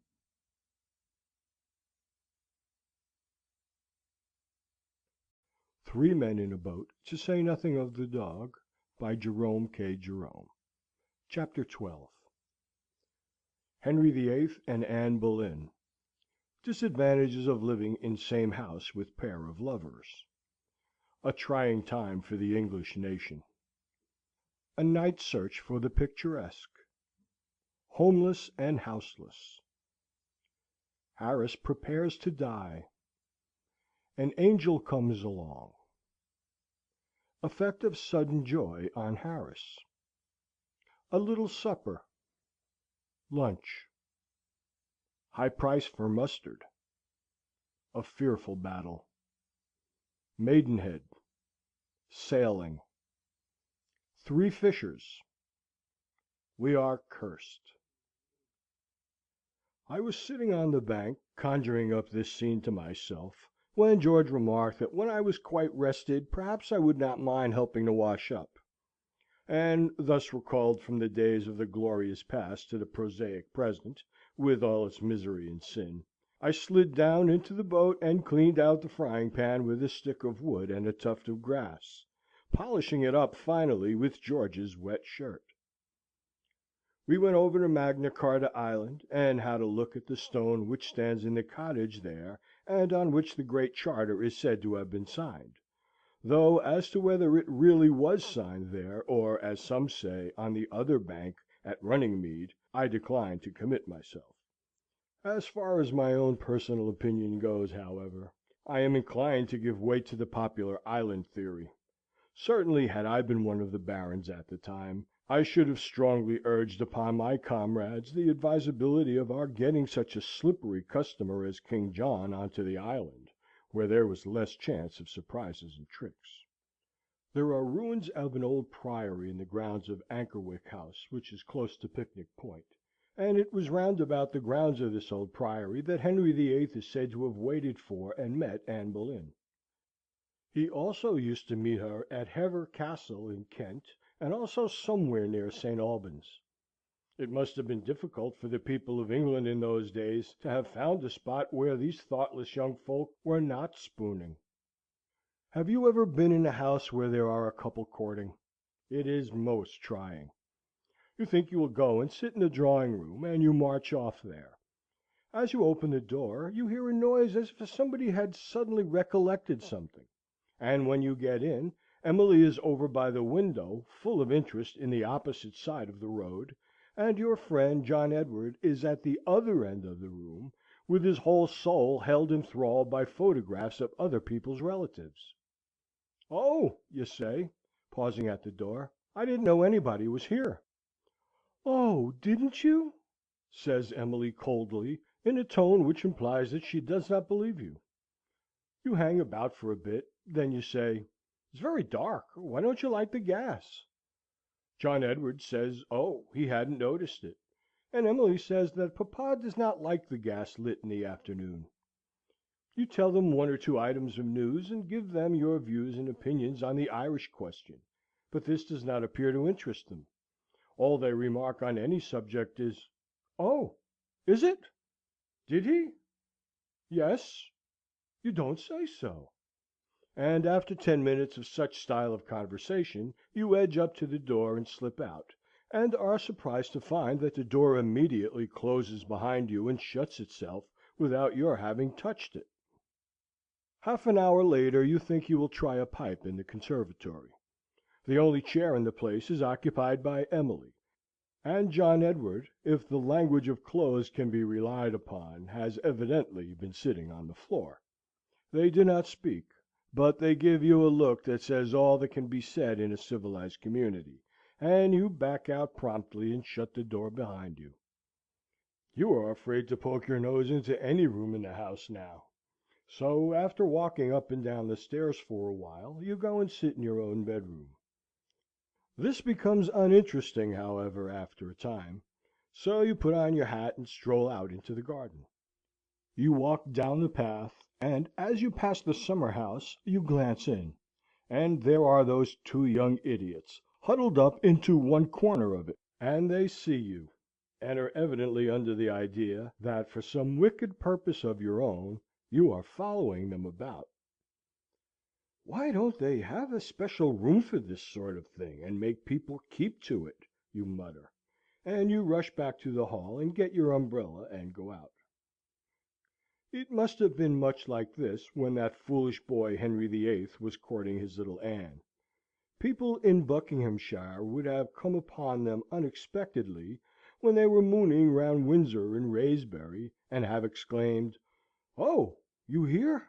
And Henry would have blushed and said, "Yes, he'd just come over to see a man." And Anne would have said, "Oh, I'm so glad to see you! Isn't it funny I've just met Mr. Henry VIII in the lane, and he's going the same way I am?" Then those people would have gone away, and said to themselves, "Oh, we'd better get out of here while this billing and cooing is on. We'll go down to Kent." And they would go to Kent, and the first thing they would see in Kent when they got there would be Henry and Anne fooling round Hever Castle. "Oh, drat this!" they would have said. "Here, let's go away. I can't stand any more of it. Let's go to St. Albans. Nice quiet place, St. Albans." And when they reached St. Albans, there would be that wretched couple kissing under the Abbey walls. Then these folks would go and be pirates until the marriage was over. From Picnic Point to Old Windsor Lock is a delightful bit of the river. A shady road, dotted here and there with dainty little cottages, runs by the bank up to the Bells of Owlsley, a picturesque inn, as most upriver inns are, and a place where a very good glass of ale may be drunk. So Harris says, and on a matter of this kind you can take Harris's word. Old Windsor is a famous spot in its way. Edward the Confessor had a palace here, and here the great Earl Godwin was proved guilty by the justice of that age of having encompassed the death of the king's brother. Earl Godwin broke a piece of bread and held it in his hand. "If I am guilty," said the Earl, "may this bread choke me when I eat it." Then he put the bread into his mouth and swallowed it, and it choked him, and he died. After you pass Old Windsor, the river is somewhat uninteresting, and does not become itself again until you are nearing Bovany. George and I towed up past the Home Park, which stretches along the right bank from Albert to Victoria Bridge; and as we were passing Datchet, George asked me if I remembered our first trip up the river, and when we landed at Datchet at 10 o'clock at night and wanted to go to bed. I answered that I did remember it. It will be some time before I forget it. It was the Saturday before the August Bank holiday. We were tired and hungry, we same three, and when we got to Datchet we took out the hamper, the 2 bags, and the rugs and coats, and such like things, and started off to look for diggings. We passed a very pretty little hotel, with clematis and creeper over the porch, but there was no honeysuckle about it, and for some reason or other I had got my mind fixed on honeysuckle, and I said, "Oh, don't let's go in there. Let's go on a bit further and see if there isn't one with honeysuckle over it." So we went on till we came to another hotel. That was a very nice hotel too, and it had honeysuckle on it, round at the side. But Harris did not like the look of a man who was leaning against the front door. He said he didn't look a nice man at all, and he wore ugly boots. So we went on further. We went a goodish way without coming across any more hotels, and then we met a man and asked him to direct us to a few. He said, "Why, you are coming away from them. You must turn right round and go back, and then you will come to the Stag." We said, "Oh, we had been there, and didn't like it. No honeysuckle over it." "Well, then," he said, "there's the Manor House, just opposite. Have you tried that?" Harris said that we did not want to go there, didn't like the looks of a man who was stopping there. Harris didn't like the colour of his hair, didn't like his boots either. "Well, I don't know what you'll do, I'm sure," said our informant, "because they're the only 2 inns in the place." "No other inns?" exclaimed Harris. "None," replied the man. "What on earth are we to do?" cried Harris. Then George spoke up. He said Harris and I could get an hotel built for us if we liked, and have some people made to put in. For his part, he was going back to the Stag. The greatest minds never release their ideals in any matter, and Harris and I sighed over the hollowness of all earthly desires, and followed George. We took our traps into the Stag, and laid them down in the hall. The landlord came up and said, "Good evening, gentlemen." "Oh, good evening," said George. "We want 3 beds, please." "Very sorry, sir," said the landlord, "but I'm afraid we can't manage it." "Oh, well, never mind," said George. 2 will do. 2 of us can sleep in 1 bed, can't we?" he continued, turning to Harris and me. Harris said, "Oh, yes." He thought George and I could sleep in 1 bed very easily. "Very sorry, sir," again repeated the landlord, "but we really haven't got a bed vacant in the whole house. In fact, we are putting 2 and even 3 gentlemen in 1 bed as it is." This staggered us for a bit. But Harris, who was an old traveller, rose to the occasion, and laughingly, cheeringly said, "Oh, well, we can't help it. We must rough it. You must give us a shake down in the billiard room." "Very sorry, sir. 3 gentlemen sleeping on the billiard table already, and 2 in the coffee room. Can't possibly take you in to-night." We picked up our things and went over to the manor house. It was a pretty little place. I said I thought I should like it better than the other house, and Harris said, oh yes, it would be all right, and we needn't look at the man with the red hair. Besides, the poor fellow couldn't help having red hair. Harris spoke quite kindly and sensibly about it. The people at the manor house did not wait to hear us talk. The landlady met us on the doorstep with the greeting that we were the 14th party she had turned away within the last hour and a half. As for our meek suggestions of stables, billiard room, or coal cellars, she laughed them all to scorn. All these nooks had been snatched up long ago. Did she know of any place in the whole village where we could get shelter for the night? Well, if we didn't mind roughing it, she did not recommend it, mind, but there was a little beer shop half a mile down the Elton Road. We waited to hear no more. We caught up the hamper and the bags, and the coats and rugs and parcels, and ran. The distance seemed more like a mile than half a mile, but we reached the place at last, and rushed panting into the bar. The people at the beer shop were rude. They merely laughed at us. There were only 3 beds in the whole house, and they had 7 single gentlemen and 2 married couples sleeping there already. A kind-hearted bargeman, however, who happened to be in the tap room, thought we might try the grocer's, next door to the Stag, and we went back. The grocer's was full. An old woman we met in the shop then kindly took us along with her for a quarter of a mile, to a lady friend of hers, who occasionally let rooms to gentlemen. This old woman walked very slowly, and we were 20 minutes getting to her lady friend's. She enlivened the journey by describing to us, as we trailed along, the various pains she had in her back. Her lady's friend's rooms were let. From there we were recommended to number 27. Number 27 was full, and sent us to number 32, and 32 was full. Then we went back into the high road, and Harris sat down on the hamper and said he would go no further. He said it seemed a quiet spot, and he would like to die there. He requested George and me to kiss his mother for him, and to tell all his relations that he forgave them, and died happy.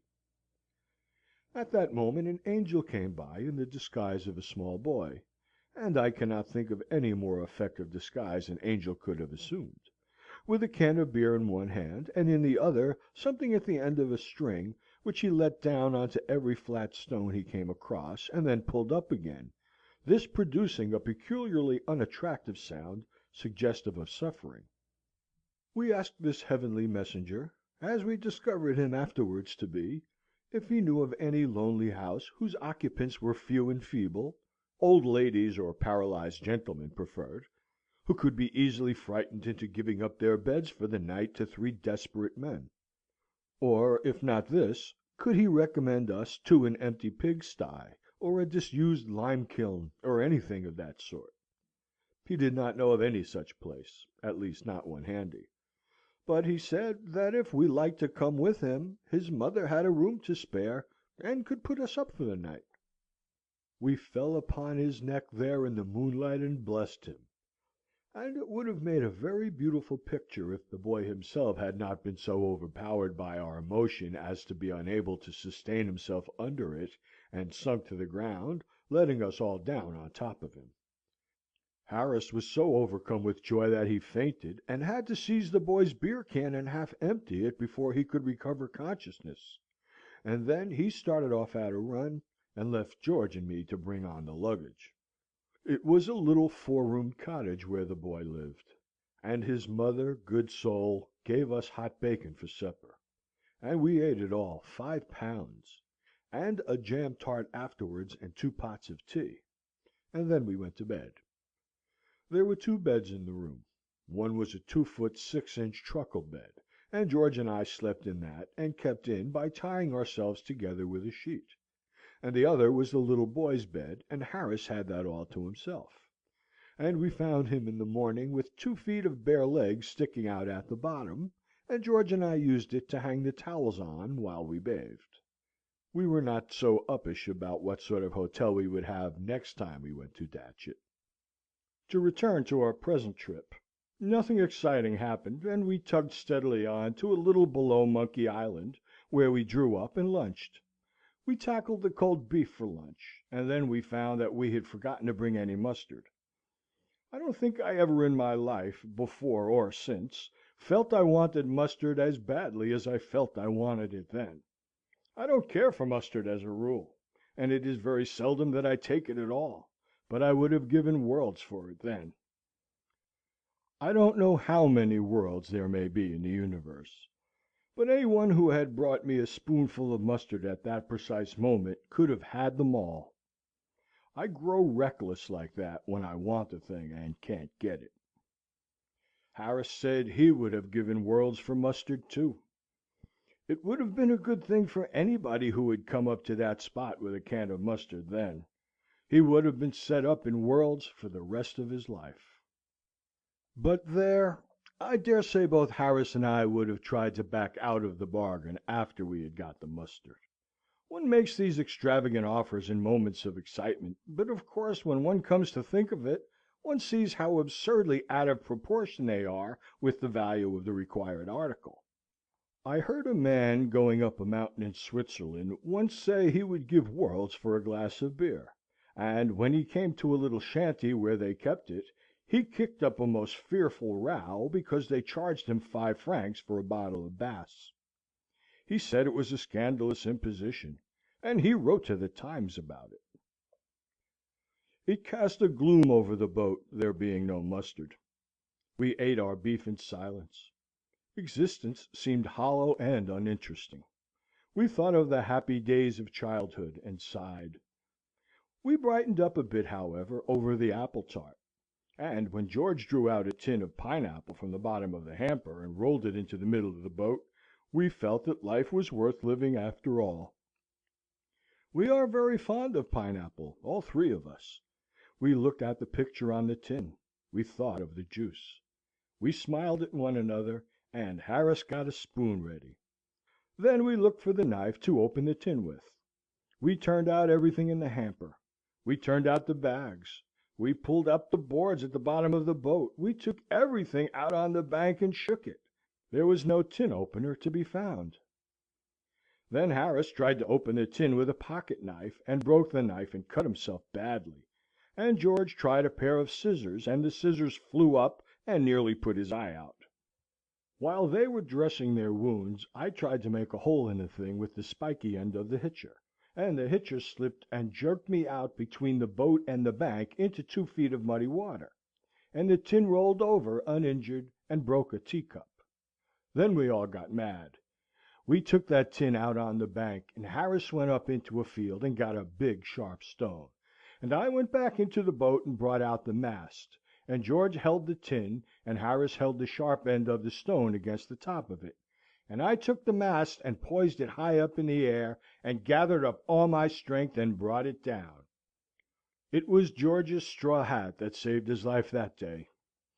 He keeps that hat now, what is left of it, and of a winter's evening, when the pipes are lit and the boys are telling stretchers about the dangers they have passed through, George brings it down and shows it round, and the stirring tale is told anew, with fresh exaggerations every time. Harris got off with merely a flesh wound. After that I took the tin off myself, and hammered at it with the mast till I was worn out and sick at heart, whereupon Harris took it in hand. We beat it out flat, we beat it back square, we battered it into every form known to geometry, but we could not make a hole in it.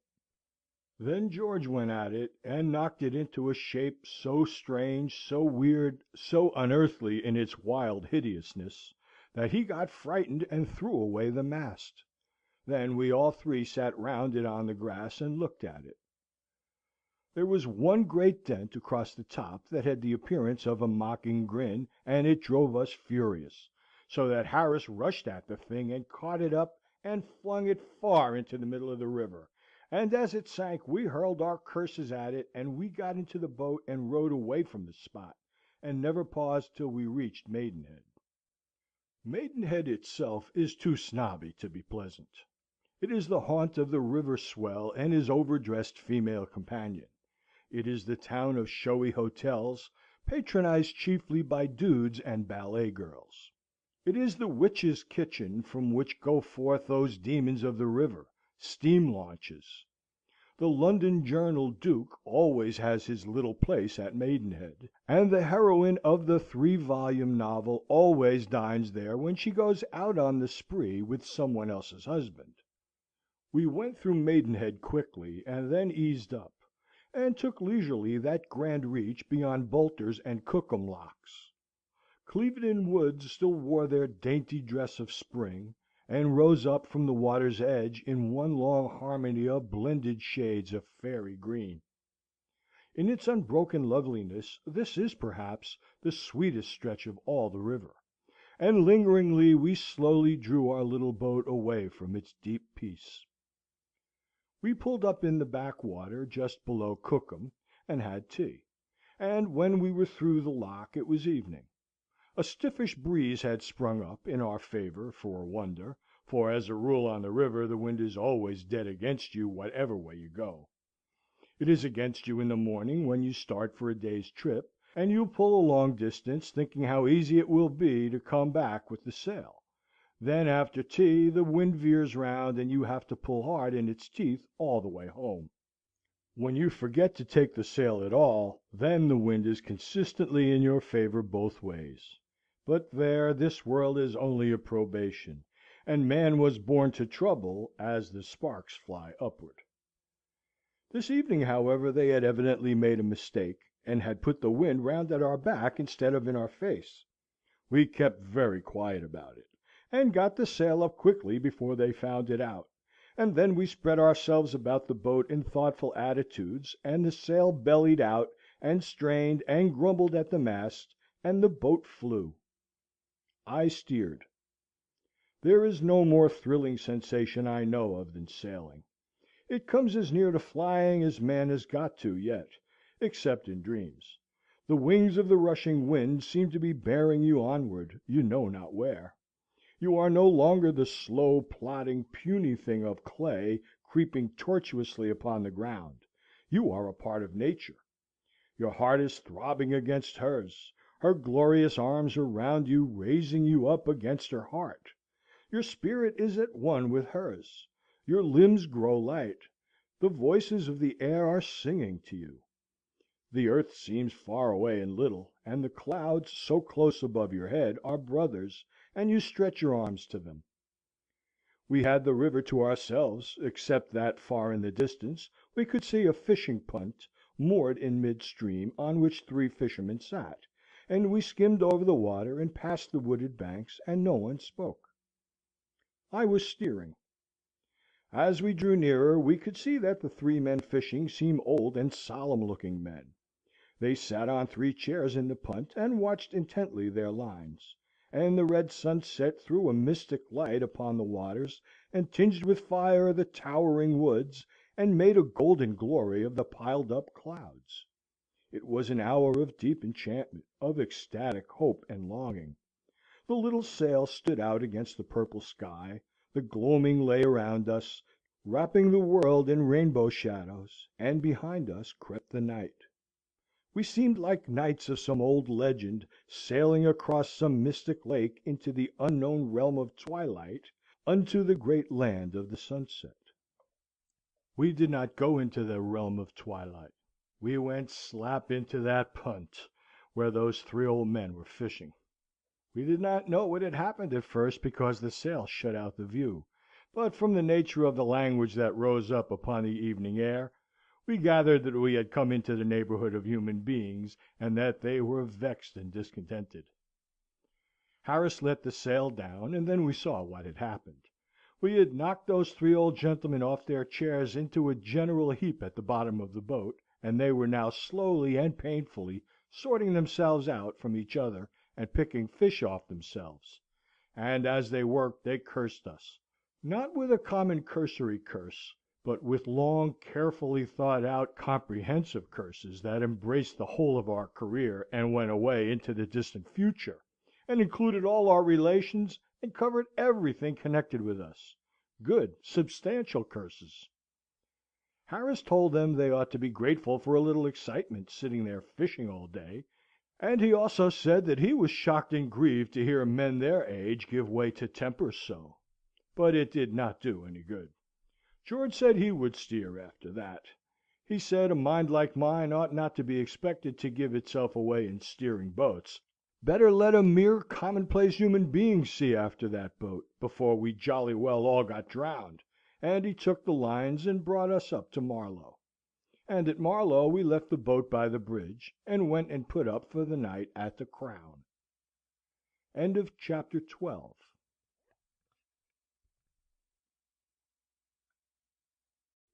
Three Men in a Boat, to say nothing of the Dog, by Jerome K. Jerome. Chapter 13. Marlow. Bisham Abbey. The Medinum monks. Montmorency thinks he will murder an old tomcat, but eventually decides that he will let it live. Shameful conduct of a fox terrier at the Civil Service Stores.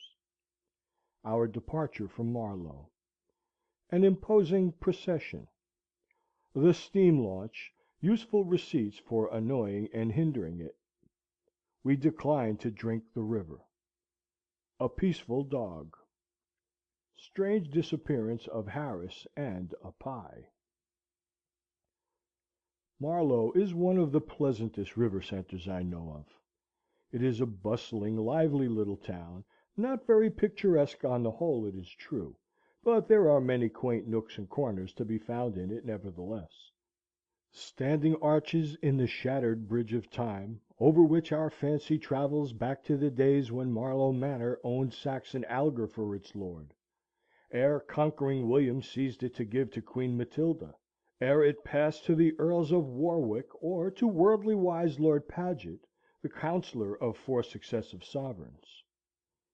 There is lovely country round about it, too, if after boating you are fond of a walk, while the river itself is at its best here. Down to Cookham, past the Quarry Woods and the meadows, is a lovely reach.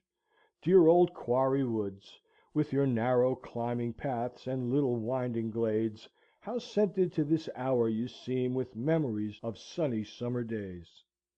How haunted are your shadowy vistas with the ghosts of laughing faces! How from your whispering leaves there softly fall the voices of long ago! From Marlow up to Sonning is even fairer yet. Grand old Bisham Abbey, whose stone walls have rung to the shouts of the Knights Templars, and which at one time was the home of Anne of Cleves, and at another of Queen Elizabeth, is passed on the right bank just half a mile above Marlow Bridge. Bisham Abbey is rich in melodramatic properties. It contains a tapestry bedchamber, and a secret room hid high up in the thick walls. The ghost of the Lady Holy who beat her little boy to death still walks there at night, trying to wash its ghostly hands clean in a ghostly basin. Warwick the Kingmaker rests there, careless now about such trivial things as earthly kings and earthly kingdoms, and Salisbury, who did good service at Portier's. Just before you come to the Abbey, and right on the river's bank, is Bisham Church, and perhaps if any tombs are worth inspecting, they are the tombs and monuments in Bisham Church. It was while floating in his boat under the Bisham beeches that Shelley, who was then living at Marlow, you can see his house now, in West Street, composed The Revolt of Islam. By Hurley Weir, a little higher up, I have often thought that I could stay a month without having sufficient time to drink in all the beauty of the scene.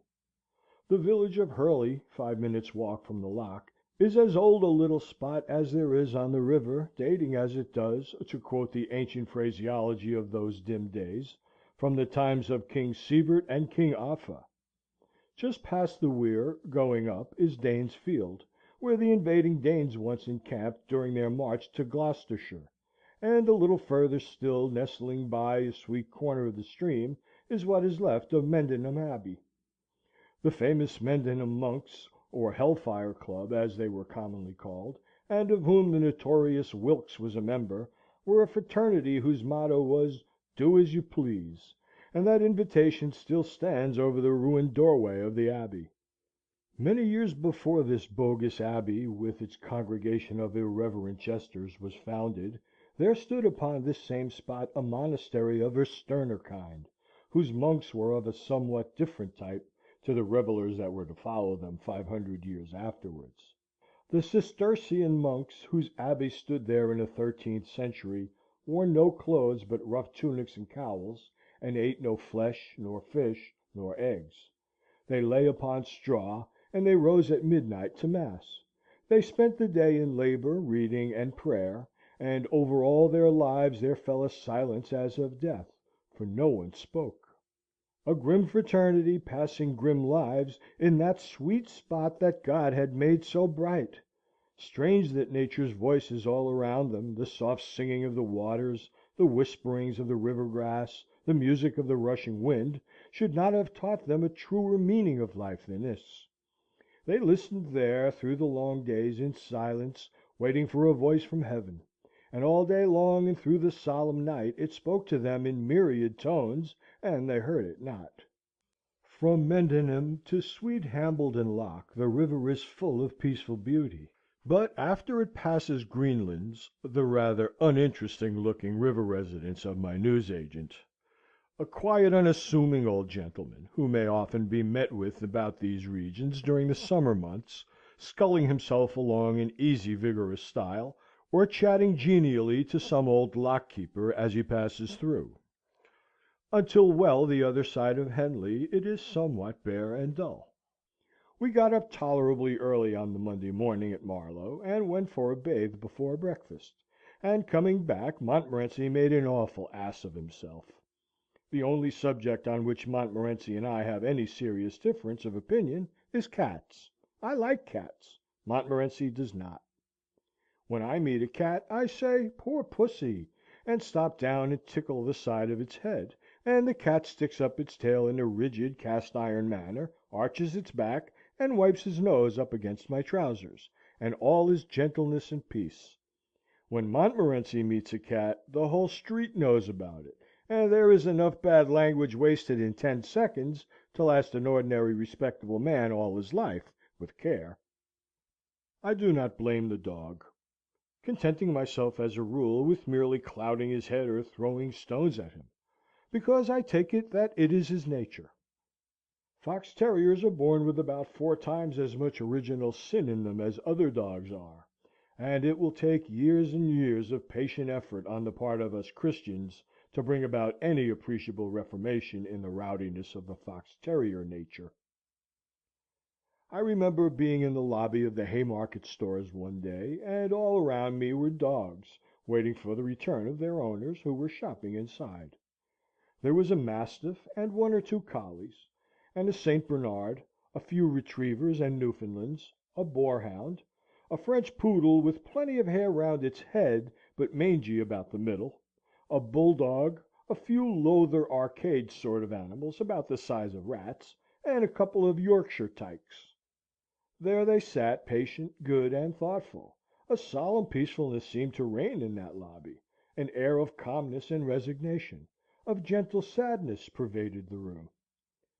Then a sweet young lady entered, leading a meek-looking little fox terrier, and left him chained up there between the bulldog and the poodle.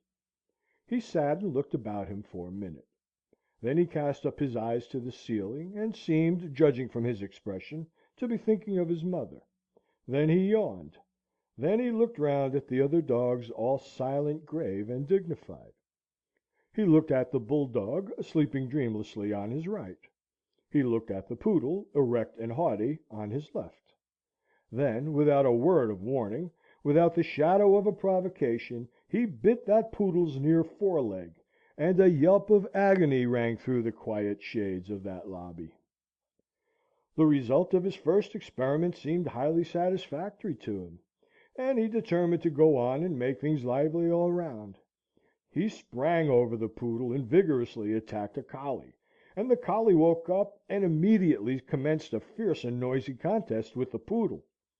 Then Foxy came back to his own place, and caught the bulldog by the ear, and tried to throw him away; and the bulldog, a curiously impartial animal, went for everything he could reach, including the hall porter, which gave that dear little terrier the opportunity to enjoy an uninterrupted fight of his own with an equally willing Yorkshire tyke.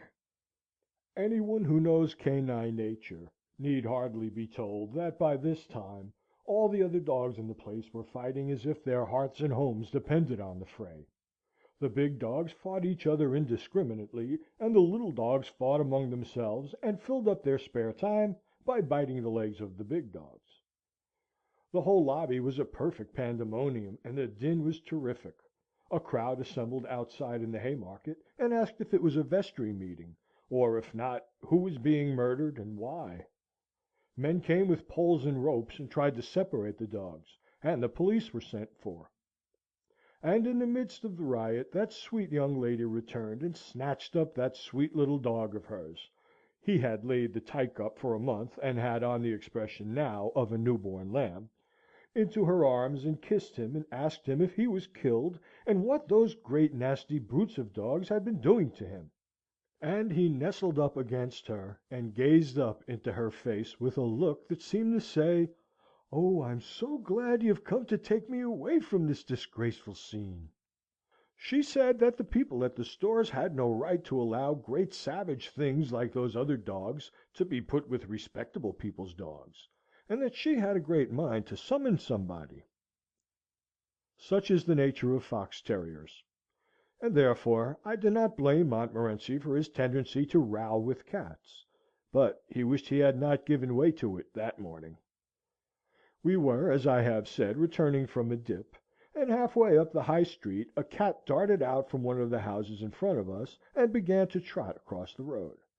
Montmorency gave a cry of joy, the cry of a stern warrior who sees his enemy given over to his hands, the sort of cry Cromwell might have uttered when the Scots came down the hill, and flew after his prey. His victim was a large black Tom. I never saw a larger cat, nor a more disreputable-looking cat. It had lost half its tail, one of its ears, and a fairly appreciable portion of its nose. It was a long, sinewy-looking animal. It had a calm, contented air about it.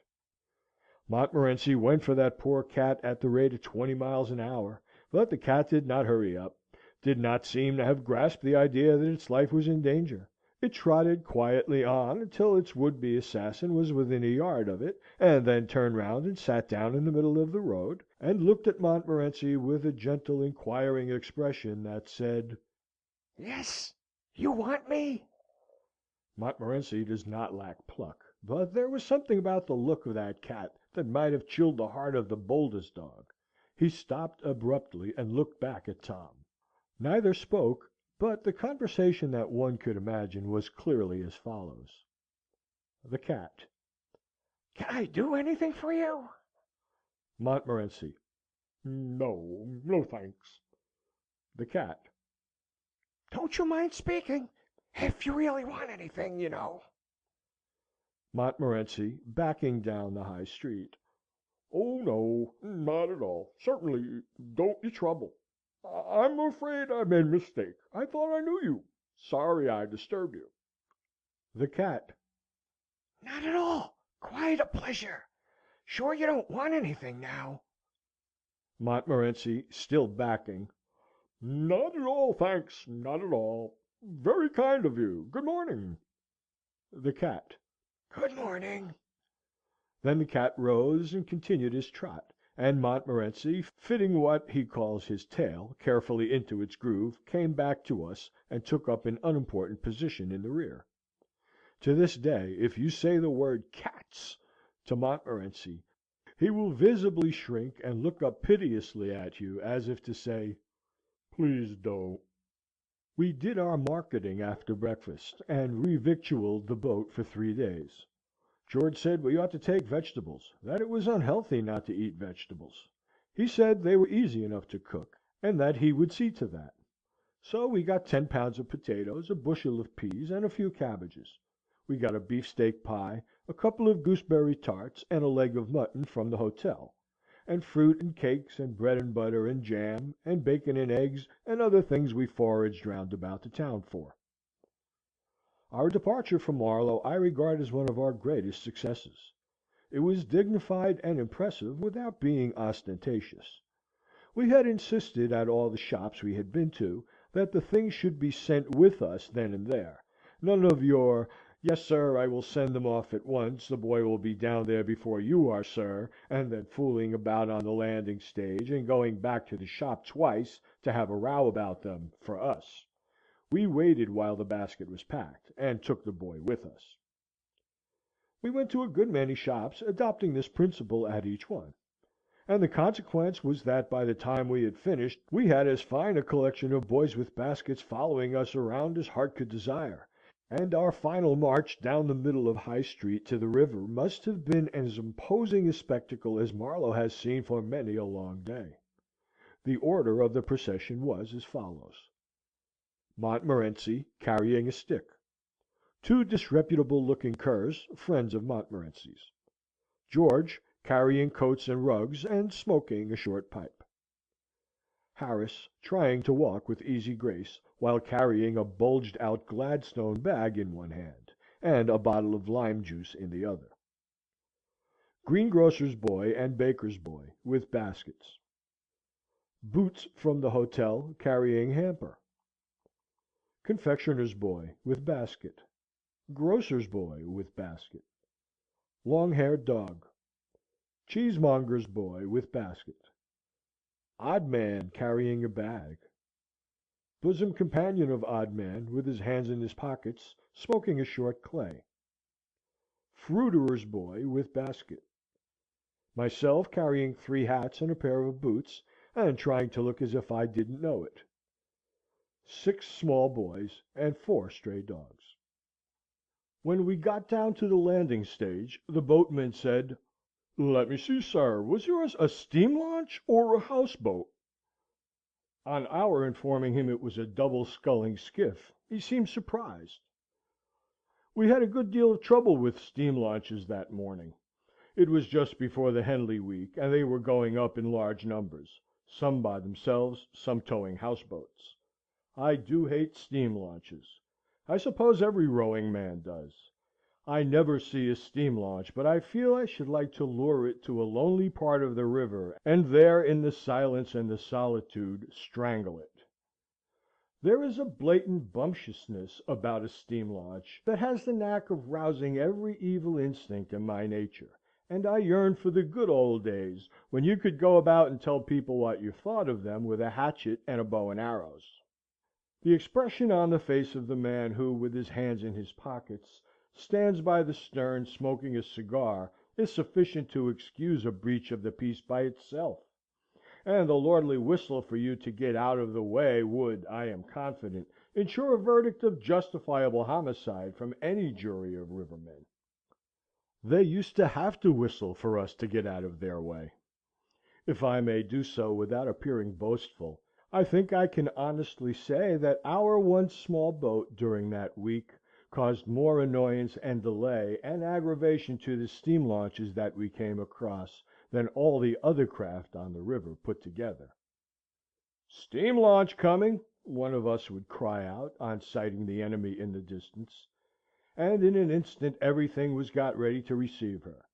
I would take the lines, and Harris and George would sit down beside me, all of us with our backs to the launch, and the boat would drift out quietly into mid-stream.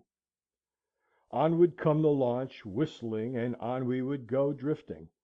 At about 100 yards off, she would start whistling like mad, and the people would come and lean over the side and roar at us, but we never heard them.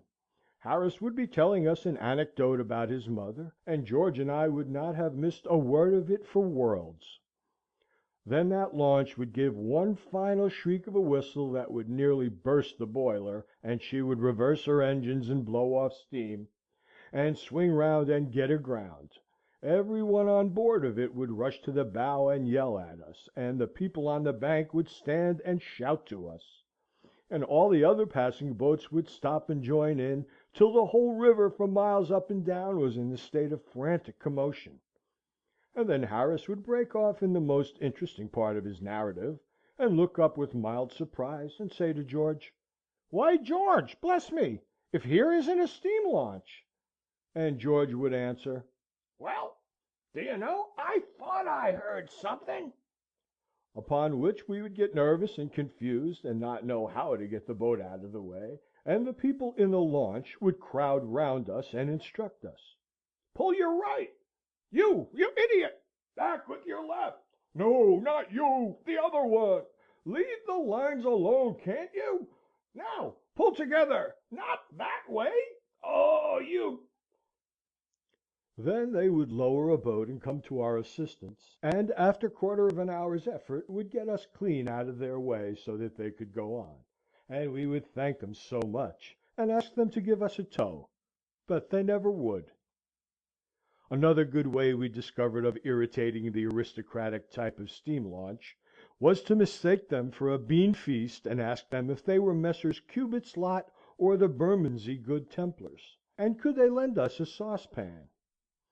Old ladies not accustomed to the river are always intensely nervous of steam launches. I remember going up once from Staines to Windsor, a stretch of water peculiarly rich in these mechanical monstrosities, with a party containing 3 ladies of this description. It was very exciting. At the first glimpse of every steam launch that came in view, they insisted on landing and sitting down on the bank until it was out of sight again. They said they were very sorry, but that they owed it to their families not to be foolhardy. We found ourselves short of water at Hambledon Lock, so we took our jar and went up to the lock keeper's house to beg for some. George was our spokesman. He put on a winning smile, and said, "Oh, please, could you spare us a little water?" "Certainly," replied the old gentleman. "Take as much as you want, and leave the rest." "Thank you so much," murmured George, looking about him. Where do you keep it?" "It's always in the same place, my boy," was the stolid reply. "Just behind you."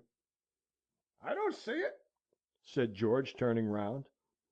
"Why, bless us, where's your eyes?" was the man's comment, as he twisted George round, and pointed up and down the stream. "There's enough of it to see, ain't there?" "Oh!" exclaimed George, grasping the idea. "But we can't drink the river, you know." "No, but you can drink some of it," replied the old fellow. "It's what I've drunk for the last 15 years." George told him that his appearance after the course did not seem a sufficiently good advertisement for the brand, and that he would prefer it out of a pump. We got some from a cottage a little higher up. I dare say that was only river water, if we had known, but we did not know, so it was all right. What the eye does not see, the stomach does not get upset over. We tried river water once later on in the season, but it was not a success. We were coming down stream, and had pulled up to have tea in a backwater near Windsor. Our jar was empty, and it was a case of going without the tea, or taking water from the river. Harris was for chancing it. He said it must be all right if we boiled the water. He said that the various germs or poison present in the water would be killed by the boiling. So we filled our kettle with Thames backwater, and boiled it; and very careful we were to see that it did boil. We had made the tea, and were just settling down comfortably to drink it, when George, with his cup halfway to his lips, paused and exclaimed, "What's that?" What's what? asked Harris and I. "Why, that," said George, looking westward. Harris and I followed his gaze, and saw coming down towards us on the sluggish current a dog. It was one of the quietest and peacefullest dogs I have ever seen. I never met a dog who seemed more contented, more easy in its mind. It was floating dreamily on its back, with its 4 legs stuck up straight into the air. It was what I should call a full-bodied dog, with a well-developed chest. On he came, serene, dignified, and calm, until he was abreast of our boat, and there among the rushes he eased up and settled down cosily for the evening. George said he didn't want any tea, and emptied his cup into the water. Harris did not feel thirsty either, and followed suit. I had drunk half mine, but I wished I had not. I asked George if he thought I was likely to have typhoid. He said, "Oh, no!" He thought I had a very good chance indeed of escaping it. Anyhow, I should know in about a fortnight whether I had or had not. We went up the backwater to Wargrave. It is a short cut leading out of the right hand bank about half a mile above Marsh Lock, and is well worth taking, being a pretty shady little piece of stream, besides saving nearly half a mile of distance. Of course, its entrance is studded with posts and chains, and surrounded with notice boards menacing all kinds of torture, imprisonment, and death to every one who dares set skull upon its waters. I wonder some of these riparian boors don't claim the air of the river, and threaten every one with 40 shillings fine who breathes it. But the posts and chains a little skill will easily avoid. And as for the boards, you might, if you have 5 minutes to spare, and there is nobody about, take one or two of them down and throw them into the river. Half way up the backwater we got out and lunched, and it was during this lunch that George and I received rather a trying shock. Harris received a shock too, but I do not think Harris's shock could have been anything like so bad as the shock that George and I had over the business. You see, it was in this way. We were sitting in a meadow about 10 yards from the water's edge, and we had just settled down comfortably to feed. Harris had the beefsteak pie between his knees, and was carving it, and George and I were waiting with our plates ready. "Have you got a spoon there?" says Harris. "I want a spoon to help the gravy with." The hamper was close behind us, and George and I both turned round to reach one out. We were not 5 seconds getting it. When we looked round again, Harris and the pie were gone. It was a wide open field. There was not a tree or a bit of hedge for hundreds of yards.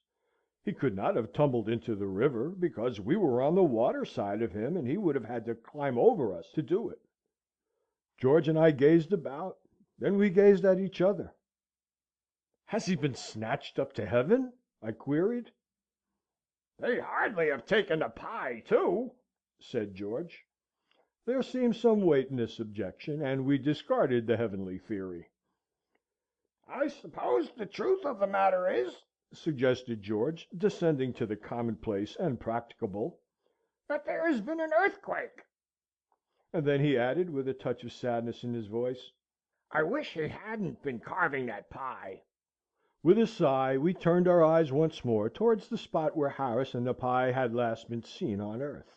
And there, as our blood froze in our veins and our hair stood up on end, we saw Harris's head, and nothing but his head, sticking bolt upright among the tall grass, a face very red, and bearing upon it an expression of great indignation. George was the first to recover. "Speak," he cried, "and tell us whether you are alive or dead, and where is the rest of you?" "Oh, don't be a stupid ass," said Harris's head. "I believe you did it on purpose." "Did what?" exclaimed George and I. "Why, put me to sit here. Darn silly trick. Here, catch hold of the pie." And out of the middle of the earth, as it seemed to us, rose the pie, very much mixed up and damaged, and after it scrambled Harris, tumbled, grubby, and wet. He had been sitting, without knowing it, on the very verge of a small gully, the long grass hiding it from view, and in leaning a little back he had shot over, pie and all. He said he had never felt so surprised in all his life as when he first felt himself going, without being able to conjecture in the slightest what had happened. He thought at first that the end of the world had come. Harris believes to this day that George and I planned it all beforehand. Thus does unjust suspicion follow even the most blameless, for, as the poet says, "Who shall escape calumny?" Who indeed? End of chapter 13.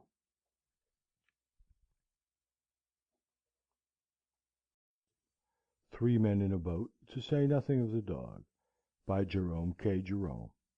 Chapter 14. Wargrave. Waxworks. Sonning. Our Stew.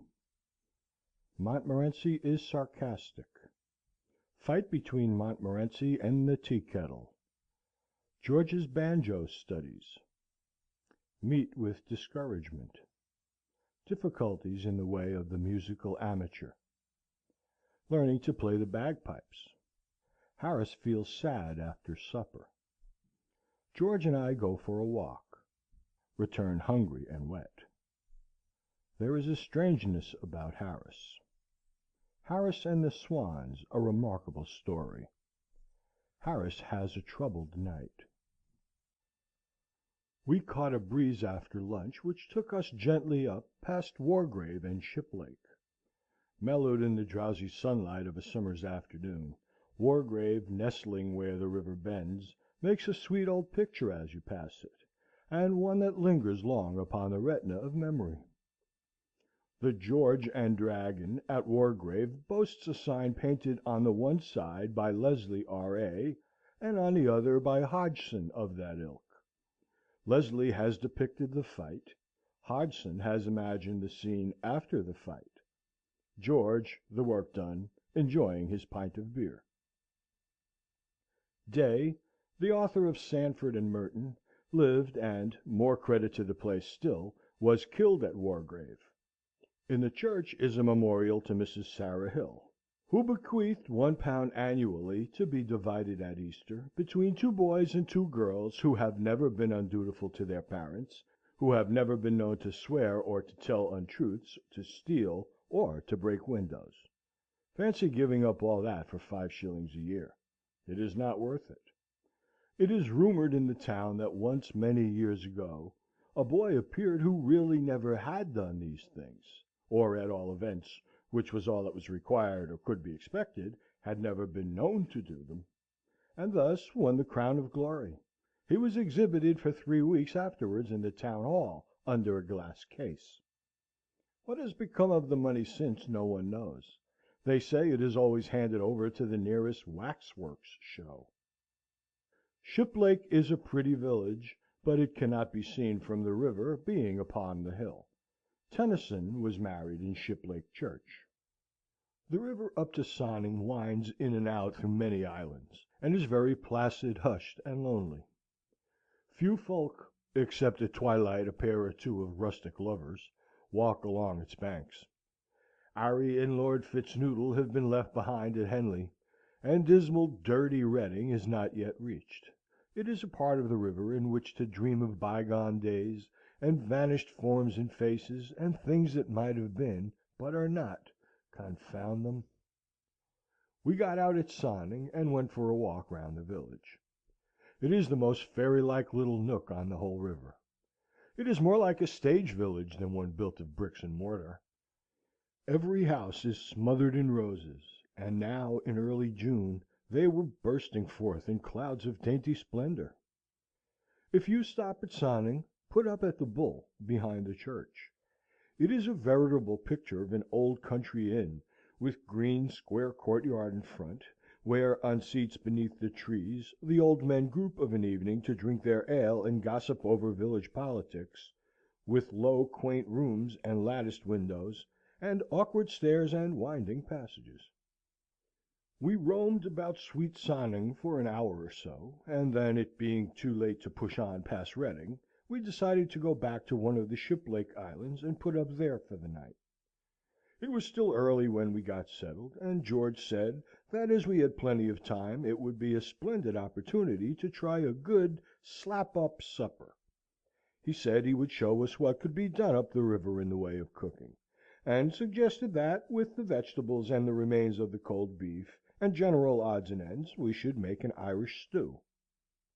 It seemed a fascinating idea. George gathered wood and made a fire, and Harris and I started to peel the potatoes. I should never have thought that peeling potatoes was such an undertaking. The job turned out to be the biggest thing of its kind that I had ever been in. We began cheerfully, one might almost say skittishly, but our lightheartedness was gone by the time the first potato was finished. The more we peeled, the more peel there seemed to be left on.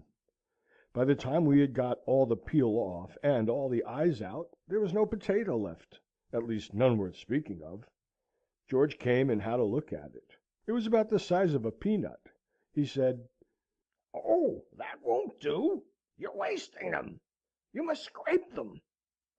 So we scraped them, and that was harder work than peeling. They are such an extraordinary shape, potatoes, all bumps and warts and hollows. We worked steadily for 25 minutes, and did 4 potatoes. Then we struck. We said we should require the rest of the evening for scraping ourselves.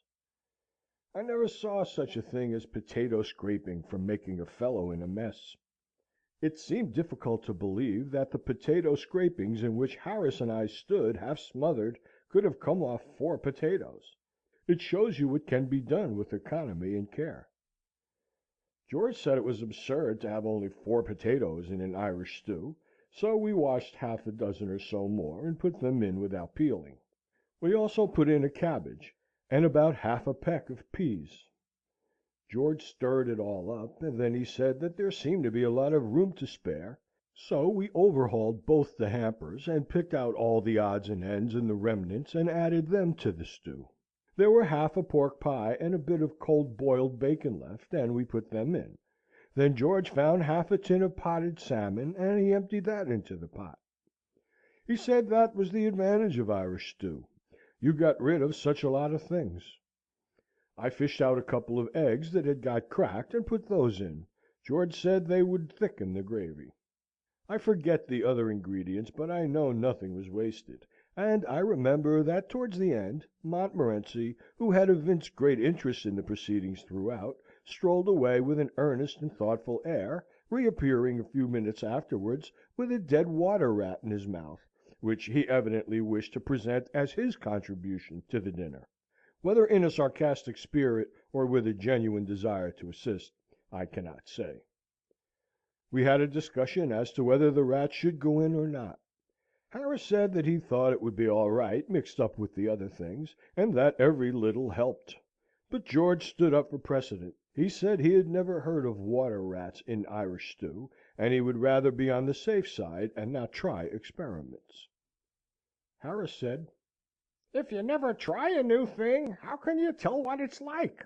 It's men such as you that hamper the world's progress. Think of the man who first tried German sausage. It was a great success, that Irish stew. I don't think I ever enjoyed a meal more. There was something so fresh and piquant about it. One's palate gets so tired of old hackneyed things.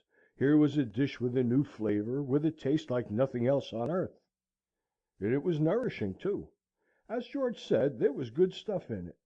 The peas and potatoes might have been a bit softer, but we all had good teeth, so that did not matter much. And as for the gravy, it was a poem.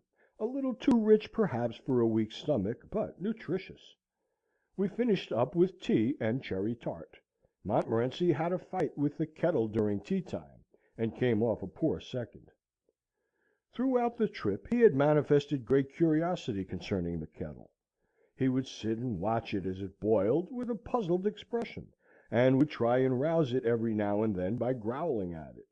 When it began to splutter and steam, he regarded it as a challenge, and would want to fight it, only at that precise moment some one would always dash up and bear off his prey before he could get at it.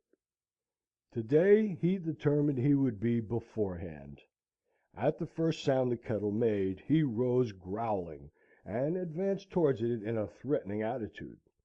It was only a little kettle, but it was full of pluck, and it up and spit at him.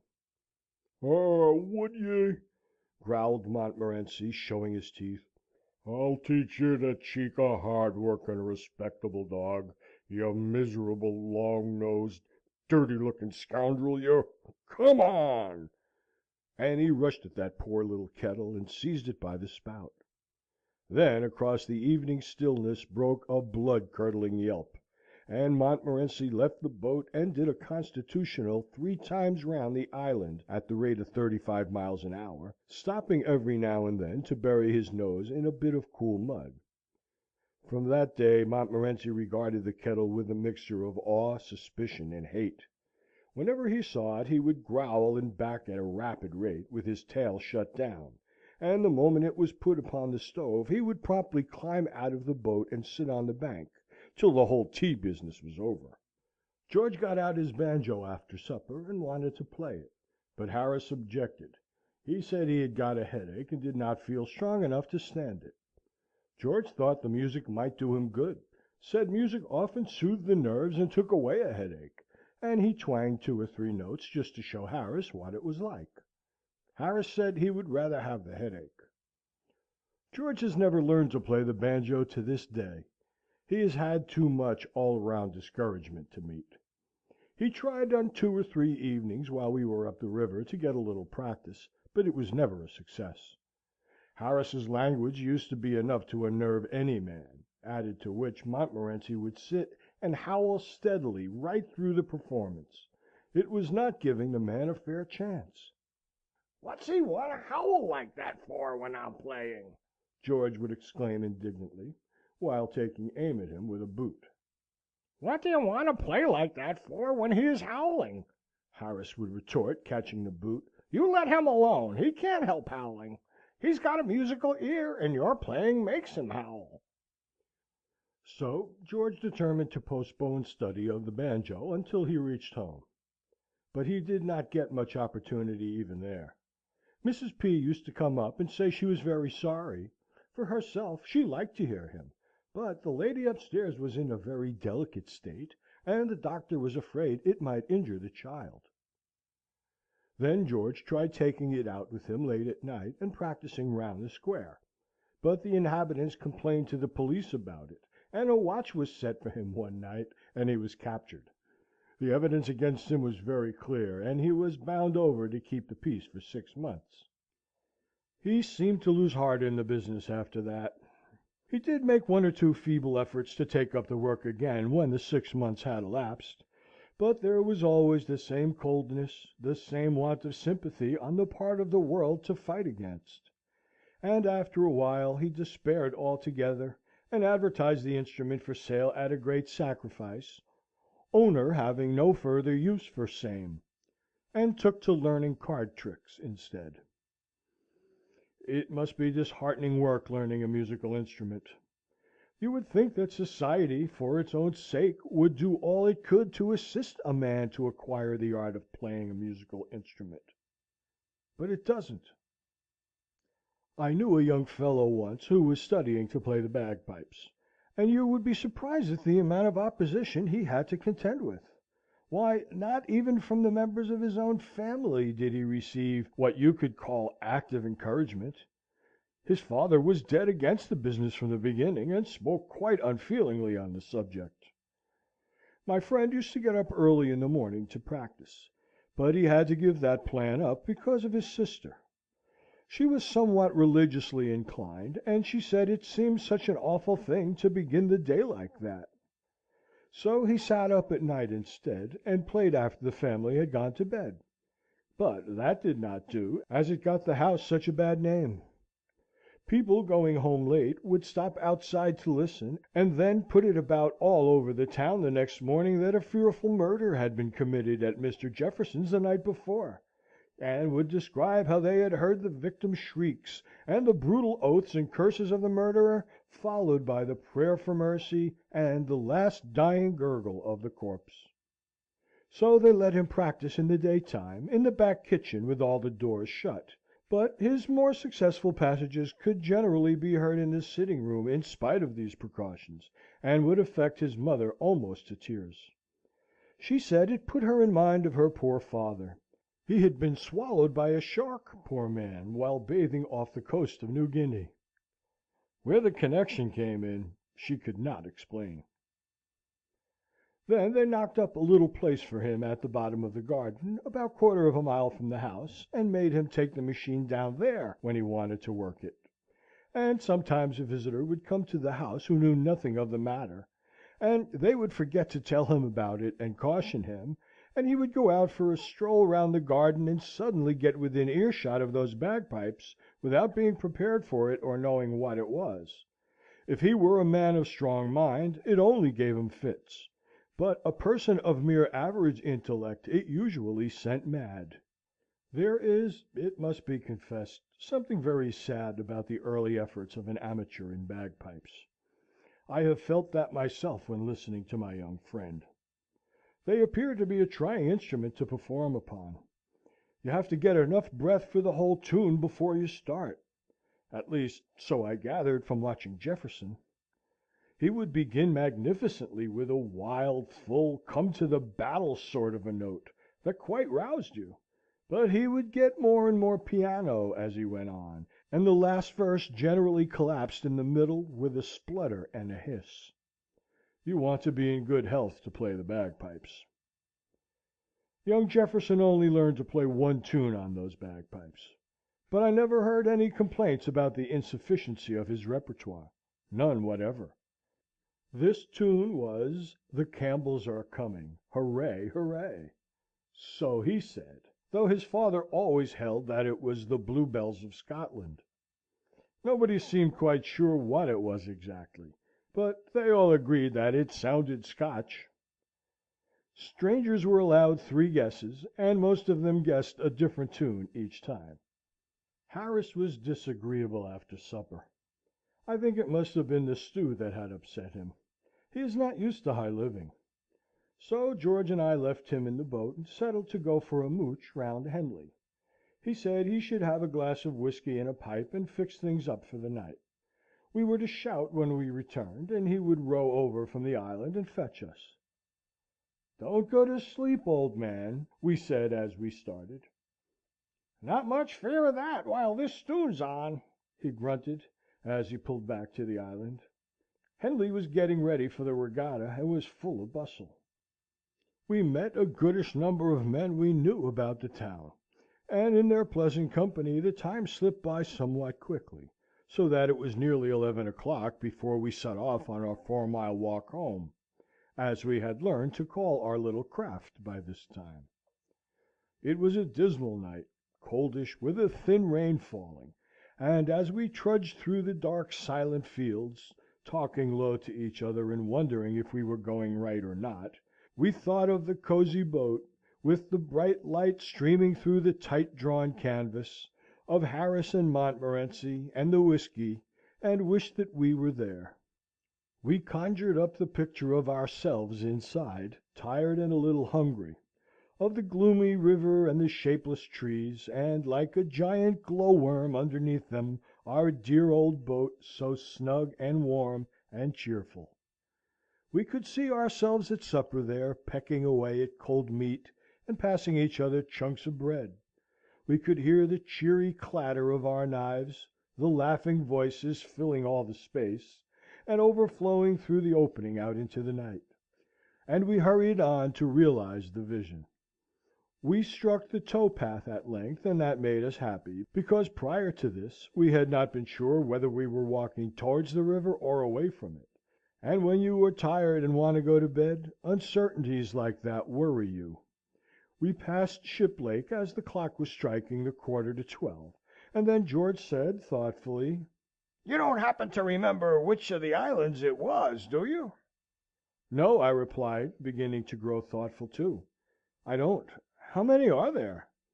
"Only 4," answered George. "It will be all right if he's awake." "And if not?" I queried, but we dismissed that train of thought. We shouted when we came opposite the first island, but there was no response, so we went to the second and tried there, and obtained the same result. "Oh, I remember now," said George. "It was the 3rd one." And we ran on hopefully to the 3rd one, and hallooed. No answer. The case was becoming serious. It was now past midnight. The hotels at Shiplake and Henley would be crammed, and we could not go round knocking up cottagers and householders in the middle of the night, to know if they let apartments. George suggested walking back to Henley and assaulting a policeman, and so getting a night's lodging in the station house. But then there was the thought, suppose he only hits us back and refuses to lock us up? We could not pass the whole night fighting policemen. Besides, we did not want to overdo the thing and get 6 months. We despairingly tried what seemed in the darkness to be the 4th island, but met with no better success. The rain was coming down fast now, and evidently meant to last. We were wet to the skin, and cold and miserable. We began to wonder whether there were only 4 islands or more, and whether we were near the islands at all, or whether we were anywhere within a mile of where we ought to be, or in the wrong part of the river altogether. Everything looked so strange and different in the darkness. We began to understand the sufferings of the babes in the wood. Just when we had given up all hope, yes, I know that is always the time the things do happen in novels and tales, but I can't help it. I resolved when I began to write this book that I would be strictly truthful in all things, and so I will be, even if I have to employ hackneyed phrases for the purpose. It was just when we had given up all hope, and I must therefore say so.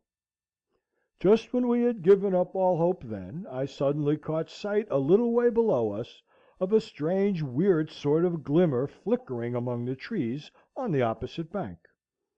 For an instant I thought of ghosts, it was such a shadowy, mysterious light. The next moment it flashed across me that it was our boat, and I sent up such a yell across the water that made the night seem to shake in its bed. We waited breathless for a minute, and then, oh, divinest music of the darkness, we heard the answering bark of Montmorency. We shouted back loud enough to wake the 7 sleepers. I never could understand myself why it should take more noise to wake 7 sleepers than 1. And after what seemed an hour, but what was really, I suppose, about 5 minutes, we saw the lighted boat creeping slowly over the blackness, and heard Harris's sleepy voice asking where we were. There was an unaccountable strangeness about Harris. It was something more than mere ordinary tiredness. He pulled the boat against a part of the bank from which it was quite impossible for us to get into it, and immediately went to sleep. It took us an immense amount of screaming and roaring to wake him up again and put some sense into him, but we succeeded at last, and got safely on board. Harris had a sad expression on him, so we noticed, when we got into the boat. He gave you the idea of a man who had been through trouble. We asked him if anything had happened, and he said, "Swans." It seemed we had moored close to a swan's nest, and soon after George and I had gone, the female swan came back and kicked up a row about it. Harris had chivied her off, and she had gone away and fetched up her old man. Harris said he had had quite a fight with these 2 swans, but courage and skill had prevailed in the end, and he had defeated them. Half an hour afterwards they returned with 18 other swans. It must have been a fearful battle, so far as we could understand Harris's account of it. The swans had tried to drag him and Montmorency out of the boat and drown them, and he had defended himself like a hero for 4 hours, and had killed the lot, and they had all paddled away to die. How many swans did you say there were? Asked George. 32, replied Harris sleepily. You said 18 just now, said George. No, I didn't, grunted Harris. I said 12. Think I can't count?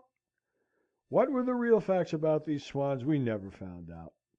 We questioned Harris on the subject in the morning, and he said, "What swans?" and seemed to think that George and I had been dreaming. Oh, how delightful it was to be safe in the boat after our trials and fears! We ate a hearty supper, George and I, and we should have had some toddy after it, if we could have found the whiskey, but we could not. We examined Harris as to what he had done with it, but he did not seem to know what we meant by whiskey, or what we were talking about at all. Montmorency looked as if he knew something, but said nothing. I slept well that night, and should have slept better if it had not been for Harris. I have a vague recollection of having been woke up at least a dozen times during the night by Harris wandering about the boat with the lantern looking for his clothes. He seemed to be worrying about his clothes all night.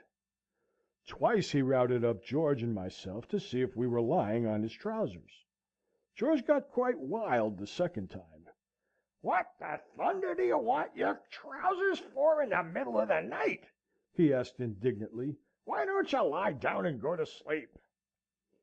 I found him in trouble the next time I awoke because he could not find his socks, and my last hazy remembrance is of being rolled over on my side, and of hearing Harris muttering something about its being an extraordinary thing where his umbrella could have got to.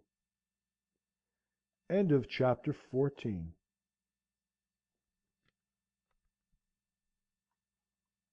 Three Men in a Boat, to say nothing of the Dog, by Jerome K. Jerome.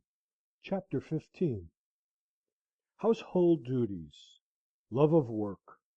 The old river hand, what he does and what he tells you he has done. Skepticism of the new generation. Early boating recollections. Rafting. George does the thing in style. The old boatman, his method. So calm, so full of peace. The beginner. Punting. A sad accident. Pleasures of friendship. Sailing, my first experience. Possible reason why we were not drowned. We woke late the next morning, and, at Harris's earnest desire, partook of a plain breakfast with non-dainties. Then we cleaned up and put everything straight. A continual labour which was beginning to afford me a pretty clear insight into a question that had often posed me, namely, how a woman with the work of only one house on her hands manages to pass away her time; and at about 10 set out on what we had determined should be a good day's journey. We agreed that we would pull this morning, as a change from towing; and Harris thought the best arrangement would be that George and I should scull and he steer. I did not chime in with this idea at all. I said I thought Harris would have been showing a more proper spirit if he had suggested that he and George should work, and let me rest a bit. It seemed to me that I was doing more than my fair share of the work on this trip, and I was beginning to feel strongly on the subject. It always does seem to me that I am doing more work than I should do. It is not that I object to the work, mind you. I like work. It fascinates me. I can sit and look at it for hours. I love to keep it by me. The idea of getting rid of it nearly breaks my heart. You cannot give me too much work. To accumulate work has almost become a passion with me. My study is so full of it now that there is hardly an inch of room for any more. I shall have to throw out a wing soon. And I am careful of my work, too. Why, some of the work that I have by me now has been in my possession for years and years, and there isn't a finger mark on it. I take a great pride in my work. I take it down now and then and dust it. No man keeps his work in a better state of preservation than I do. But though I crave for work, I still like to be fair. I do not ask for more than my proper share. But I get it without asking for it. At least, so it appears to me, and this worries me. George says he does not think I need trouble myself on the subject. He thinks it is only my over-scrupulous nature that makes me fear I am having more than my due, and that, as a matter of fact, I don't have half as much as I ought, but I expect he only says this to comfort me. In a boat, I have always noticed that it is the fixed idea of each member of the crew that he is doing everything. Harris's notion was that it was he alone who had been working, and that both George and I had been imposing upon him. George, on the other hand, ridiculed the idea of Harris's having done anything more than eat and sleep, and had a cast-iron opinion that it was he, George himself, who had done all the labour worth speaking of. He said he had never been out with such a couple of lazily skulks as Harris and I. That amused Harris. Fancy old George talking about work, he laughed. Why, about half an hour of it would kill him. Have you ever seen George work? He added, turning to me. I agreed with Harris that I never had. Most certainly not since we had started on this trip. Well, I don't see how you can know much about it, one way or the other, George retorted on Harris, for I'm blessed if you haven't been asleep half the time. Have you ever seen Harris fully awake except at mealtime? Asked George, addressing me. Truth compelled me to support George. Harris had been very little good in the boat, as far as helping was concerned, from the beginning. Well, hang it all, I've done more than old J, anyhow, rejoined Harris. Well, you couldn't very well have done less, added George. I suppose Jay thinks he is the passenger, continued Harris. And that was their gratitude to me for having brought them and their wretched old boat all the way up from Kingston, and for having superintended and managed everything for them, and taken care of them, and slaved for them. It is the way of the world. We settled the present difficulty by arranging that Harris and George should scull up past Reading, and that I should tow the boat on from there. Pulling a heavy boat against a strong stream has few attractions for me now. There was a time long ago when I used to clamour for the hard work. Now I like to give the youngsters a chance. I notice that most of the old river hands are similarly retiring whenever there is any stiff pulling to be done. You can always tell the old river hand by the way in which he stretches himself out upon the cushions at the bottom of the boat, and encourages the rowers by telling them anecdotes about the marvellous feats he performed last season. "Call what you're doing hard work," he drawls between his contented whiffs, addressing the two perspiring novices who have been grinding away steadily upstream for the last hour and a half.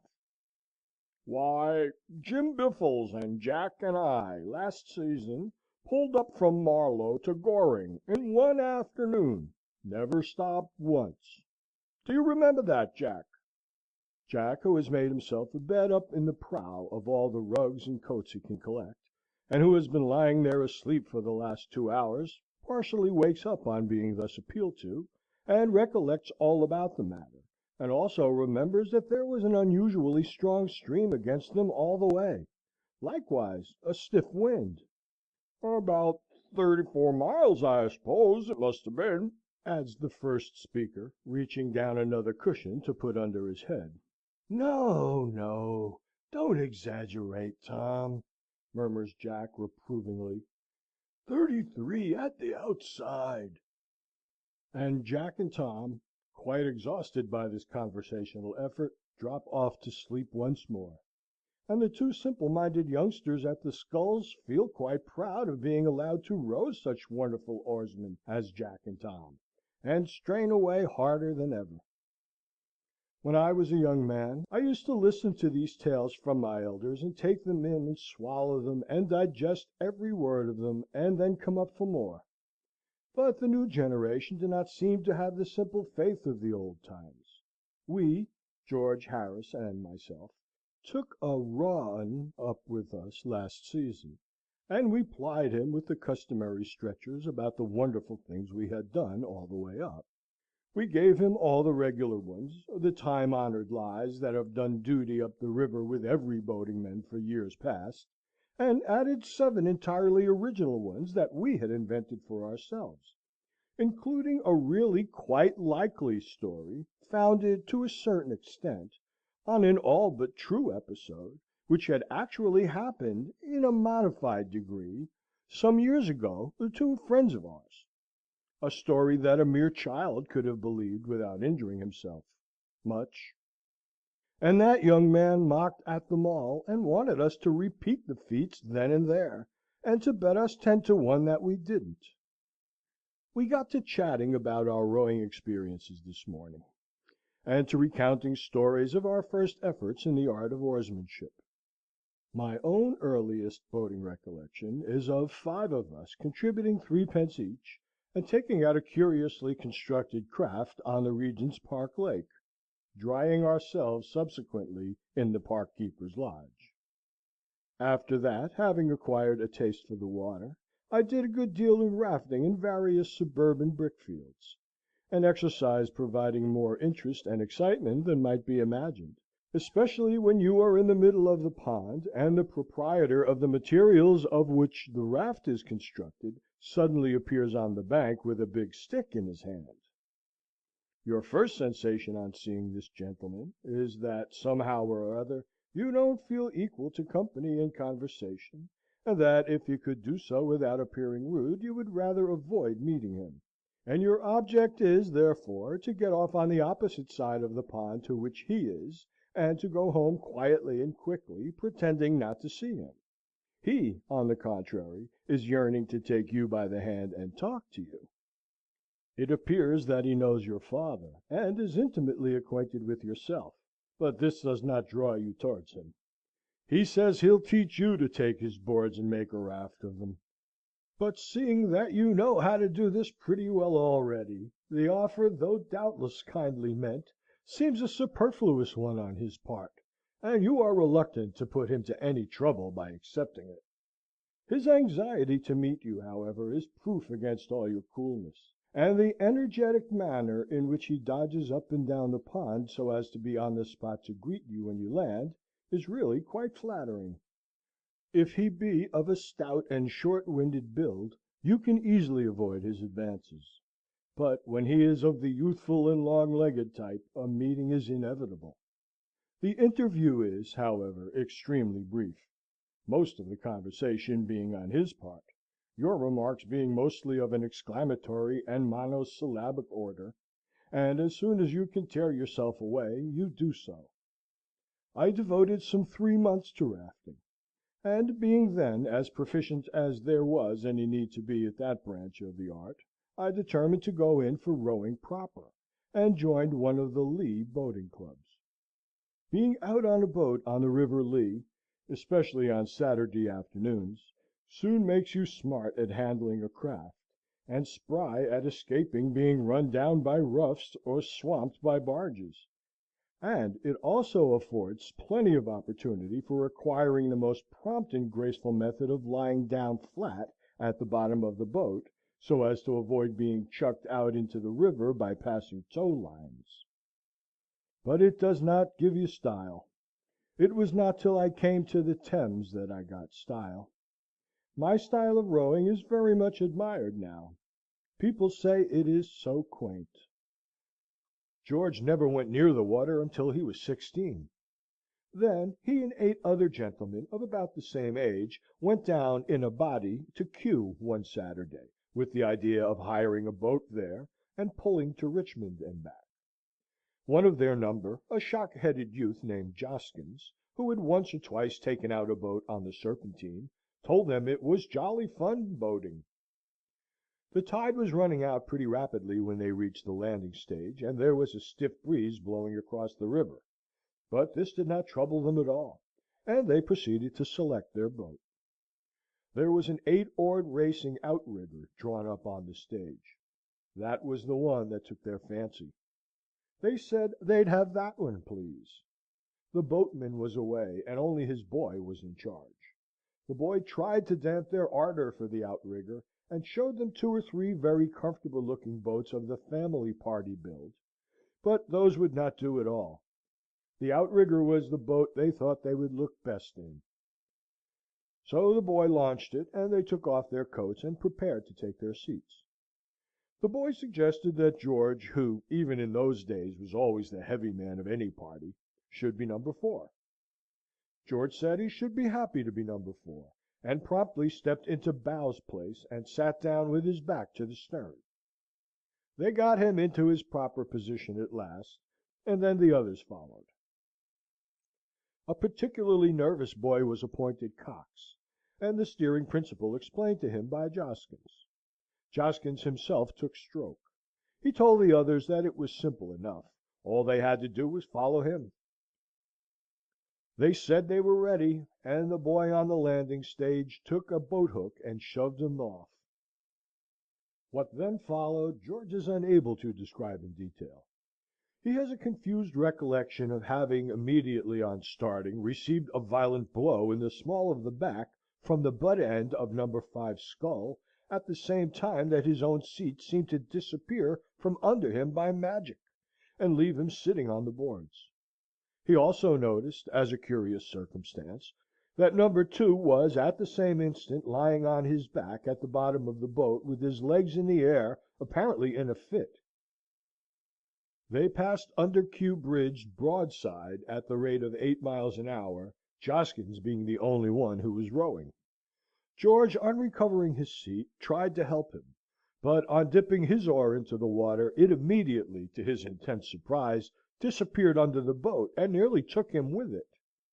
And then Cox threw both rudder lines overboard, and burst into tears. How they got back, George never knew, but it took them just 40 minutes. A dense crowd watched the entertainment from Kew Bridge with much interest, and everybody shouted out to them different directions. 3 times they managed to get the boat back through the arch, and 3 times they were carried under it again, and every time Cox looked up and saw the bridge above him, he broke out into renewed sobs. George said he little thought that afternoon that he should ever come to really like boating. Harris is more accustomed to sea rowing than to river work, and says that as an exercise he prefers it. I don't. I remember taking a small boat out at Eastbourne last summer. I used to do a good deal of sea rowing years ago, and I thought I should be all right, but I found I had forgotten the art entirely. When one scull was deep down underneath the water, the other would be flourishing wildly about in the air. To get a grip of the water with both at the same time, I had to stand up. The parade was crowded with nobility and gentry, and I had to pull past them in this ridiculous fashion. I landed halfway down the beach, and secured the services of an old boatman to take me back. I like to watch an old boatman rowing, especially one who has been hired by the hour. There is something so beautifully calm and restful about his method. It is so free from that fretful haste, that vehement striving that is every day becoming more and more the bane of 19th century life. He is not forever straining himself to pass all the other boats. If another boat overtakes him and passes him, it does not annoy him. As a matter of fact, they all do overtake him and pass him, all those that are going his way. This would trouble and irritate some people. The sublime equanimity of the hired boatman under the ordeal affords us a beautiful lesson against ambition and uppishness. Plain practical rowing of the get the boat along order is not a very difficult art to acquire, but it takes a good deal of practice before a man feels comfortable when rowing past girls. It is the time that worries a youngster. "It's jolly funny," he says, as for the 20th time within 5 minutes he disentangles his sculls from yours. "I can get on all right when I'm by myself." To see 2 novices try to keep time with one another is very amusing. Bow finds it impossible to keep pace with Stroke, because Stroke rows in such an extraordinary fashion. Stroke is intensely indignant at this, and explains that what he has been endeavouring to do for the last 10 minutes is to adapt his method to Bow's limited capacity. Bow, in turn, then becomes insulted, and requests Stroke not to trouble his head about him, Bow, but to devote his mind to setting a sensible stroke. "Or shall I take Stroke?" he adds, with the evident idea that that would at once put the whole matter right. They splash along for another 100 yards with still moderate success, and then the whole secret of their trouble bursts upon Stroke like a flash of inspiration. "I'll tell you what it is. You've got my sculls!" he cries, turning to Bow. "Pass yours over." "Well, do you know, I've been wondering how it was I couldn't get on with these," answers Bow, quite brightening up, and most willingly assisting in the exchange. "Now we shall be all right." But they are not even then. Stroke has to stretch his arms nearly out of their sockets to reach his sculls now, while Bow's pair at each recovery hit him a violent blow in the chest. So they change back again, and come to the conclusion that the man has given them the wrong set altogether, and over their mutual abuse of this man they become quite friendly and sympathetic. George said he had often longed to take to punting for a change. Punting is not as easy as it looks. As in rowing, you soon learn how to get along and handle the craft, but it takes long practice before you can do this with dignity, and without getting the water all up your sleeve. One young man I knew had a very sad accident happen to him the first time he went punting. He had been getting on so well that he had grown quite cheeky over the business, and was walking up and down the punt, working his pole with a careless grace that was quite fascinating to watch. Up he would march to the head of the punt, plant his pole, and then run along right to the other end, just like an old punter. Oh, it was grand! And it would all have gone on being grand if he had not, unfortunately, while looking round to enjoy the scenery, taken just one step more than there was any necessity for, and walked off the punt altogether. The pole was firmly fixed in the mud, and he was left clinging to it while the punt drifted away. It was an undignified position for him. A rude boy on the bank immediately yelled out to a lagging chum to hurry up and see a real monkey on a stick. I could not go to his assistance, because, as ill luck would have it, we had not taken the proper precaution to bring out a spare pole with us. I could only sit and look at him. His expression as the pole slowly sank with him I shall never forget. There was so much thought in it. I watched him gently let down into the water, and saw him scramble out, sad and wet. I could not help laughing, he looked such a ridiculous figure. I continued to chuckle to myself about it for some time, and then it was suddenly forced in upon me that really I had got very little to laugh at when I came to think of it. Here was I, alone in a punt without a pole, drifting helplessly down midstream, possibly towards a weir. I began to feel very indignant with my friend for having stepped overboard and gone off in that way. He might, at all events, have left me the pole. I drifted on for about a quarter of a mile, and then I came in sight of a fishing punt moored in midstream, in which sat two old fishermen. They saw me bearing down upon them, and they called out to me to keep out of their way. "I can't!" I shouted back. "But you don't try!" they answered. I explained the matter to them when I got nearer, and they caught me and lent me a pole. The weir was just 50 yards below. I am glad they happened to be there. The first time I went punting was in company with 3 other fellows. They were going to show me how to do it. We could not all start together, so I said I would go down first and get out the punt, and then I could potter about and practice a bit until they came. I could not get a punt out that afternoon. They were all engaged. So I had nothing else to do but to sit down on the bank watching the river and waiting for my friends. I had not been sitting there long before my attention became attracted to a man in a punt, who I noticed with some surprise wore a jacket and cap exactly like mine. He was evidently a novice at punting, and his performance was most interesting. You never knew what was going to happen when he put the pole in. He evidently did not know himself. Sometimes he shot upstream, sometimes he shot downstream, and at other times he simply spun round and came up the other side of the pole, and with every result he seemed equally surprised and annoyed. The people about the river began to get quite absorbed in him after a while, and to make bets with one another as to what would be the outcome of his next push. In the course of time my friends arrived on the opposite bank, and they stopped and watched him too.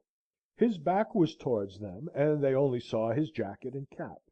From this they immediately jumped to the conclusion that it was I, their beloved companion, who was making an exhibition of himself, and their delight knew no bounds. They commenced to chaff him unmercifully. I did not grasp their mistake at first, and I thought, how rude of them to go on like that with a perfect stranger, too. But before I could call out and reprove them, the explanation of the matter occurred to me, and I withdrew behind a tree. Oh, how they enjoyed themselves ridiculing that young man! For 5 good minutes they stood there, shouting ribaldry at him, deriding him, mocking him, jeering at him.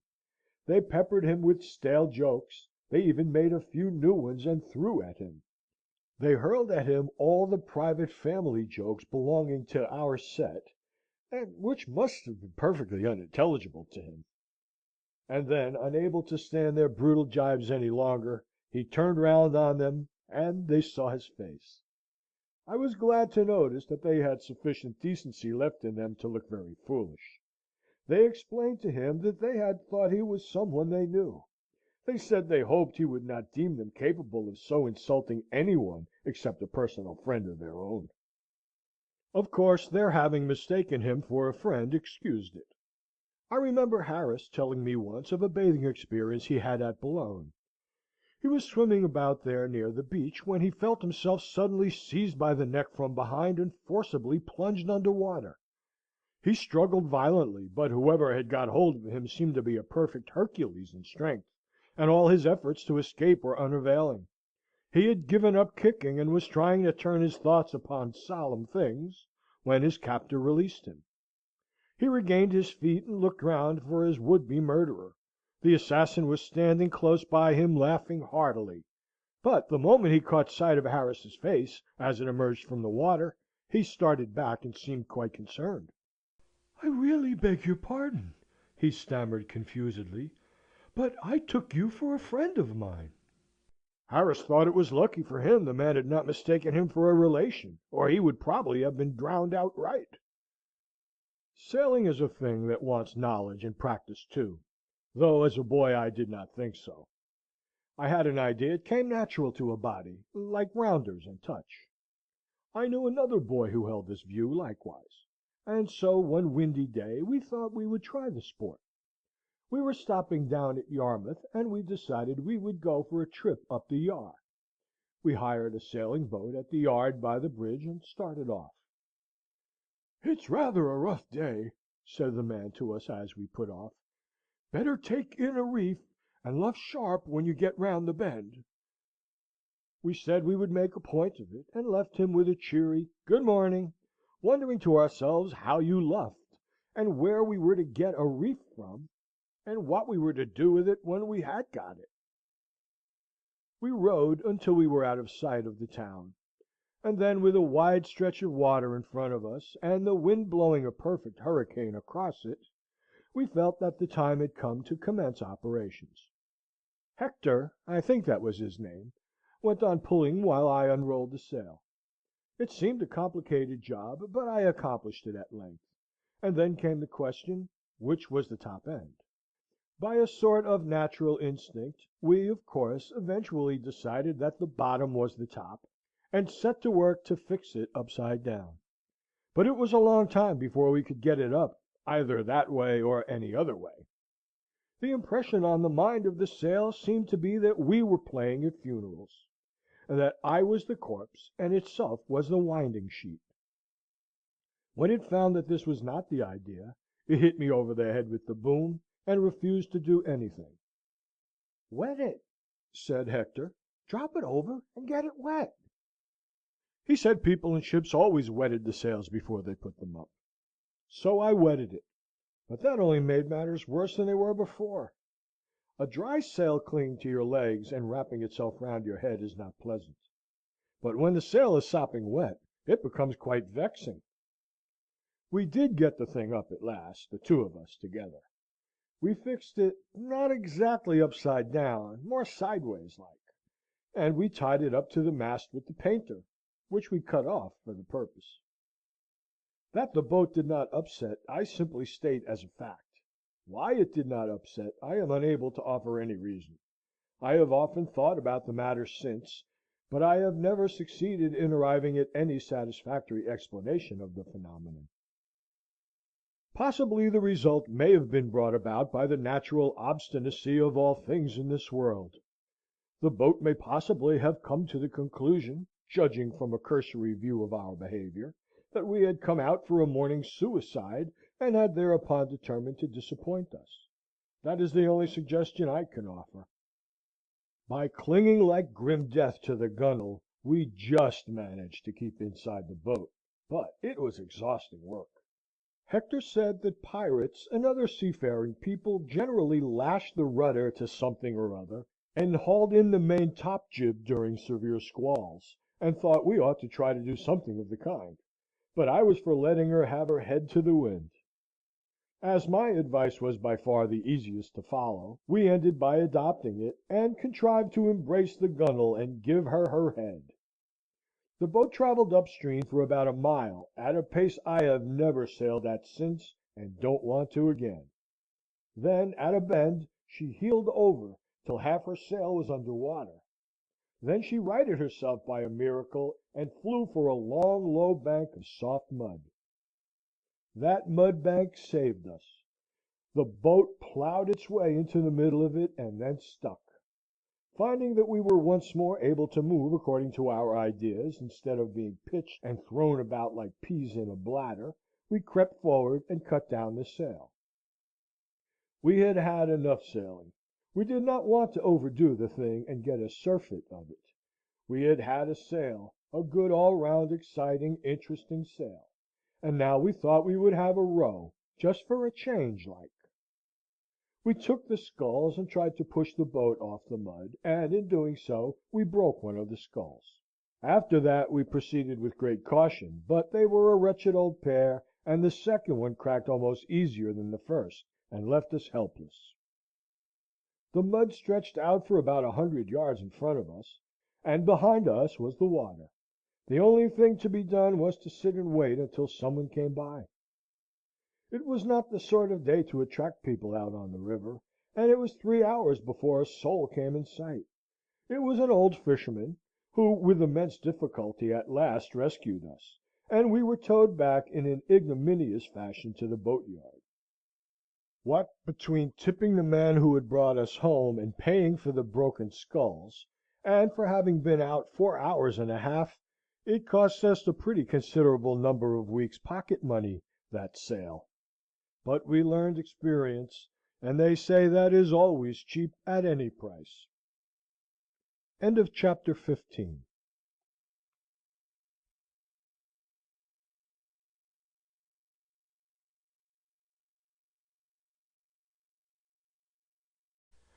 Three Men in a Boat, to say nothing of the Dog, by Jerome K. Jerome.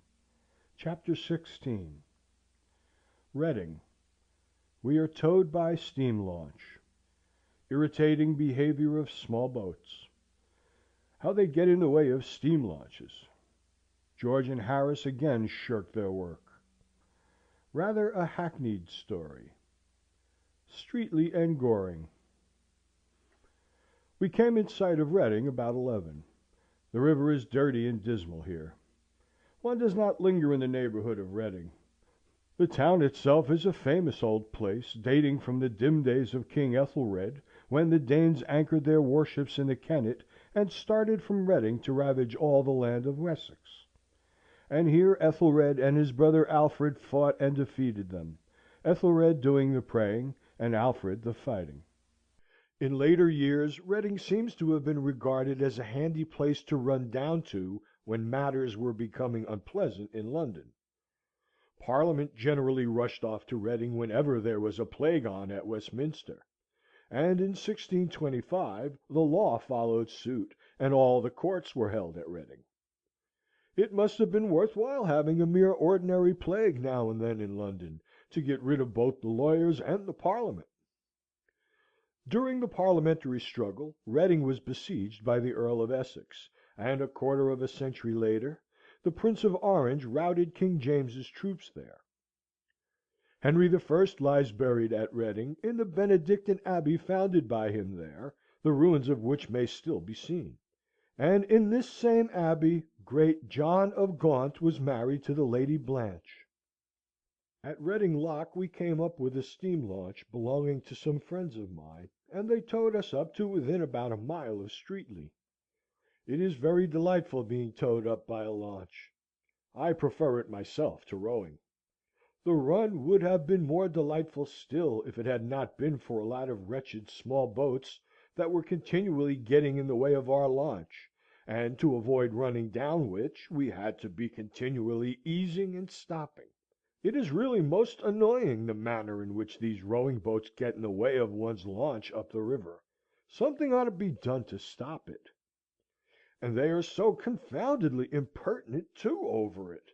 You can whistle till you nearly burst your boiler before they will trouble themselves to hurry. I would have one or two of them run down now and then, if I had my way, just to teach them all a lesson. The river becomes very lovely from a little above Reading.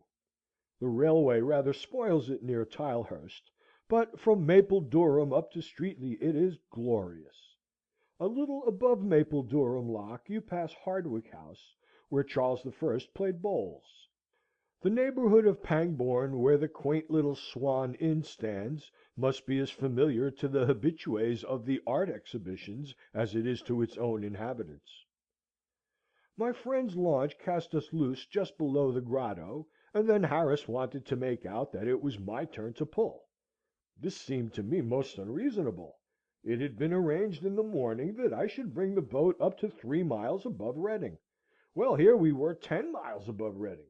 Surely it was now their turn again. I could not get either George or Harris to see the matter in its proper light, however.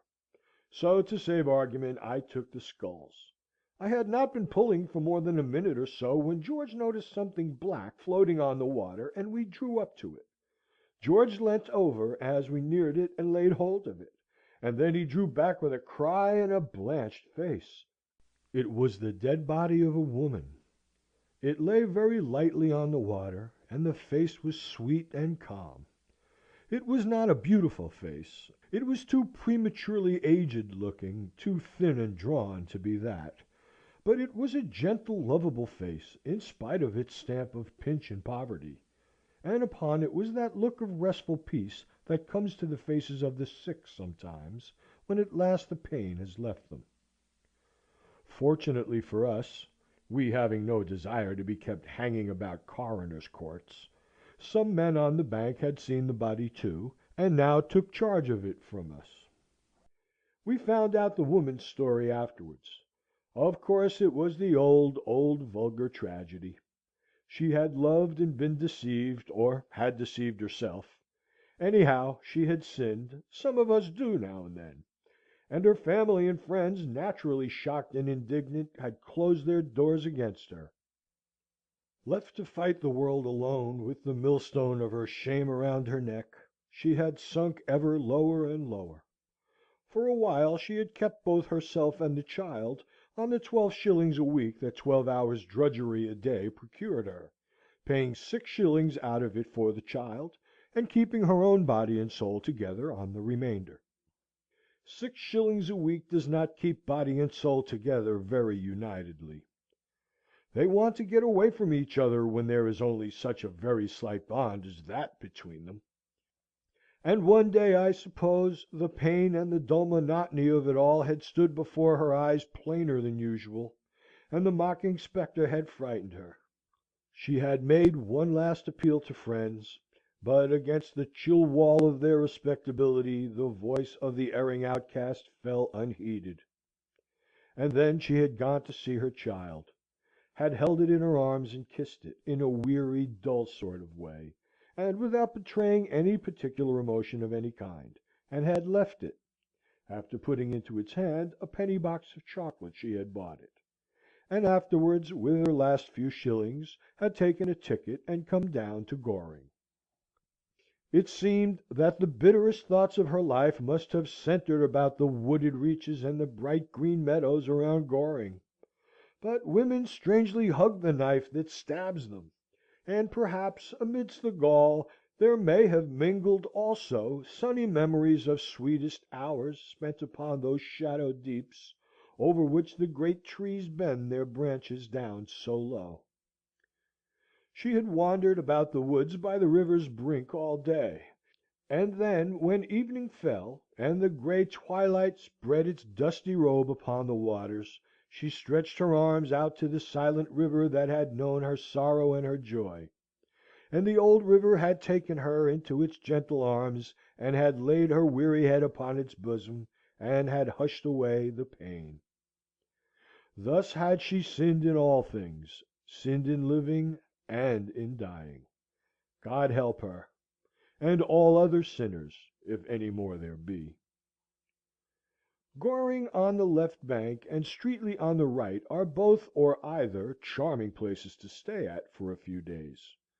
The reaches down to Pangbourne woo one for a sunny sail, or for a moonlight row, and the country round about is full of beauty. We had intended to push on to Wallingford that day, but the sweet, smiling face of the river here lured us to linger for a while, and so we left our boat at the bridge, and went up into Streatley and lunched at the Bull, much to Montmorency's satisfaction. They say that the hills on each side of the stream here once joined and formed a barrier across what is now the Thames, and that then the river ended there above Goring in one vast lake. I am not in a position either to contradict or affirm this statement. I simply offer it. It is an ancient place, Streatley, dating back, like most riverside towns and villages, to British and Saxon times. Goring is not nearly so pretty a little spot to stop at as Streatley, if you have your choice, but it is passing fair enough in its way, and is nearer the railway, in case you want to slip off without paying your hotel bill. Chapter 16.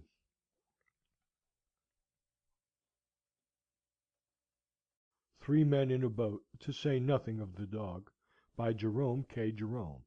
Chapter 17. Washing Day.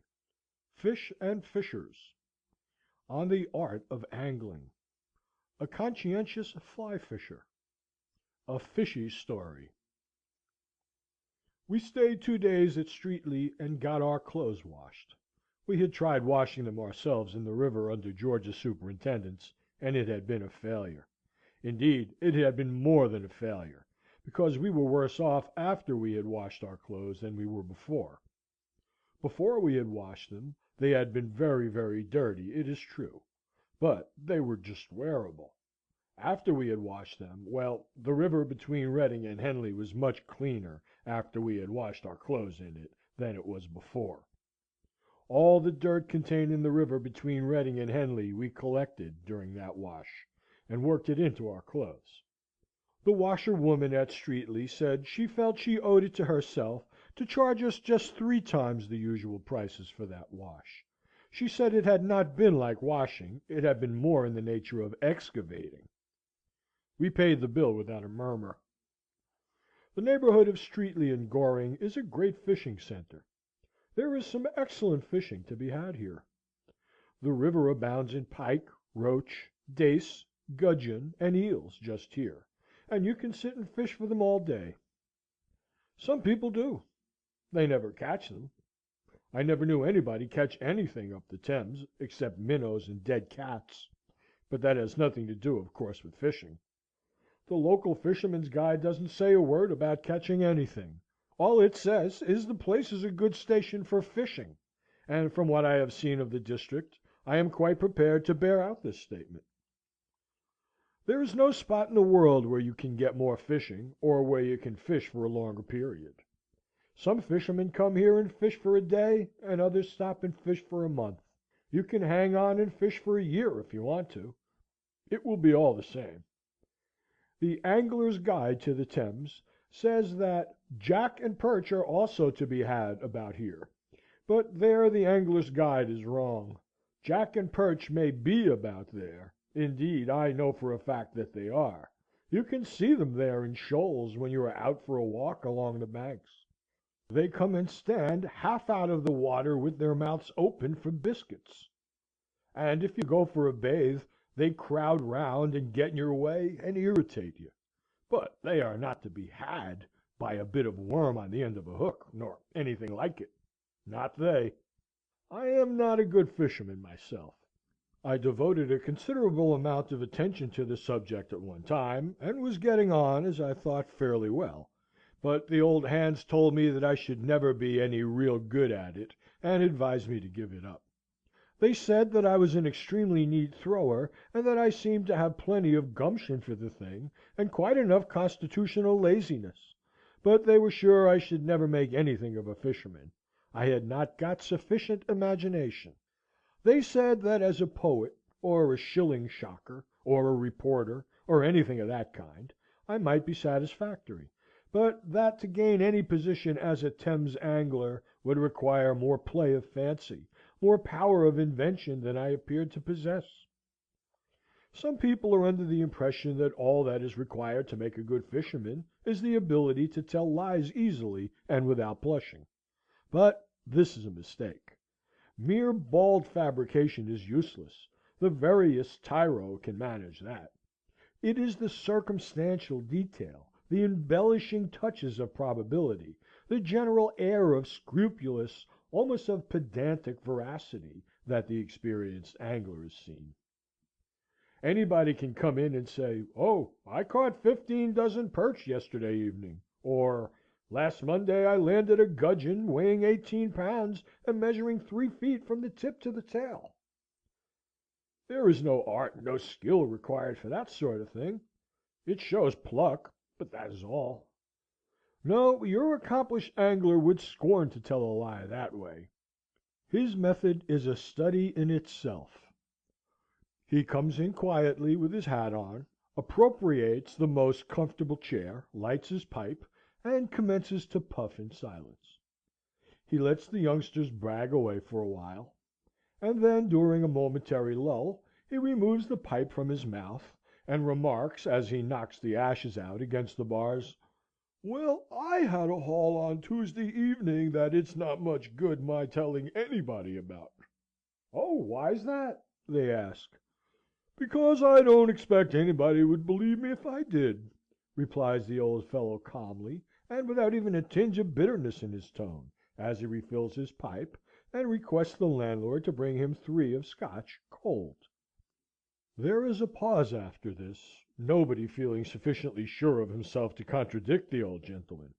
So he has to go on by himself without any encouragement. "No," he considers thoughtfully, "I shouldn't believe it myself if anybody told it to me, but it's a fact for all that. I had been sitting there all the afternoon, and had caught literally nothing, except a few dozen dace and a score of jack, and I was just about giving it up as a bad job, when I suddenly felt a rather smart pull at the line. I thought it was another little one, and I went to jerk it up. Hang me if I could move the rod! It took me half an hour, sir, to land that fish, and every moment I thought the line was going to snap. I reached him at last, and what do you think it was? A sturgeon!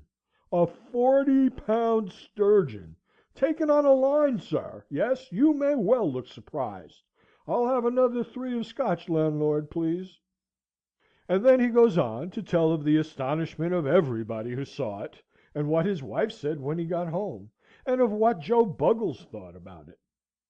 I asked the landlord of an inn up the river once if it did not injure him sometimes listening to the tales that the fishermen about there told him, and he said, "Oh no, not now, sir.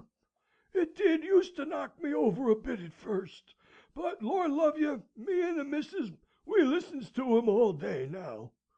It's what you're used to, you know. It's what you're used to." I knew a young man once, he was a most conscientious fellow, and when he took to fly fishing, he determined never to exaggerate his hauls by more than 25 per cent. "When I have caught 40 fish," says he, "then I will tell people that I have caught 50, and so on, but I will not lie any more than that, because it is sinful to lie." But the 25 per cent. Plan did not work well at all. He never was able to use it. The greatest number of fish he ever caught in one day was 3, and you can't add 25 per cent. to 3, at least, not in fish. So he increased his percentage to 33 1/3, but that again was awkward, when he had only caught 1 or 2, so, to simplify matters, he made up his mind to just double the quantity. He stuck to this arrangement for a couple of months, and then he grew dissatisfied with it. Nobody believed him when he told them that he only doubled, and he therefore gained no credit that way whatever, while his moderation put him at a disadvantage among the other anglers. When he had really caught 3 small fish, and said he had caught 6, it used to make him quite jealous to hear a man whom he knew for a fact had only caught 1 going about telling people he had landed 2 dozen. So eventually he made one final arrangement with himself, which he has religiously held to ever since, and that was to count each fish that he had caught as 10, and to assume 10 to begin with. For example, if he did not catch any fish at all, then he said he had caught 10 fish. You could never catch less than 10 fish by his system. That was the foundation of it. Then, if by any chance he really did catch 1 fish, he called it 20, while 2 fish would count 30, 3 40, and so on. It is a simple and easily worked plan, and there has been some talk lately of its being made use of by the angling fraternity in general. Indeed, the committee of the Thames Anglers' Association did recommend its adoption about 2 years ago, but some of the older members opposed it. They said they would consider the idea if the number were doubled, and each fish counted as 20. If ever you have an evening to spare up the river, I should advise you to drop into one of the little village inns, and take a seat in the tap room. You will be nearly sure to meet one or two old rodmen, sipping their toddy there, and they will tell you enough fishy stories in half an hour to give you indigestion for a month. George and I don't know what had become of Harris. He had gone out and had a shave early in the afternoon, and had then come back and spent full 40 minutes in pipe claying his shoes. We had not seen him since. George and I, therefore, and the dog, left to ourselves, went for a walk to Wallingford on the second evening, and coming home we called in at a little riverside inn for a rest and other things. We went into the parlour and sat down. There was an old fellow there, smoking a long clay pipe, and we naturally began chatting. He told us that it had been a fine day to day, and we told him that it had been a fine day yesterday, and then we all told each other that we thought it would be a fine day to morrow, and George said the crops seemed to be coming up nicely. After that it came out, somehow or other, that we were strangers in the neighbourhood, and that we were going away the next morning. Then a pause ensued in the conversation, during which our eyes wandered round the room. They finally rested upon a dusty old glass case, fixed very high up above the chimney-piece, and containing a trout. It rather fascinated me, that trout. It was such a monstrous fish. In fact, at first glance, I thought it was a cod. "Ah!" said the old gentleman, following the direction of my gaze. "Fine fellow, that, ain't he?" "Quite uncommon," I murmured, and George asked the old man how much he thought it weighed. 18 pounds 6 ounces, said our friend, rising and taking down his coat. "Yes," he continued, "it was 16 years ago, come the 3rd of next month, that I landed him. I caught him just below the bridge with a minnow. They told me he were in the river, and I said I'd have him, and so I did. You don't see many fish that size about here now, I'm thinking. Good night, gentlemen, good night." And out he went, and left us alone. We could not take our eyes off the fish after that. It really was a remarkably fine fish. We were still looking at it when the local carrier, who had just stopped at the inn, came to the door of the room with a pot of beer in his hand, and he also looked at the fish. "Good sized trout, that," said George, turning round to him. "Ah, you may well say that, sir," replied the man, and then, after a pull at his beer, he added, "Maybe you wasn't here, sir, when that fish was caught." "No," we told him. "We were strangers in the neighbourhood." "Ah!" said the carrier. "Then, of course, how should you? It was nearly 5 years ago that I caught that trout." "Oh, was it you who caught it, then?" said I. "Yes, sir," replied the genial old fellow. "I caught him just below the lock, leastways, what was the lock then, one Friday afternoon, and the remarkable thing about it is that I caught him with a fly. I'd gone out pike fishing, bless you, never thinking of a trout, and when I saw that whopper on the end of my line, blest if it didn't quite take me aback. Well, you see, he weighed 26 pounds. Good night, gentlemen, good night." 5 minutes afterwards, a third man came in, and described how he had caught it early one morning with bleak. And then he left, and a stolid, solemn-looking, middle-aged individual came in, and sat down over by the window. None of us spoke for a while, but at length George turned to the newcomer and said, "I beg your pardon. I hope you will forgive the liberty that we, perfect strangers in the neighbourhood, are taking, but my friend here and myself would be so much obliged if you would tell us how you caught that trout up there." "Why, who told you I caught the trout?" was the surprised query.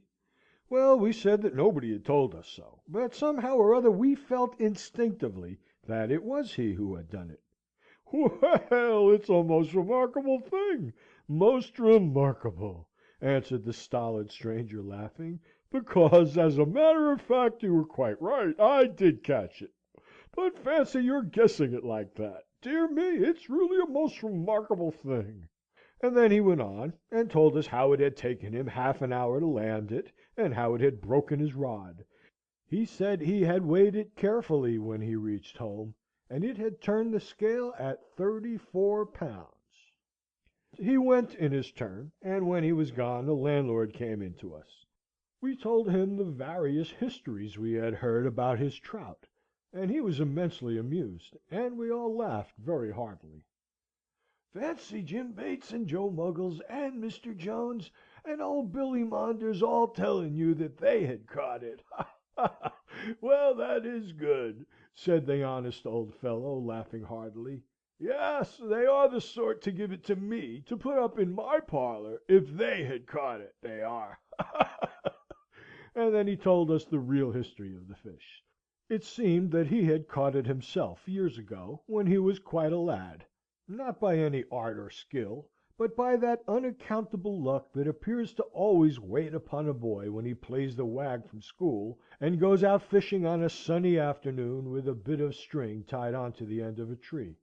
He said that bringing home that trout had saved him from a whacking, and that even his schoolmaster had said it was worth the rule of 3 and practice put together.